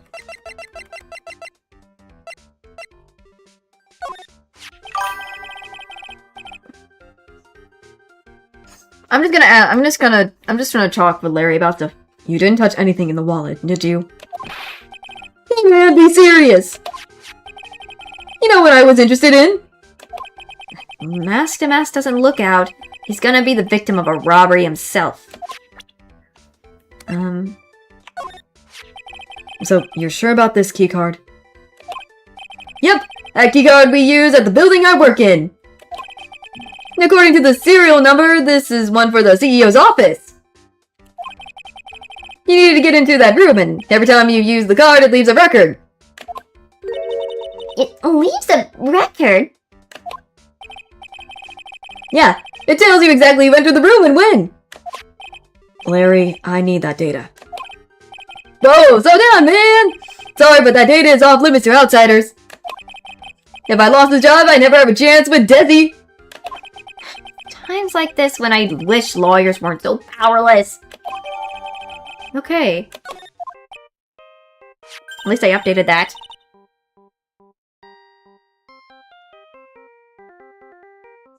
Golly. Nick, your phone! Hello, is this the right residence? Pearls, where are you? I thought I'd go to Lower Lake Taylor to try to find some more clues, but I'm afraid I've gotten lost. Pearls. No, what? Give me the phone, Nick. Pearly, where are you right now? You know, I was walking along and found myself in front of that person's office. That Person's person? Who? That person who doesn't act to take notice of Savari when he's excited. She's freaking with at me. Why is she with at me? Why is she with at me? look at me, Ace Detective. Okay, stay right there. We're coming to get you. Alright, I'm a little scared. Alright, let's go, Maya. Wait a second, Nick. What? That phone call just now sounded like a real cutie. Another one of your, special friends? Say goodbye to Miss Delight for me, would you, Larry? Okay, so I needed to look at that card again. Okay. Sorry, Larry. We're out of here. Kinda do. You kinda do. It's just Larry, I guess. Yeah, Mr. Nick. Mystic Maya. Pearly. I never thought I'd see the two of you again. Golly, girl, what are you doing? So is Mr. Ace Detective out of the office? Yes, when I arrived here, there wasn't a single soul in sight. That's odd. Say, Nick, doesn't it look like something's changed since we were here last? Oh yeah, that's true. True! True! Now that you mentioned it. Before I continue, I'm gonna BRB. Real quick. I haven't eaten much today at dinner. I haven't eaten dinner, so I'm gonna see if I can either get me some dinner or something. So I'm gonna BRB. For that and whatnot, so BRB.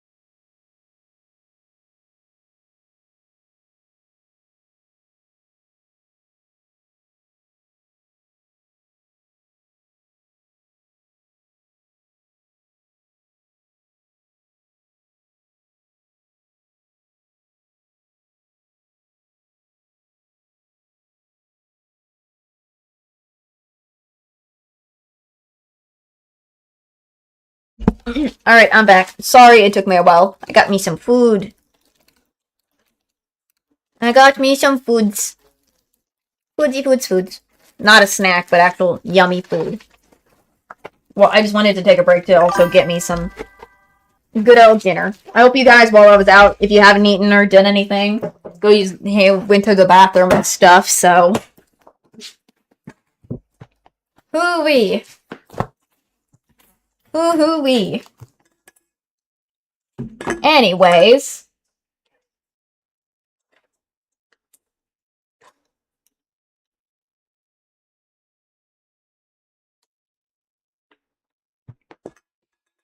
Trying to get myself situated.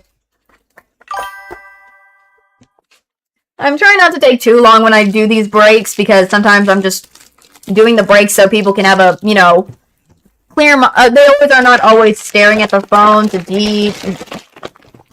internetify for a little bit. So that's why I try to do what I do. Okay. Whee. I don't know if de-internetify is a word. I'm just trying my best with so much. Ooh-wee. Goodness me.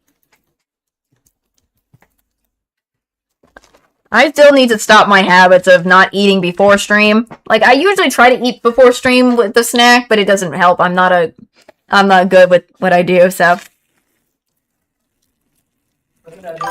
That's good. Wouldn't it be in the car? Sorry.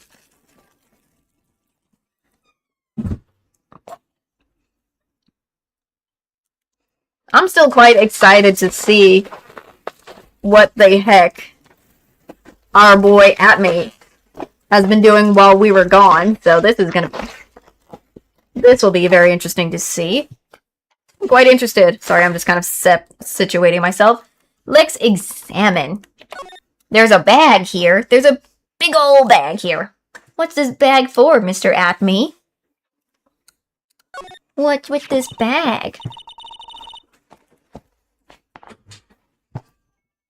This bag. I'm sure it wasn't here before. I mean, yeah, true. That wasn't here before. It looks quite full. I wonder what could be in here. Hey, Nick, come on, open it up. Hey, wait a minute. We can't just open this we can't open this private property.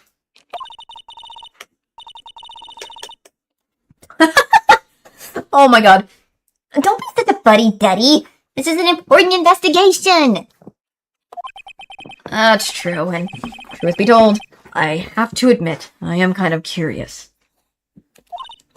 Well, what's in there? Hang on a second, I'm taking it out now. Whatever it is, it feels kind of hard and smooth. Well, hello there.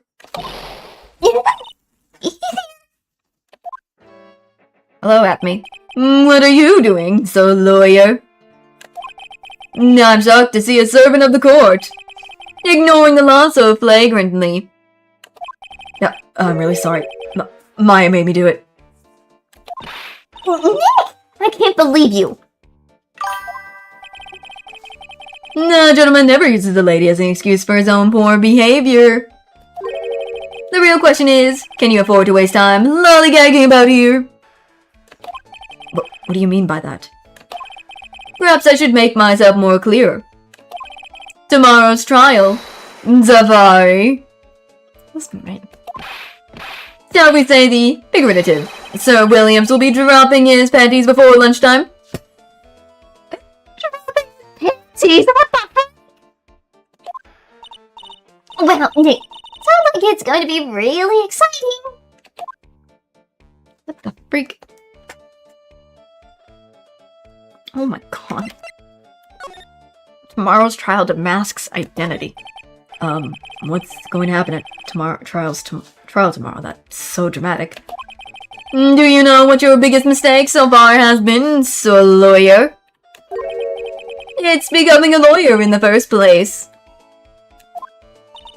That certainly doesn't sound like a big mistake, Mr. Nick.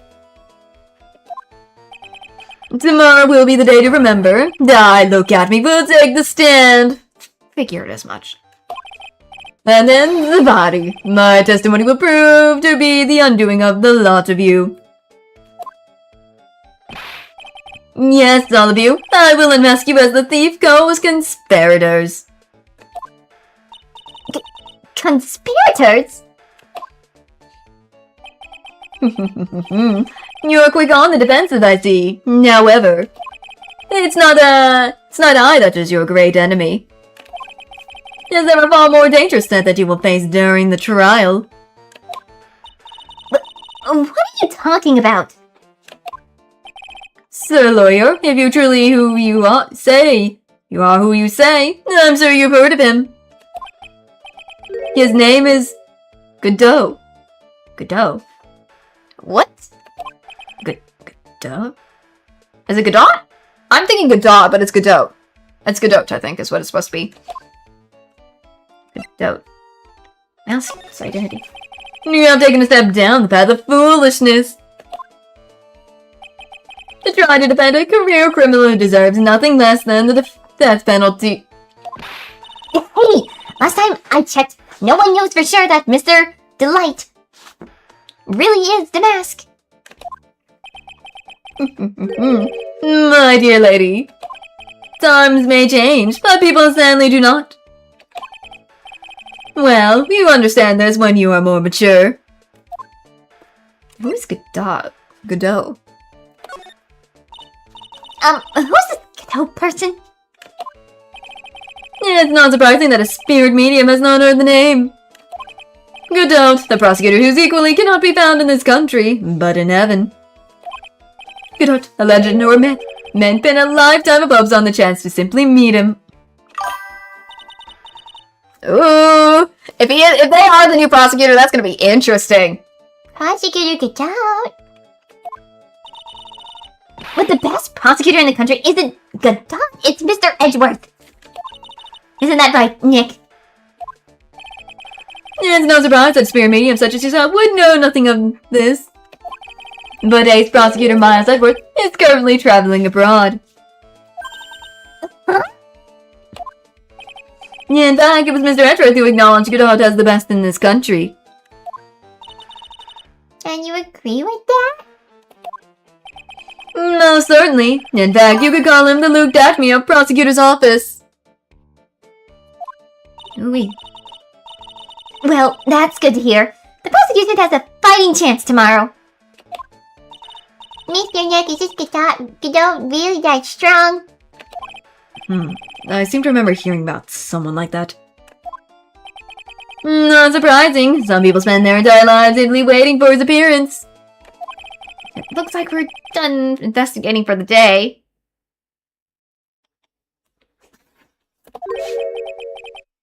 The lawyer. The stage has been set and all the pieces are finally in place. All that remains now is for the dance to begin. A new prosecutor, an ace detective, and a thief. This will be one tough trial. Lord of mercy, this will be a tough trial. Oh god. Every time his ring flashes. Every time Luke at me says Zavari, I'm just like, where did that come from? Where did the Zavari even come from? Like, oh my god. Like, anytime he says Zavari, I'm just like, bro, please. Makes me cringe. I don't know what it is about Zavari making me cringe, but it just do. It's just making me cringe because I guess it's just his character. His character is just making me feel that way, I suppose. Sorry, I was trying to do something.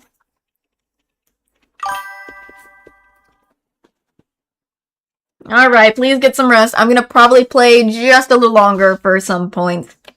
And then I gotta get off myself.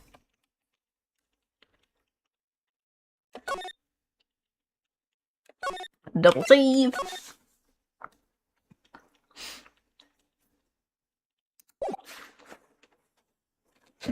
Good. Yes, go get some good sleep. People, if you need to go get some good sleep.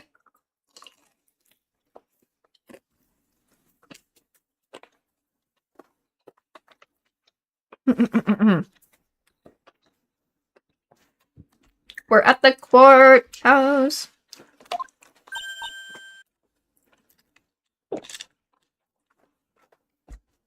Goodness me. Hey, Nick! What is it? Is something wrong? No, but did you see all the people here? It's crazy! Oh, so check out the past mask glossary I bought. Really? You bought this? Where? From the little kids in front of the courthouse. They have all sorts of things for sale. What the freak are they doing? What are they doing, man? Why in front of the courthouse? You know I'm a sucker for this kind of thing. Okay. Come on, I'm guilty. Throw the book at me. Who's screaming like that? No, Mr. Wright, you made it. Hi, Ron. Yeah, I did, but it doesn't look like things are going to get any less ugly for you. Come on, Ron. Because I did it! I'm the criminal. Me. The way he's moving. He's at it again. I sent the calling card to Lordly Taylor, I admit it!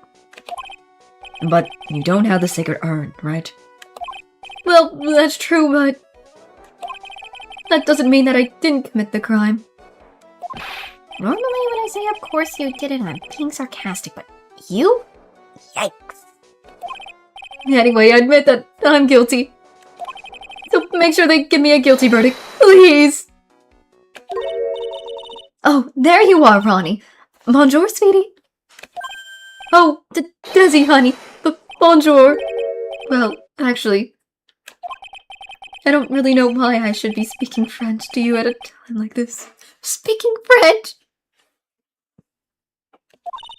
And leave it all to me, Ronnie. I swear I'll protect you. You see, actually, the thief is me. Can I tell you something, Nicky boy? I can guarantee that my Ronnie is innocent. If he's declared guilty, I'll be ever so crossed with you. Don't say that with a smile. So why are you smiling when you say it? Well, if you'll excuse me, I've got some errands I need to take care of. I'm counting on you, Nicky boy. Good luck. To be honest, I really don't know whether Ron is mask to mask or not. But there's only one thing I'm sure of. He doesn't have the sacred urn right now. Mr. Delight, it's time for you to enter the courtroom. For the time being, I guess I'll have to trust Desiree.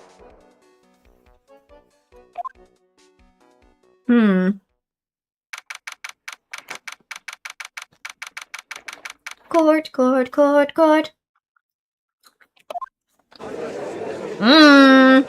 There's a new prosecutor!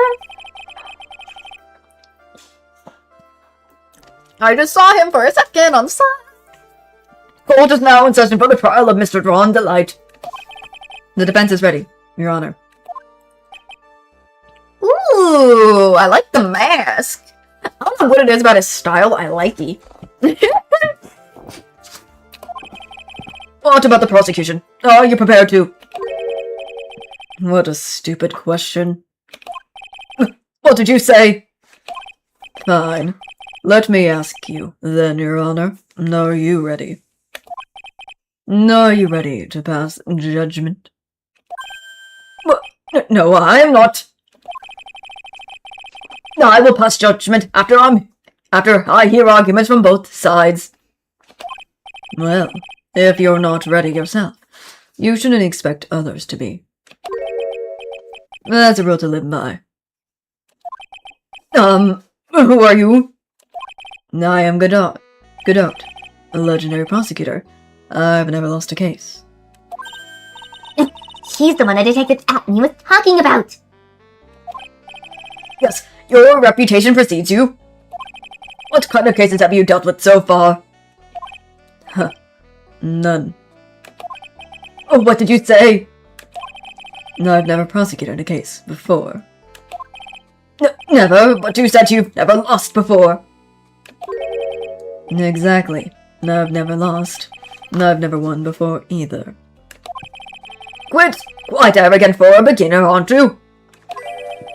Even the mightiest of redwoods begin their lives as a mere sapling. Yes, but a mask in a court of law. Huh. Don't you know anything? No matter the man, we all wear masks. Either on our faces or over our hearts. This guy is the real deal, alright, Nick. Why does it seem like all prosecutors are the real deal? So we finally meet, Mr. Phoenix Trite. Trite? Nick? Is he a friend of yours? No, I don't have any friend that calls me Trite. Just who is this masked man? I returned from the depths of heck. To do battle with you. Well then, Prosecutor Gabo? It's not Gabo, it's Godot, Your Honor. In any case, please give your opening statement. An opening statement? Those things are not fit for even dogs to consume. I have only one thing to say before we start. To you, Mr. Trite. What is it? No, are you familiar with the saying? A chain is only as strong as its weakest link. I wonder, how much can you withstand before you and your case break in two? Huh? What? Well then, let's hear from the witness. And it's our boy Gumshoe. My name is... No one asked for your name, witness. The important thing is what you know, that's all. Start talking. We're listening. Well, this man's interesting. Yes, sir. Alright, witness, first, let's hear about... What do you know about the thief that stole the urn? Yes, sir.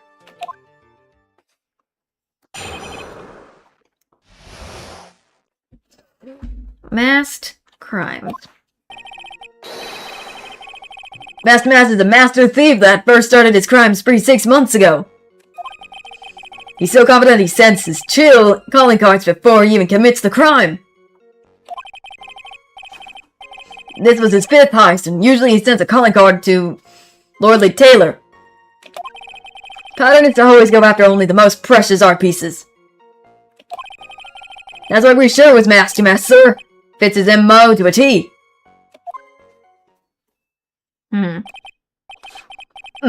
So the actual identity of this mask is...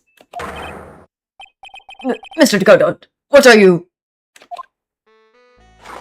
Oh, that is a cup. That's a mug. Okay. We're in the middle of trial here, Mr. Godot. Blacker than a moonless night. Hotter and more bitter than heck itself. That is coffee. I'm sure you can grant me at least this much, Your Honor. 1, please. Oh, please, proceed. Very well, it's only coffee after all. What? You can't be letting him slide this early in the trial! Proceed with your cross-examination, Mr. Wright.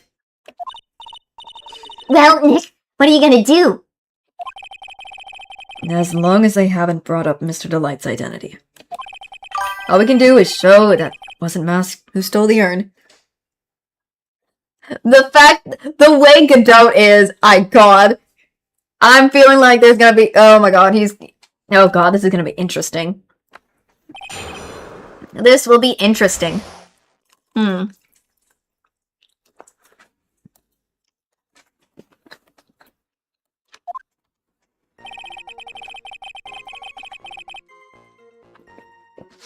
Okay, 6 months ago.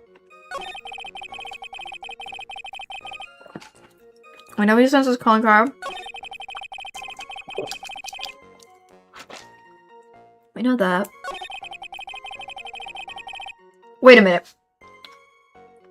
It says it goes after the most precious art piece. But the urn has no value. So my question is, why would he even just want to get that when it has no value?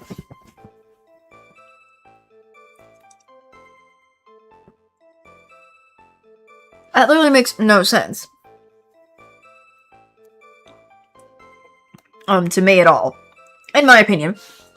We know that. Objection! Let's try this. Can I ask you a little something, Detective Gumshoe? Just hearing the little in that question is making me nervous. You said that he always goes after the most precious art pieces, right? That's right, pal. But there's one problem. That's not what he did in this case. The supposed priceless urn doesn't exactly rise to the level of precious art. What do you mean? Nick, how can you say such a terrible thing? No, I meant from a financial point of view. I mean it would fetch a good price. Well, Prosecutor Godot, what is the value of that urn? The appraiser I spoke to said they couldn't attach a price to it. And I mean that in the worst sense. So in other words, it was not the kind of item that Mask to Mask would normally go after.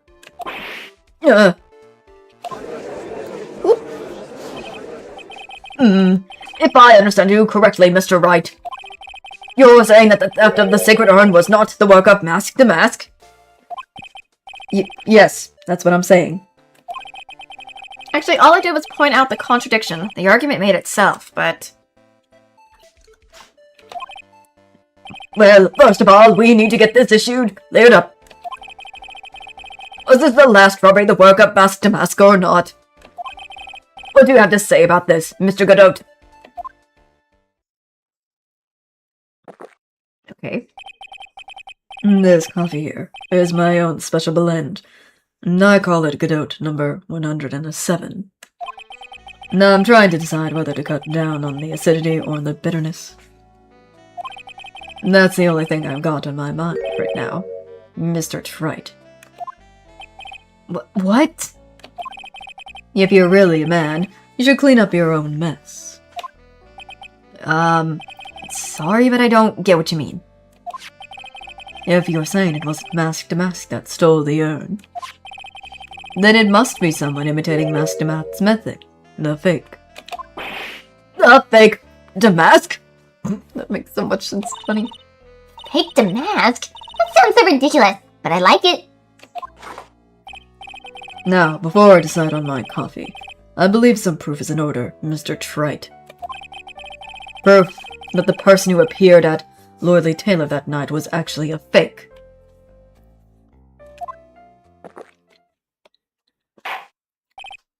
No, I don't approve of Mr. Godot's behavior. His point is valid. Mr. Wright, we're waiting.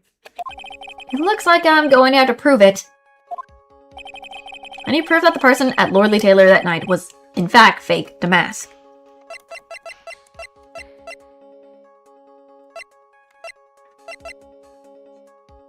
I'm striking a pose, but this...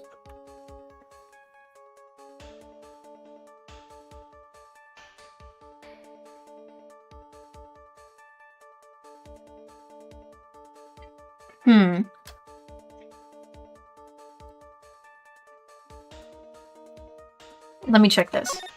I mean, even if it shows him, there's still that weird thing on the side.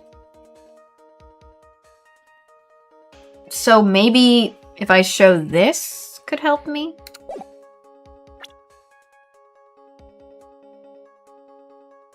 Let's try it. Maybe. The proof is right here.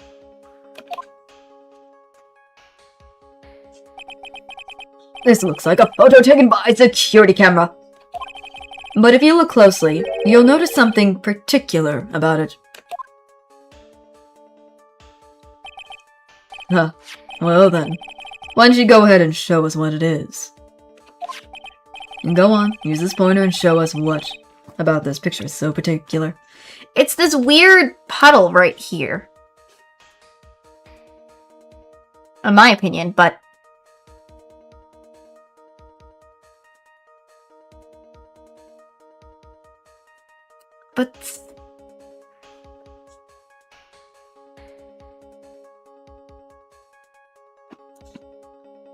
But it feels odd. Was it something on the collar?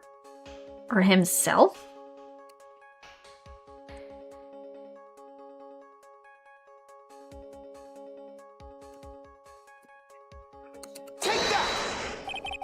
It's right here. Oh, wait, I thought I hit it. I messed up. I thought I hit the right one. Let me try it again. I messed up.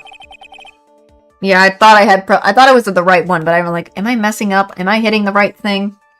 I'm messing up. Dang it, I thought I hit the right spot. I thought I did. I don't know where he's talking about, so I'm like, I just took a point. The top of my head. Okay. Thanks, Godot. Yes, at least until I know he can't use his goggles to fry me or something.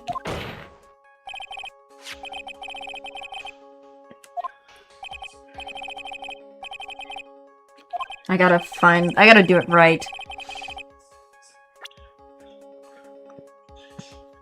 I'm trying to...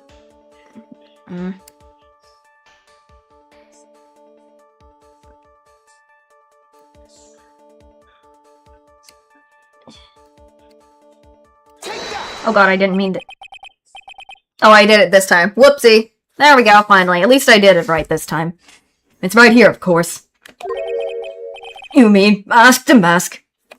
Kinda made a mistake. I was thinking I was close, but I didn't know where it was I was pointing at for a second the first time. I have here a piece of reference I would like the court to take a look at. I could have read the whole thing of the mess up thing, but I was just like, my brain was too focused on the right spot. Isn't that the publicity photo I brought this morning?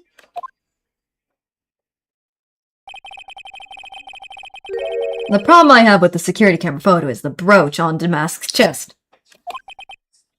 A breach. Here, bailiff. Get my steed. We need to retreat at once. A brooch, Your Honor. It's sort of a clasp for holding one's cape on. A clasp. I see now. But the mask in the security camera photo. Ah! He has no brooch! I noticed that was also a little odd, too. That brooch is the same as the emblem on Damask's calling card and serves as a symbol. But the thief that broke into Lordly Taylor wasn't wearing a brooch. In other words, this mask Damask is a fake. I've been fooled again! Sorry, Gumshoe. No, it's true. Undeniable true. Detective Gumshoe, how? How could you have overlooked this? I'm sorry, sir. I know how I... Nay, now. If you're going to have a pity party, invite me too. Mr. Godot, you deserve some blame in this too. How could you have overlooked such a large brooch? Huh. The brooch you're talking about? Do you mean this? Ah! That's Mask's brooch? Where did you get that from? Where did you find it? Well, I always had a good nose for evidence. I got it at the crime scene. It was hidden in the shadows of a big female Buddha statue. Buddha statue? He must mean the Ami face statue. Why didn't you tell me about that, sir? I always put evidence away in my pocket. And after all, it's the safest place for crucial evidence. This guy is one cool customer.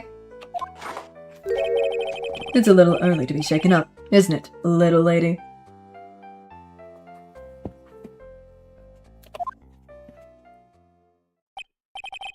And that friend of yours left pretty little hickeys on there, too.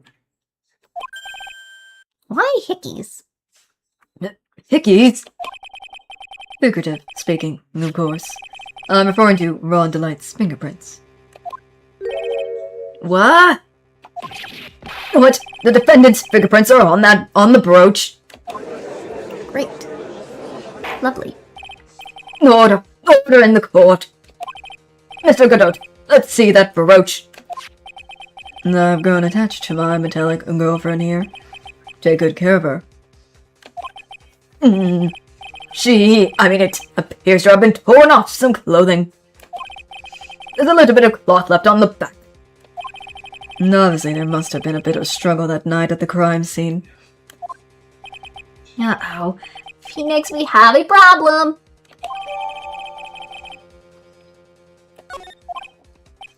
Huh. You messed with Godot. And then you get burned. It's been playing me like a violin. Well, Judge, I'm about ready to call my next witness. No, you're done with me, but I haven't proved anything yet. You've proven your own incompetence, and that's good enough. That doesn't sound good at all. Bailiff, bring the next witness into the courtroom.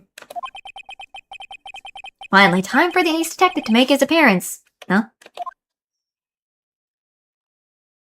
Hi, at me. 1 second. There's one drip of the coffee pot. Let's hurry it up.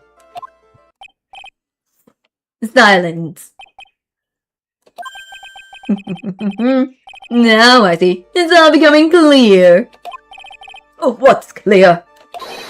Safari. The truth has once again been elegantly revealed to me. What we have here is a judge and a prosecutor, a coffee maniac at that. Am I correct? Well, yes, that's right. Huh. Not bad. Not bad at all. You're the first person that's ever been able to penetrate my secret mail. Well, Sir Prosecutor, let me introduce myself. My name is Loot Atme, a deceptive and bribing star illuminating the heavens. Gosh darn it, at me. This dude. Boy, these two make a perfect pair. They'd either be best friends or tear each other's heads off. I've heard that on the night of the crime, you were all alone on security detail. You have heard correctly. My special-made monocle is worth more than 100 Detective Gumshoes. If Detective Gumshoe was worth anything, that is. The guy all by himself anyway.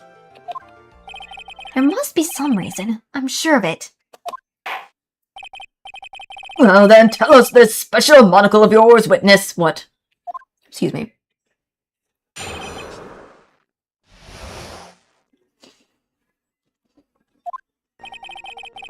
Probably 1 o'clock in the morning, just after the day changed. That's when my nemesis, the infamous Masked Mask, dancingly descended upon me. Just as I began to turn, the corral, which struck a fierce blow upon my noble head. Darkness swallowed me before I could land a single strike. When I woke, he was gone. 30 minutes later, I used an emergency phone to notify the police.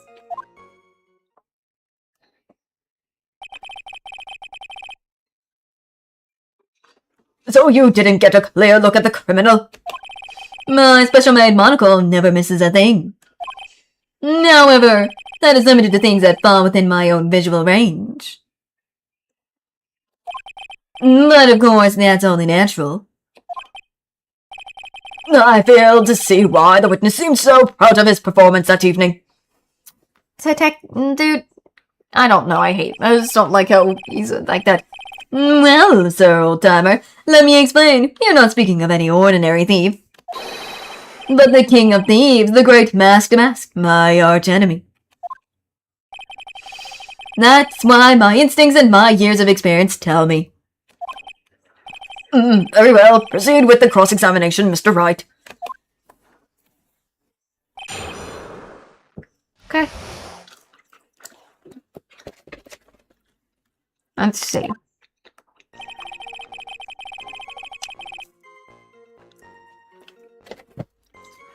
Okay.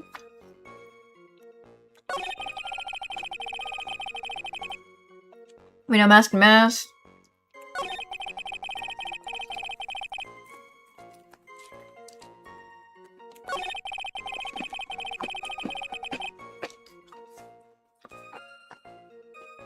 Hmm.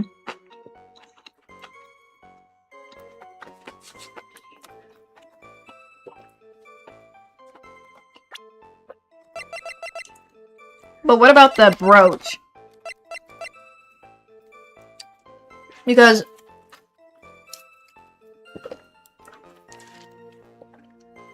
he should have found the brooch himself. Like, why was it that Godot had it and whatnot? What about the brooch, man? Objection! Let me try that. Mr. Atme, could you take a look at this with that special monocle of yours? Yeah, this belongs to the criminal mastermind, my arch nemesis, Mask the Mask. It is in point of fact Master Match's brooch. It was found on the floor of the basement warehouse. I wonder how that happened. Nah, elementary, my dear lawyer. Obviously it wasn't glued on a wall well enough. Not quite. It clearly shows signs of having been ripped off a piece of clothing.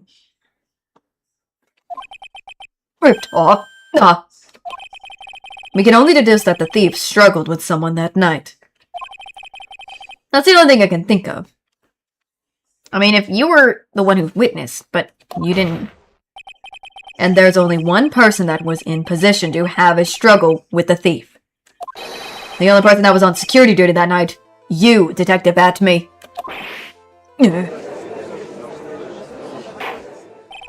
Detective Atme, you must have fought with the thief that night. So, why'd you lie in your testimony to the court? Witness, giving false testimony is a serious crime. No. Wait just a moment, sir, old timer. Don't talk to me like I am living in a nursery home. I just remembered, Your Honor. I was just confused because I've been dealing with so many cases lately. The true measures of a man is in the amount of work he does. That's what I always say. Nick, you can only handle one case at a time. Isn't that right? You talk too much. Witness, so are you now saying that you and the thief fought? Hold on. That's quite enough, Your Honor. Excuse me? Save the big questions for the testimony. That's one of my rules. Indeed, I understand. Now look at me, I agree completely. Okay. A fight with the thief. Indeed, it's true that I looked away from the door for a brief moment. However, look at me cannot be so easily discombobulated. Unfortunately, the thief grabbed a weapon from the side and rendered me senseless. A true gentleman fights only with his fists. But they were not enough. His first blow struck true. Bam! And that's all she wrote.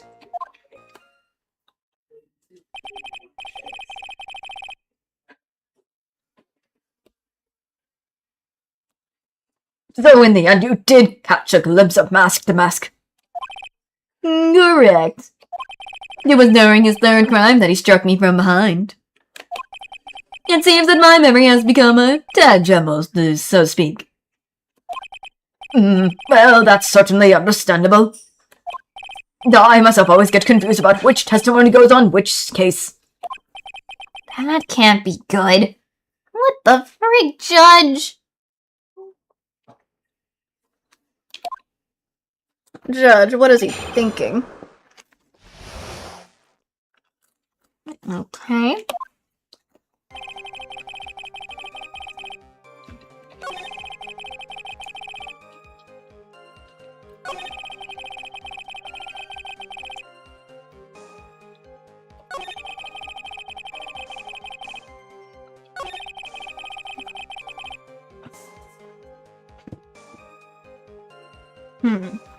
Do I need to press him about something? I feel like I need to press him about this.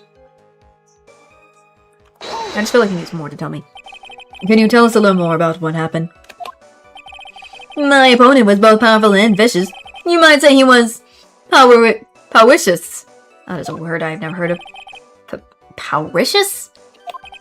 I assumed the at me fighting stance, but a sudden flash of light blinded me. That, of course, was checkmate. My opponent had bested me. What do I do now? Should I ask more about this? More like, you were blinded. That doesn't make sense. And also, at-me fighting? I want to know what the at-me fighting style is. It's kind of funny. What is this at-me fighting style? No, I'm sorry, that's a trade secret. I really can't say anymore. But, I suppose I can tell you if I absolutely must. The main thing is to put your back to the wall. That way no one can get behind you. That's it? That's the at-me fighting style? Well, Mr. Wright, what about the testimony?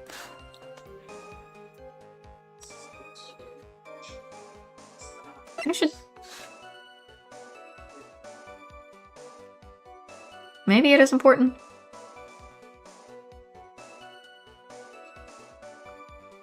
I'm gonna just do it. I'm gonna say it's important. Of course it's important. We've learned a detective's secret technique, after all. Yes, indeed. I'll remember to use it if I ever take a walk alone at night. Why the heck is he eyeballing me like that? It's creeping me out. Now then, witness. We'll go ahead and add that secret information to your official testimony. Okay. Third eye.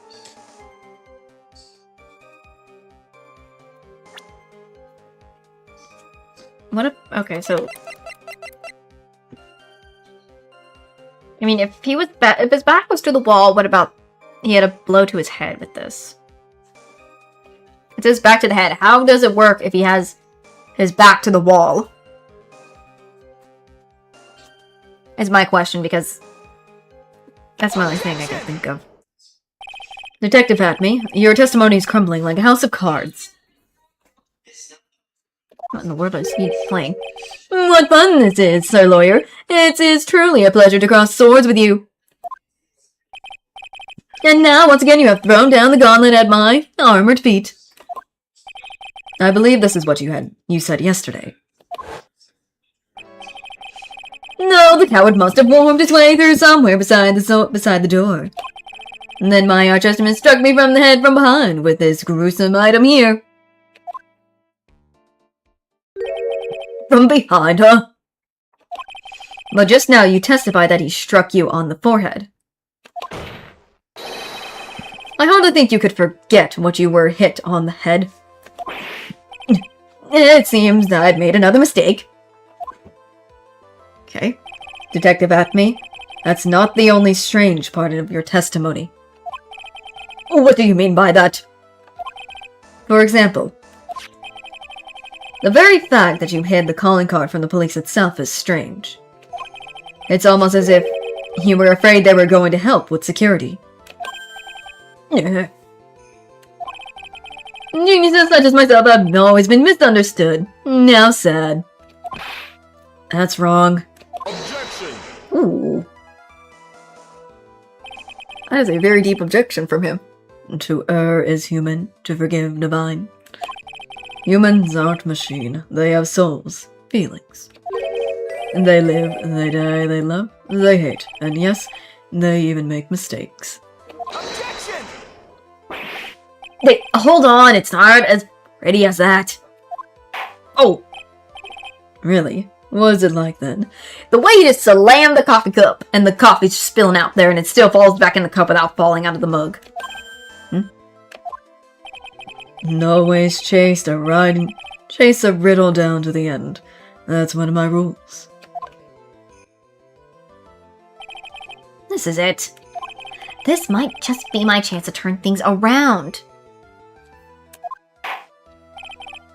Mr. Wright, what exactly is that you're asserting? Very well, Your Honor. The defense assert that...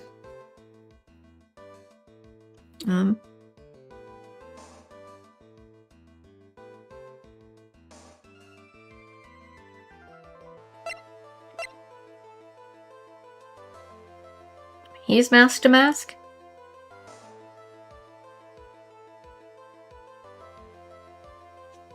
I mean, it feels like that's the only thing I can think of is he is mask to mask. Maybe. I don't know what it is, but the way he kind of... It just... I don't know, I'm just gonna go with it. I'm just gonna go with it. The answer is simple. It's all clear to me now. Detective Luke Acme's true identity is actually mask to mask. Yeah. The face, though. Order! Order in the court! Mr. Wright, what is the meaning of this?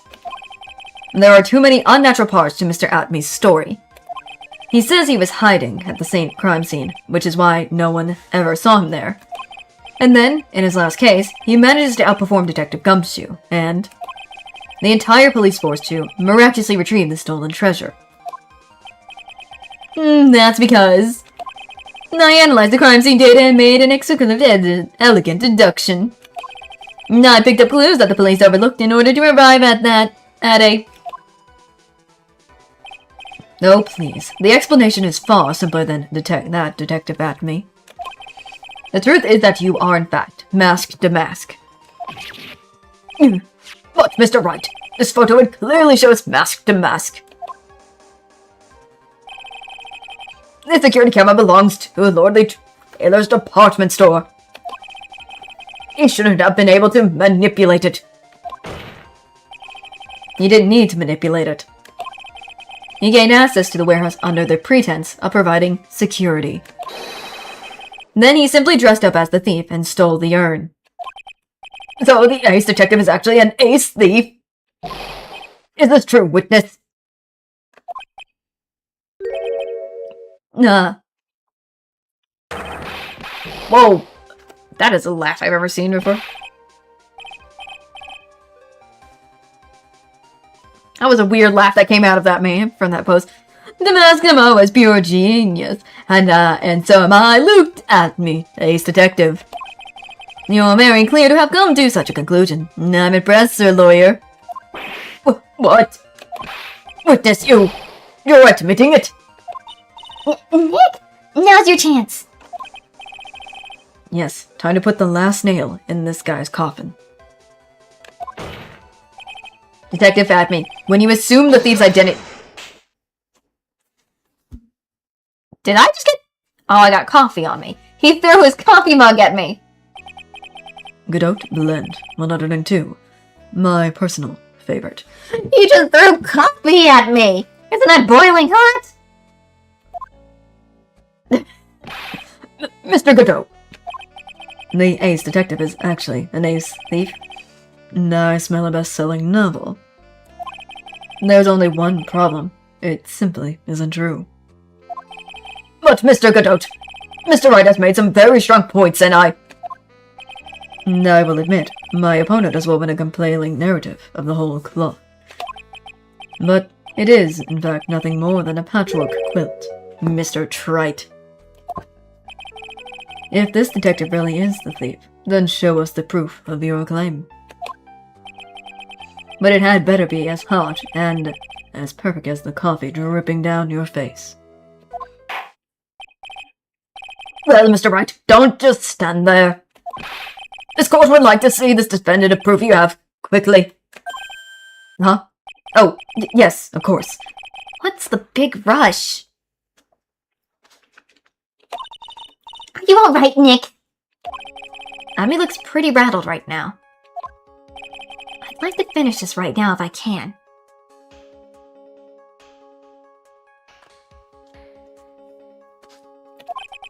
But can I really do it? The decisive evidence that proves Luke Acme is, in fact, mask to mask.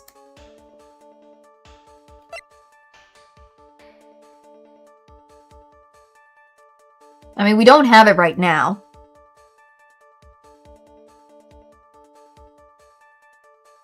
So, I mean...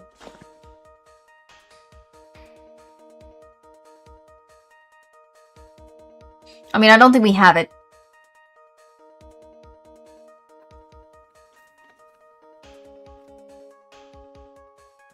I mean, we don't have anything that shows it, so...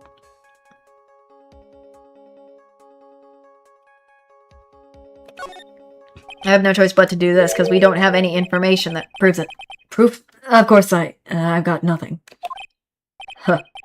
Just what I thought. The man has to hold his head up high, no matter how bad things get, after all. I see. I thought perhaps you had some evidence to back up your assertion. This is no good. I've got to stay on the attack. I'll never get another chance to prove that this guy is the thief. Don't give up, Nick. Think hard and try again. It's no good. I'm just not ready yet. But are you just going to give up and let us lose this? So you've come to your senses, have you, sir lawyer?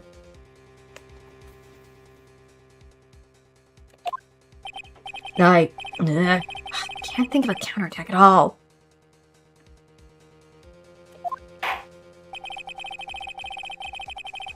It seems the cloud of suspicion surrounding this witness have lifted. Mr. Goodnote, if you have any further... Who said that? Who?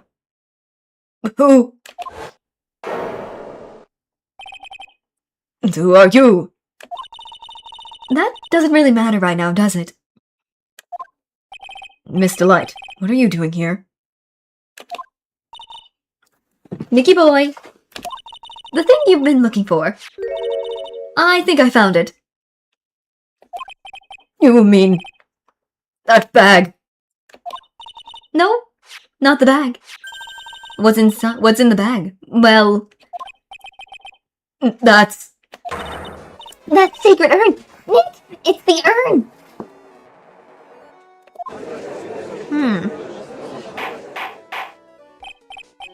No, you, madam. That urn, where did you find it? You never believe it. It was in the office of Mr. Fancy Pants' ace detective. Look at me. Oh, Desi, you're the best. Hold on. It said I am. Why is it back? Something is odd about this. Well, how do you explain that, Mr. Atme?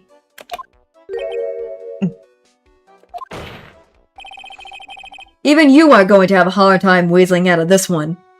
Objection! Huh. Pathetic. Mr. Godot, do you have something you'd wish to say? Yes, Your Honor. It simply amazes me how quickly time changes. In the old days, a man was to be taken at his word. It's truly sad. You're still denying that Mr. Atme was involved. Before casting appreciation at Detective Atme, consider the young lady here. Your name is Desiree? Desiree Delight, is that correct? Yes, what about it? Now charming. The lengths that a woman is willing to go to save her husband is truly inspiring. What are you insinuating? Instigating? As the wife of the criminal, you could have discovered that stolen an urn anywhere. Including the office of the good detective here.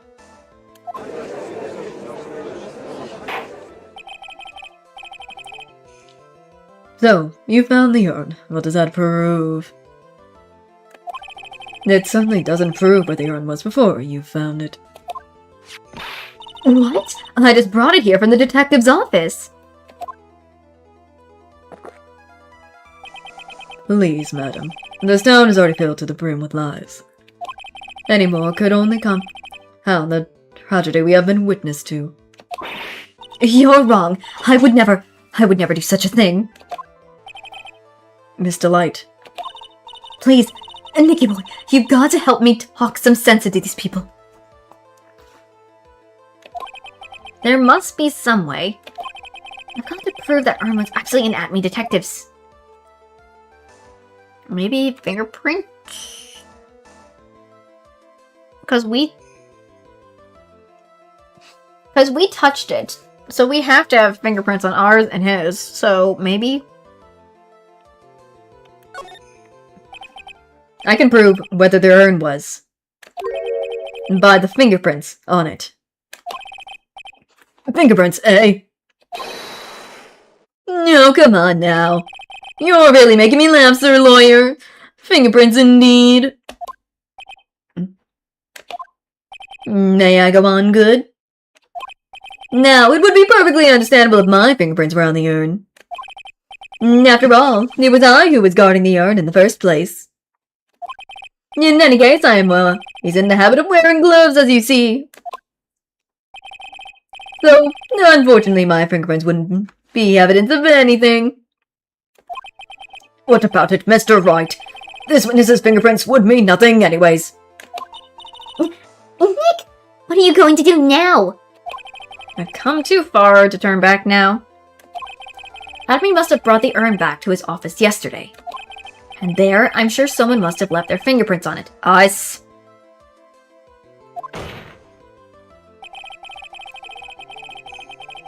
Defense poses that fingerprints on this person should be on the urn. That would be ourselves.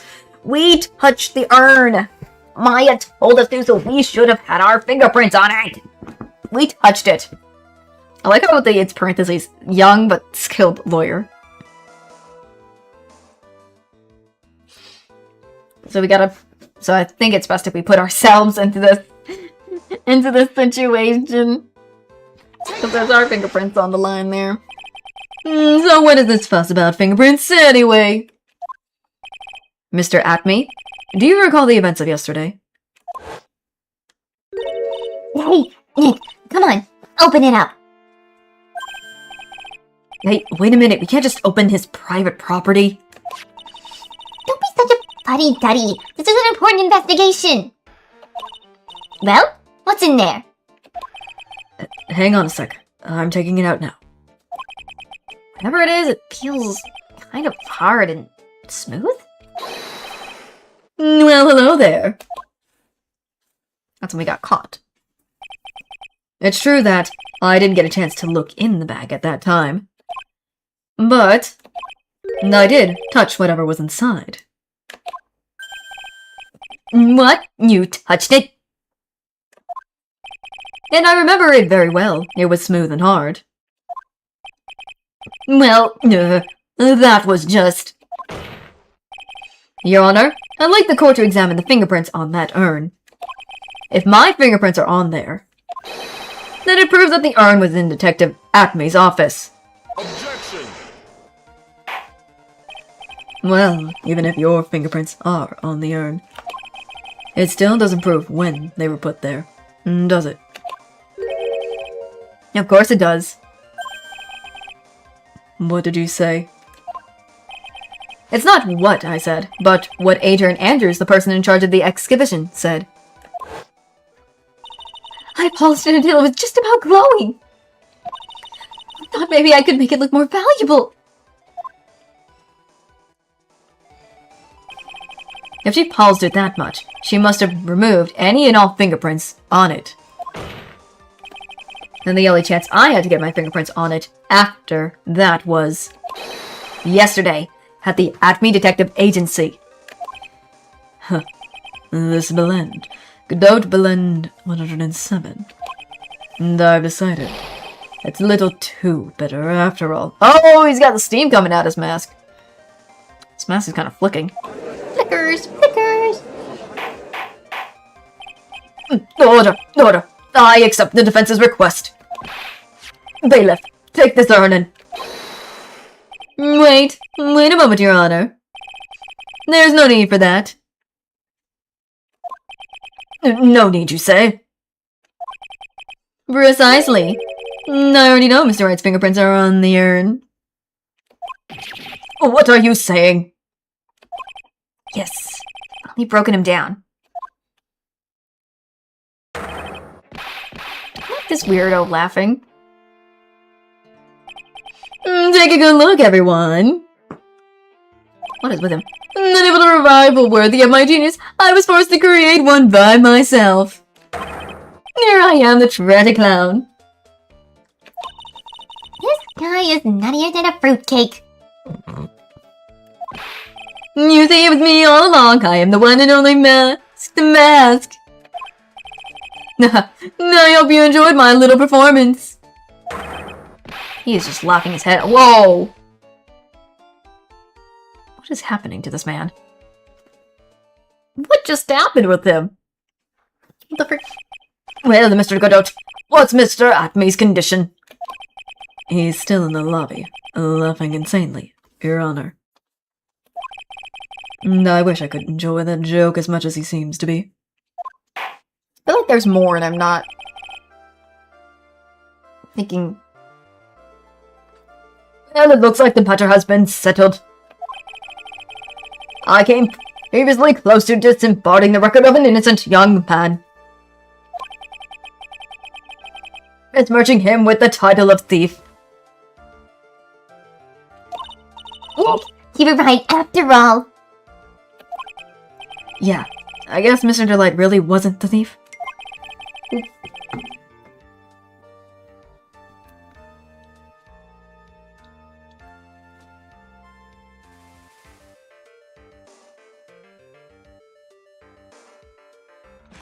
Goodness, my phone went off for a second. The court finds the defendant Mr. Ron Delight. Hold it, what the? You're wrong. Wrong, I tell you. No, I mean... Not exactly wrong so much, but actually not right is what I was really trying to say. Oh no, he's not. This can't be happening. The thief, the sneaky, odious thief who's been stealing all the treasures. It's me! I'm him! I'm the one you want. I'm the thief, I tell you. What are you doing, Ron? So do it! Pronounce me guilty, please!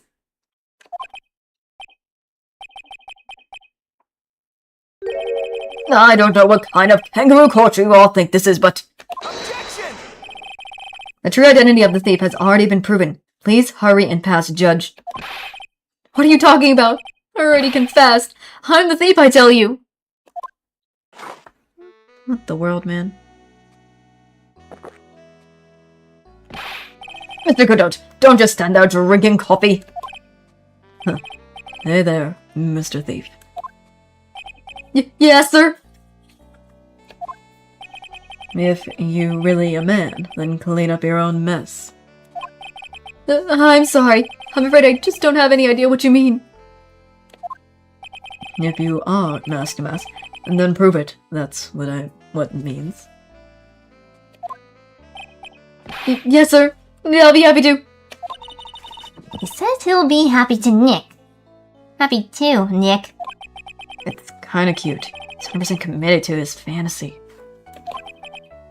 Good boy. Just remember one thing. A boy only gets one chance in his life. To become a man. Yeah, I know that. I won't bear. I swear. What is Ron up to?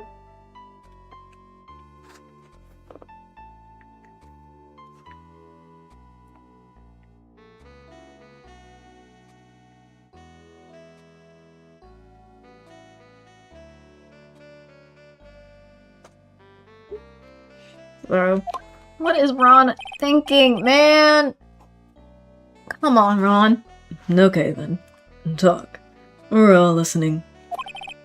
Oh, well. Let's have a listen to this confession. Ron. What are you doing, Ron? The truth is, I've been Masked all along. I mean, you can't prove that I'm not actually Master Mask, can you? I don't have an alibi for the night of the urn was stolen after all. I donned my costume that night and danced described upon the scene of the crime. Look, you can see right there in the photo. That's me. As for a brooch, I snagged it on the door handle and it got torn off, that's all. I don't like the direction this trial has taken. This is how every trial goes. At least with me, anyway. Huh. You're doing great. Stop it, Mr. Godot. You're embarrassing me. Like I said, you're only going to get one chance to testify, alright? But if you make it through this with flying colors, I'll keep my promise too. I'll make sure you stay locked up in prison as one and only true mask to mask. Thank you so much, Mr. Godot. I'll do my best. What is Ron up to?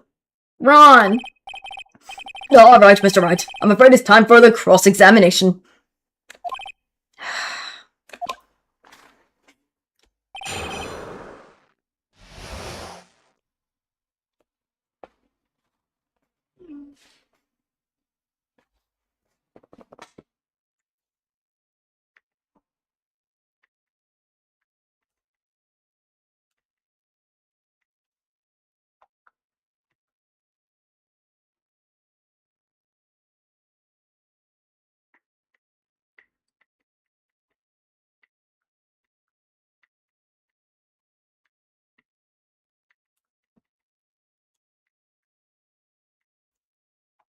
Hold on, I'm trying to do something.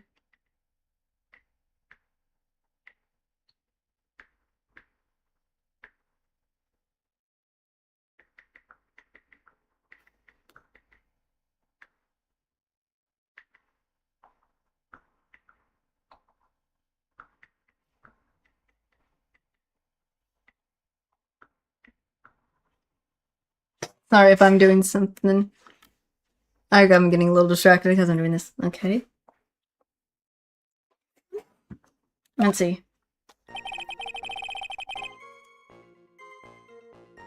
True. Okay, he's been it all along.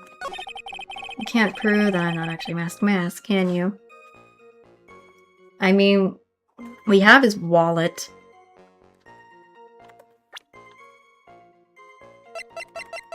What about his wallet that was found? I think it's the wallet.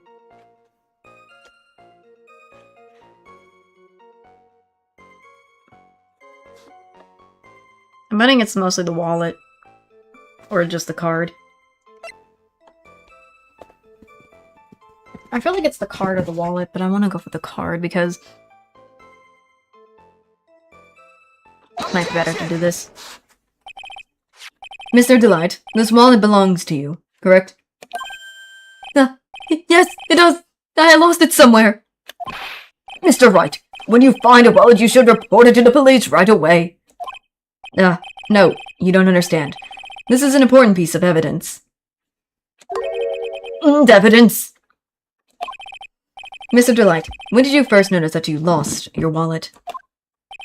Let's see. I think it was on the night of the crime. But I know I still had it when Desi and I went out for dinner. This wallet was found at approximately 1 AM at KBS Security Headquarters. What? Surely you're not serious. Yes, I'm serious. This proves that Mr. Delight was in fact at KB Security that night. No! Come on, man. So, if the defendant was at KB Security at 1 o'clock in the morning, then that proves that he had a watertight alibi. No. Furthermore, considering the distance between Lordley Taylor and KB Security, it would have taken 30 minutes to get there by car.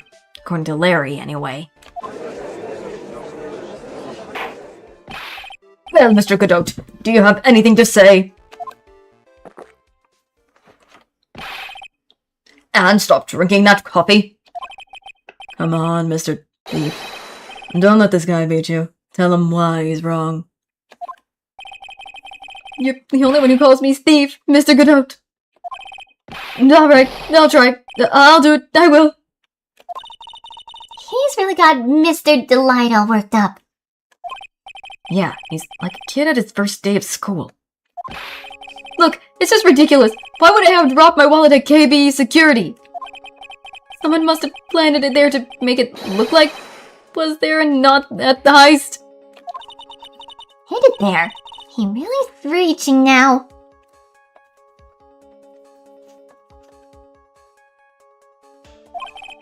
Mr. Delight. You probably dropped your wallet when you took it out to use this, didn't you? The key card to KB Security's CEO office. No. Huh. That was a pretty good try, Mr. Trite. Unfortunately, you overlooked one small thing. What? Motive, of course. Why would this thief go to KB Security in the middle of the night anyway? Well, Mr. Wright, it looks like you need some more evidence after all. This stupid kid. Now then, let's see your evidence.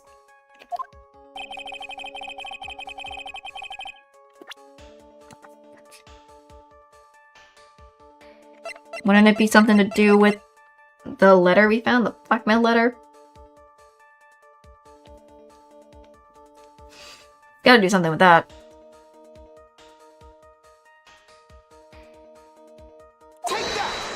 Let's try that. Mr. Delight, I believe you've seen this before, correct? That's... Oh, what is it? A blackmail letter. That's what it looks like from the contents. Blackmail? Yes. Basically, it says bring $5,000. Or $50,000, excuse me. That certainly sounds like blackmail, alright. At the time of the thief, Mr. Delight was dealing with the blackmailer himself. In KB Security's CEO office, a full half an hour away from the scene of the crime.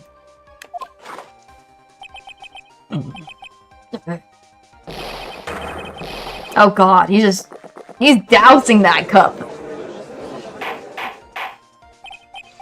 No order! No order!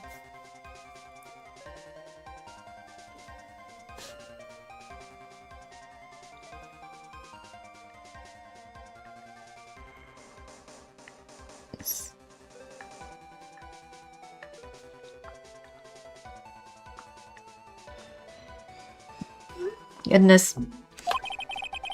So when the thief of the urn occurred, the defendant was at KB Security. It looks like a perfect case for the defense. Objection! You may see it as a perfect case, Judge, but to me... Well, let's just say that my good old blend number 107 impresses me a lot more. What are you trying to say? You said the thief was being blackmailed by the CEO of a security company. But did you actually investigate the CEO at all?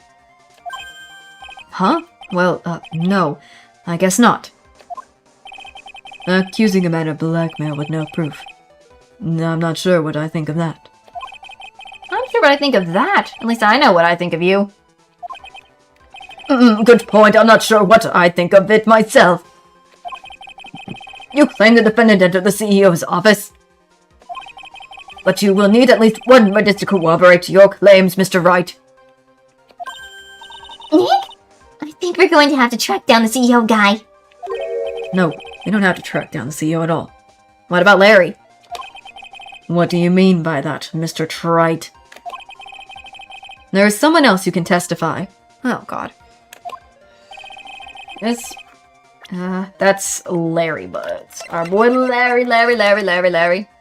Oh, Larry. It has to be Larry because he picked up his wallet working the night of the crime. Oh lordy.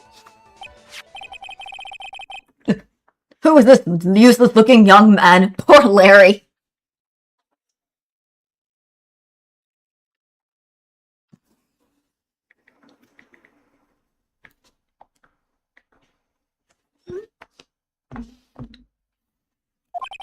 You don't remember him, Your Honor? Not exactly. But just looking at his picture makes the bile start to rise in my throat. It looks like he doesn't remember the case from 2 years ago. He probably blocked out that memory on purpose. Anyway, this man was working as a guard at KB Security that night. Mo? The question at hand is this keycard. Yep, that's the keycard they use in the building I work. According to the serial number, this is one for the CEO's office. You needed to get into that room, and every time you use that card, it leaves a record. Yeah, I tell you exactly who entered that room and when.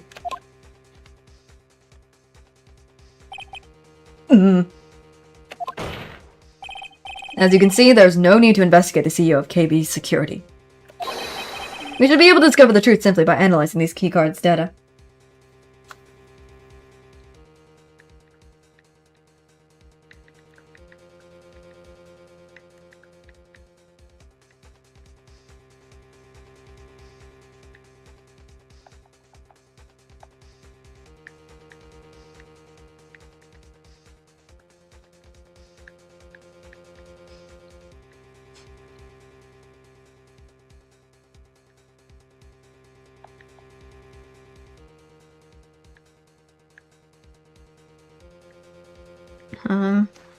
Yeah, I mean, it's true we had to do the data.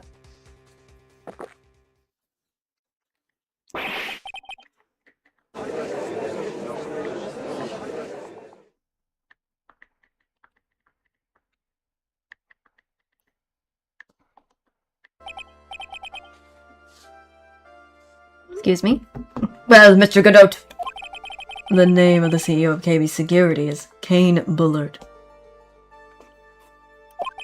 I wasn't able to contact him directly, but I got the keycard data here.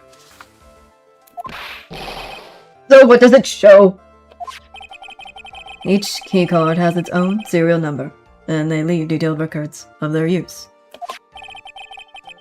According to this data, this card was used at 1 AM on the morning of the crime. Okay. What that means? It can't be Mr. Delight Resta's Damask in this photo! Huh. It looks like you're right. 2 minutes isn't even enough time to brew a good cup of old Joe. So then... Oh god. Ron Delight was clearly in the office of KB Security at the time of the crime. The prosecutor's office is ready to admit that fact.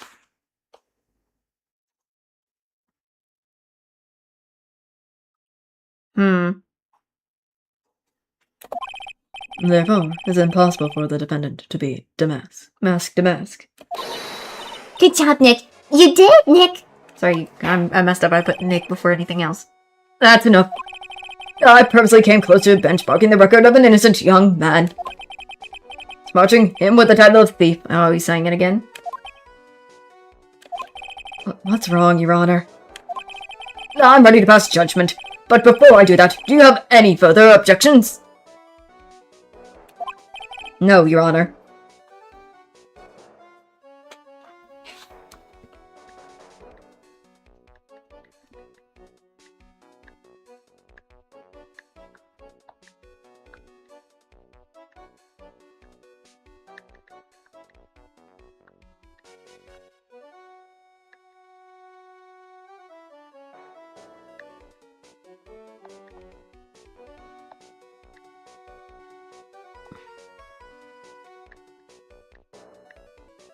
Oh my god. I'm still confused. There's gotta be more to this case than anything.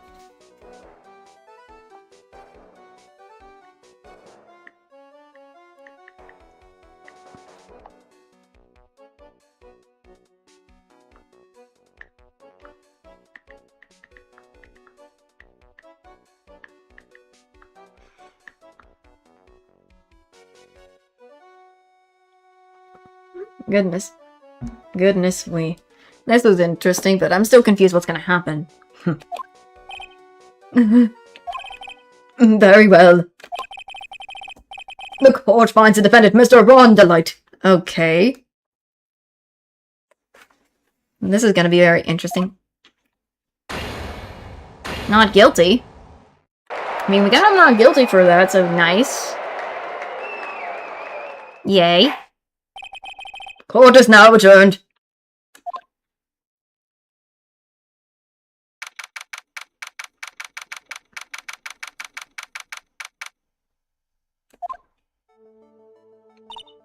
Nick, you did it? You're right after all.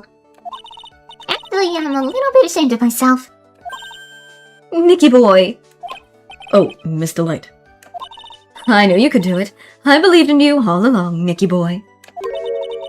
I don't know how I can ever repay you. Oh, shucks. Thanks, Miss Delight. I know, I just know I'm blushing. Congratulations, Mr. Nick. Oh my god. Oh, Pearls. I got a bad feeling about this. Who's this woman? Oh, God. You're like, oh, she's nobody. She's just a...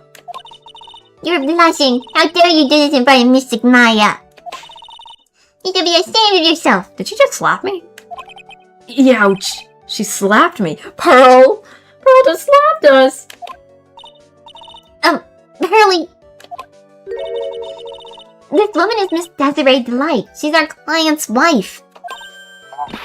Mr. Nick! Yes?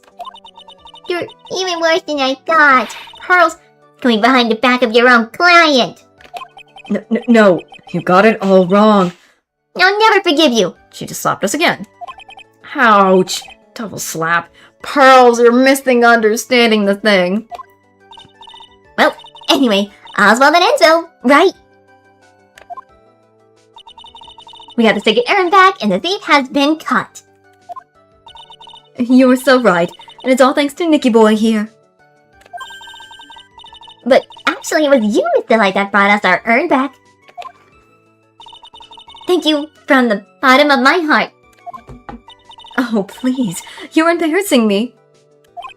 If we won that case, then why does this guy look so glum? But I am the thief. Actually, what's the point now? What is it, honey? I did my best for you, Ronnie. I know that and I appreciate it, Desi. But the thing is... Come on, give the kid some time. Hi! He just got a little touch of the blues. You know about feeling blue, right, amigo? Mr. Godot, what are you doing here? Oh, come on. I just came here to say thanks to my newest buddy. You, Mr. Trite. Maybe you should learn my name before you call me buddy. Well, playtime's over.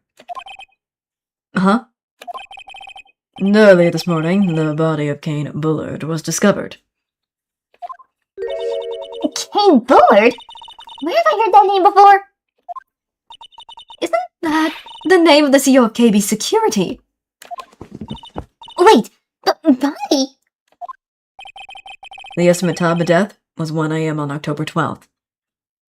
Are you serious? I knew there was more to this case. 1 a.m. on October 12th. You don't mean... That's right, amigo. At the same time that cheap little urn was being stolen, the CEO of KB Security was being murdered. So then, what are you doing here? No, come on. You figured it out already, haven't you, amigo? Lore. Have you already forgotten about that piece of info I helped you out with today? Helped me out. What? On October 12th at 1 o'clock in the morning, Ron Delight was in the CEO office, the scene of the murder. Now, after getting that blackmail letter, he must have been imbued with utter rage. But what are you saying? Imbued with rage?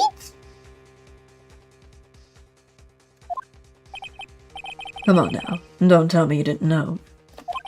Ron Delight was once an employee of KB Security. He was a professional security guard. An employee of KB Security? It looks like the alibi that saved him from being convicted as a thief is going to be the nose that gets him hanged Kind of an anti-alibi. No way! He can't be the thief because he was at the murder scene when the murder occurred.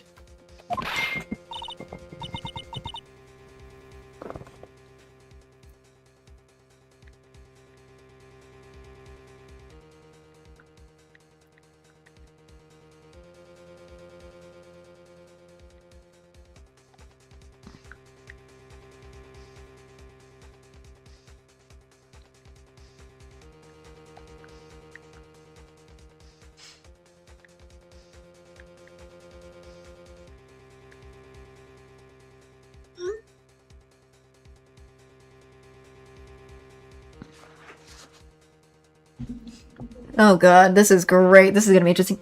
No, that's a lie. It can't be true. Oh, no, but I'm a thief, I tell you. I know! Yep, they kinda did. We're on Delight. We're going back to prison again. This time the charges is much more serious. This time you'll be tried for murder. What? This is impossible. Now I'm looking forward to another exciting showdown, Mr. Trite. You and I aren't through with each other yet. Surely you won't back down from a challenge. You've never been a coward. Mr. Nick, is there something personal between you two? I've returned from the depths of heck to do battle with you. At least let me have some fun while I'm here. That smile, man. This guy. Who the heck is he? He may be quiet, but he's the most dangerous enemy I've ever faced. Well then, time to say goodbye to Mr. Delight. Oh my god.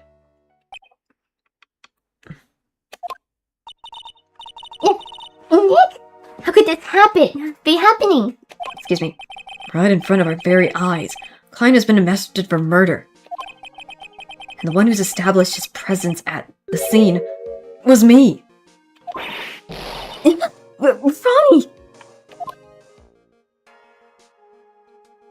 Well, arrested for murder on the same day he declared innocent of larceny. What the heck is going to happen next? Lovely.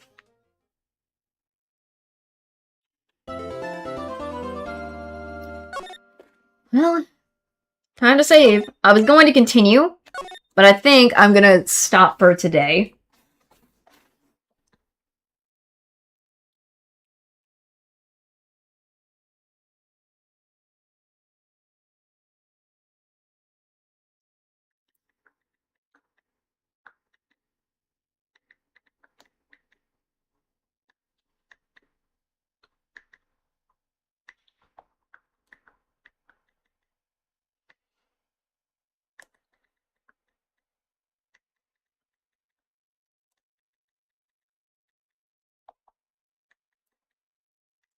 So this is gonna be interesting.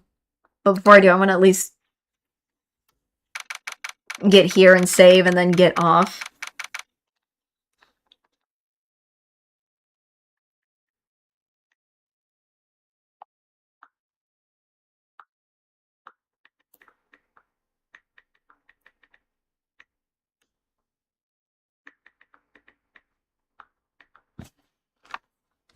So this is very interesting. This was very interesting of a case, though. Hold on, sorry, hold on. Let me go to options, save. I'm just doing a save again. Let me switch it over to the chat screen while I'm at it. I'm constantly saving because I do not...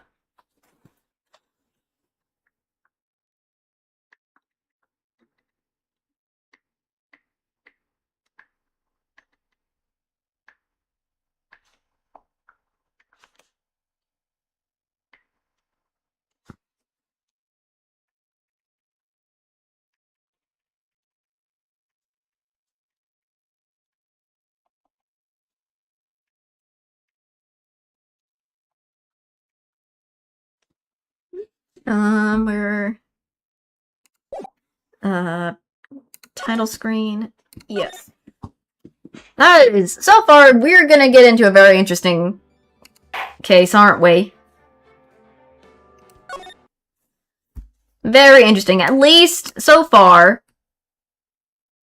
At least we got to finish Turnabout Memories and kind of had some good fun with that first case. Next one, I'm hoping...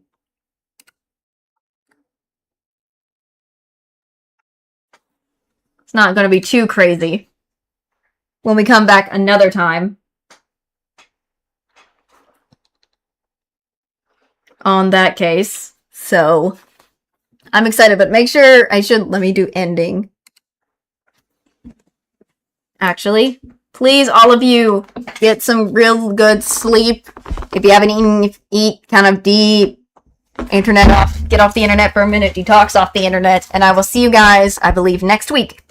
Bye-bye.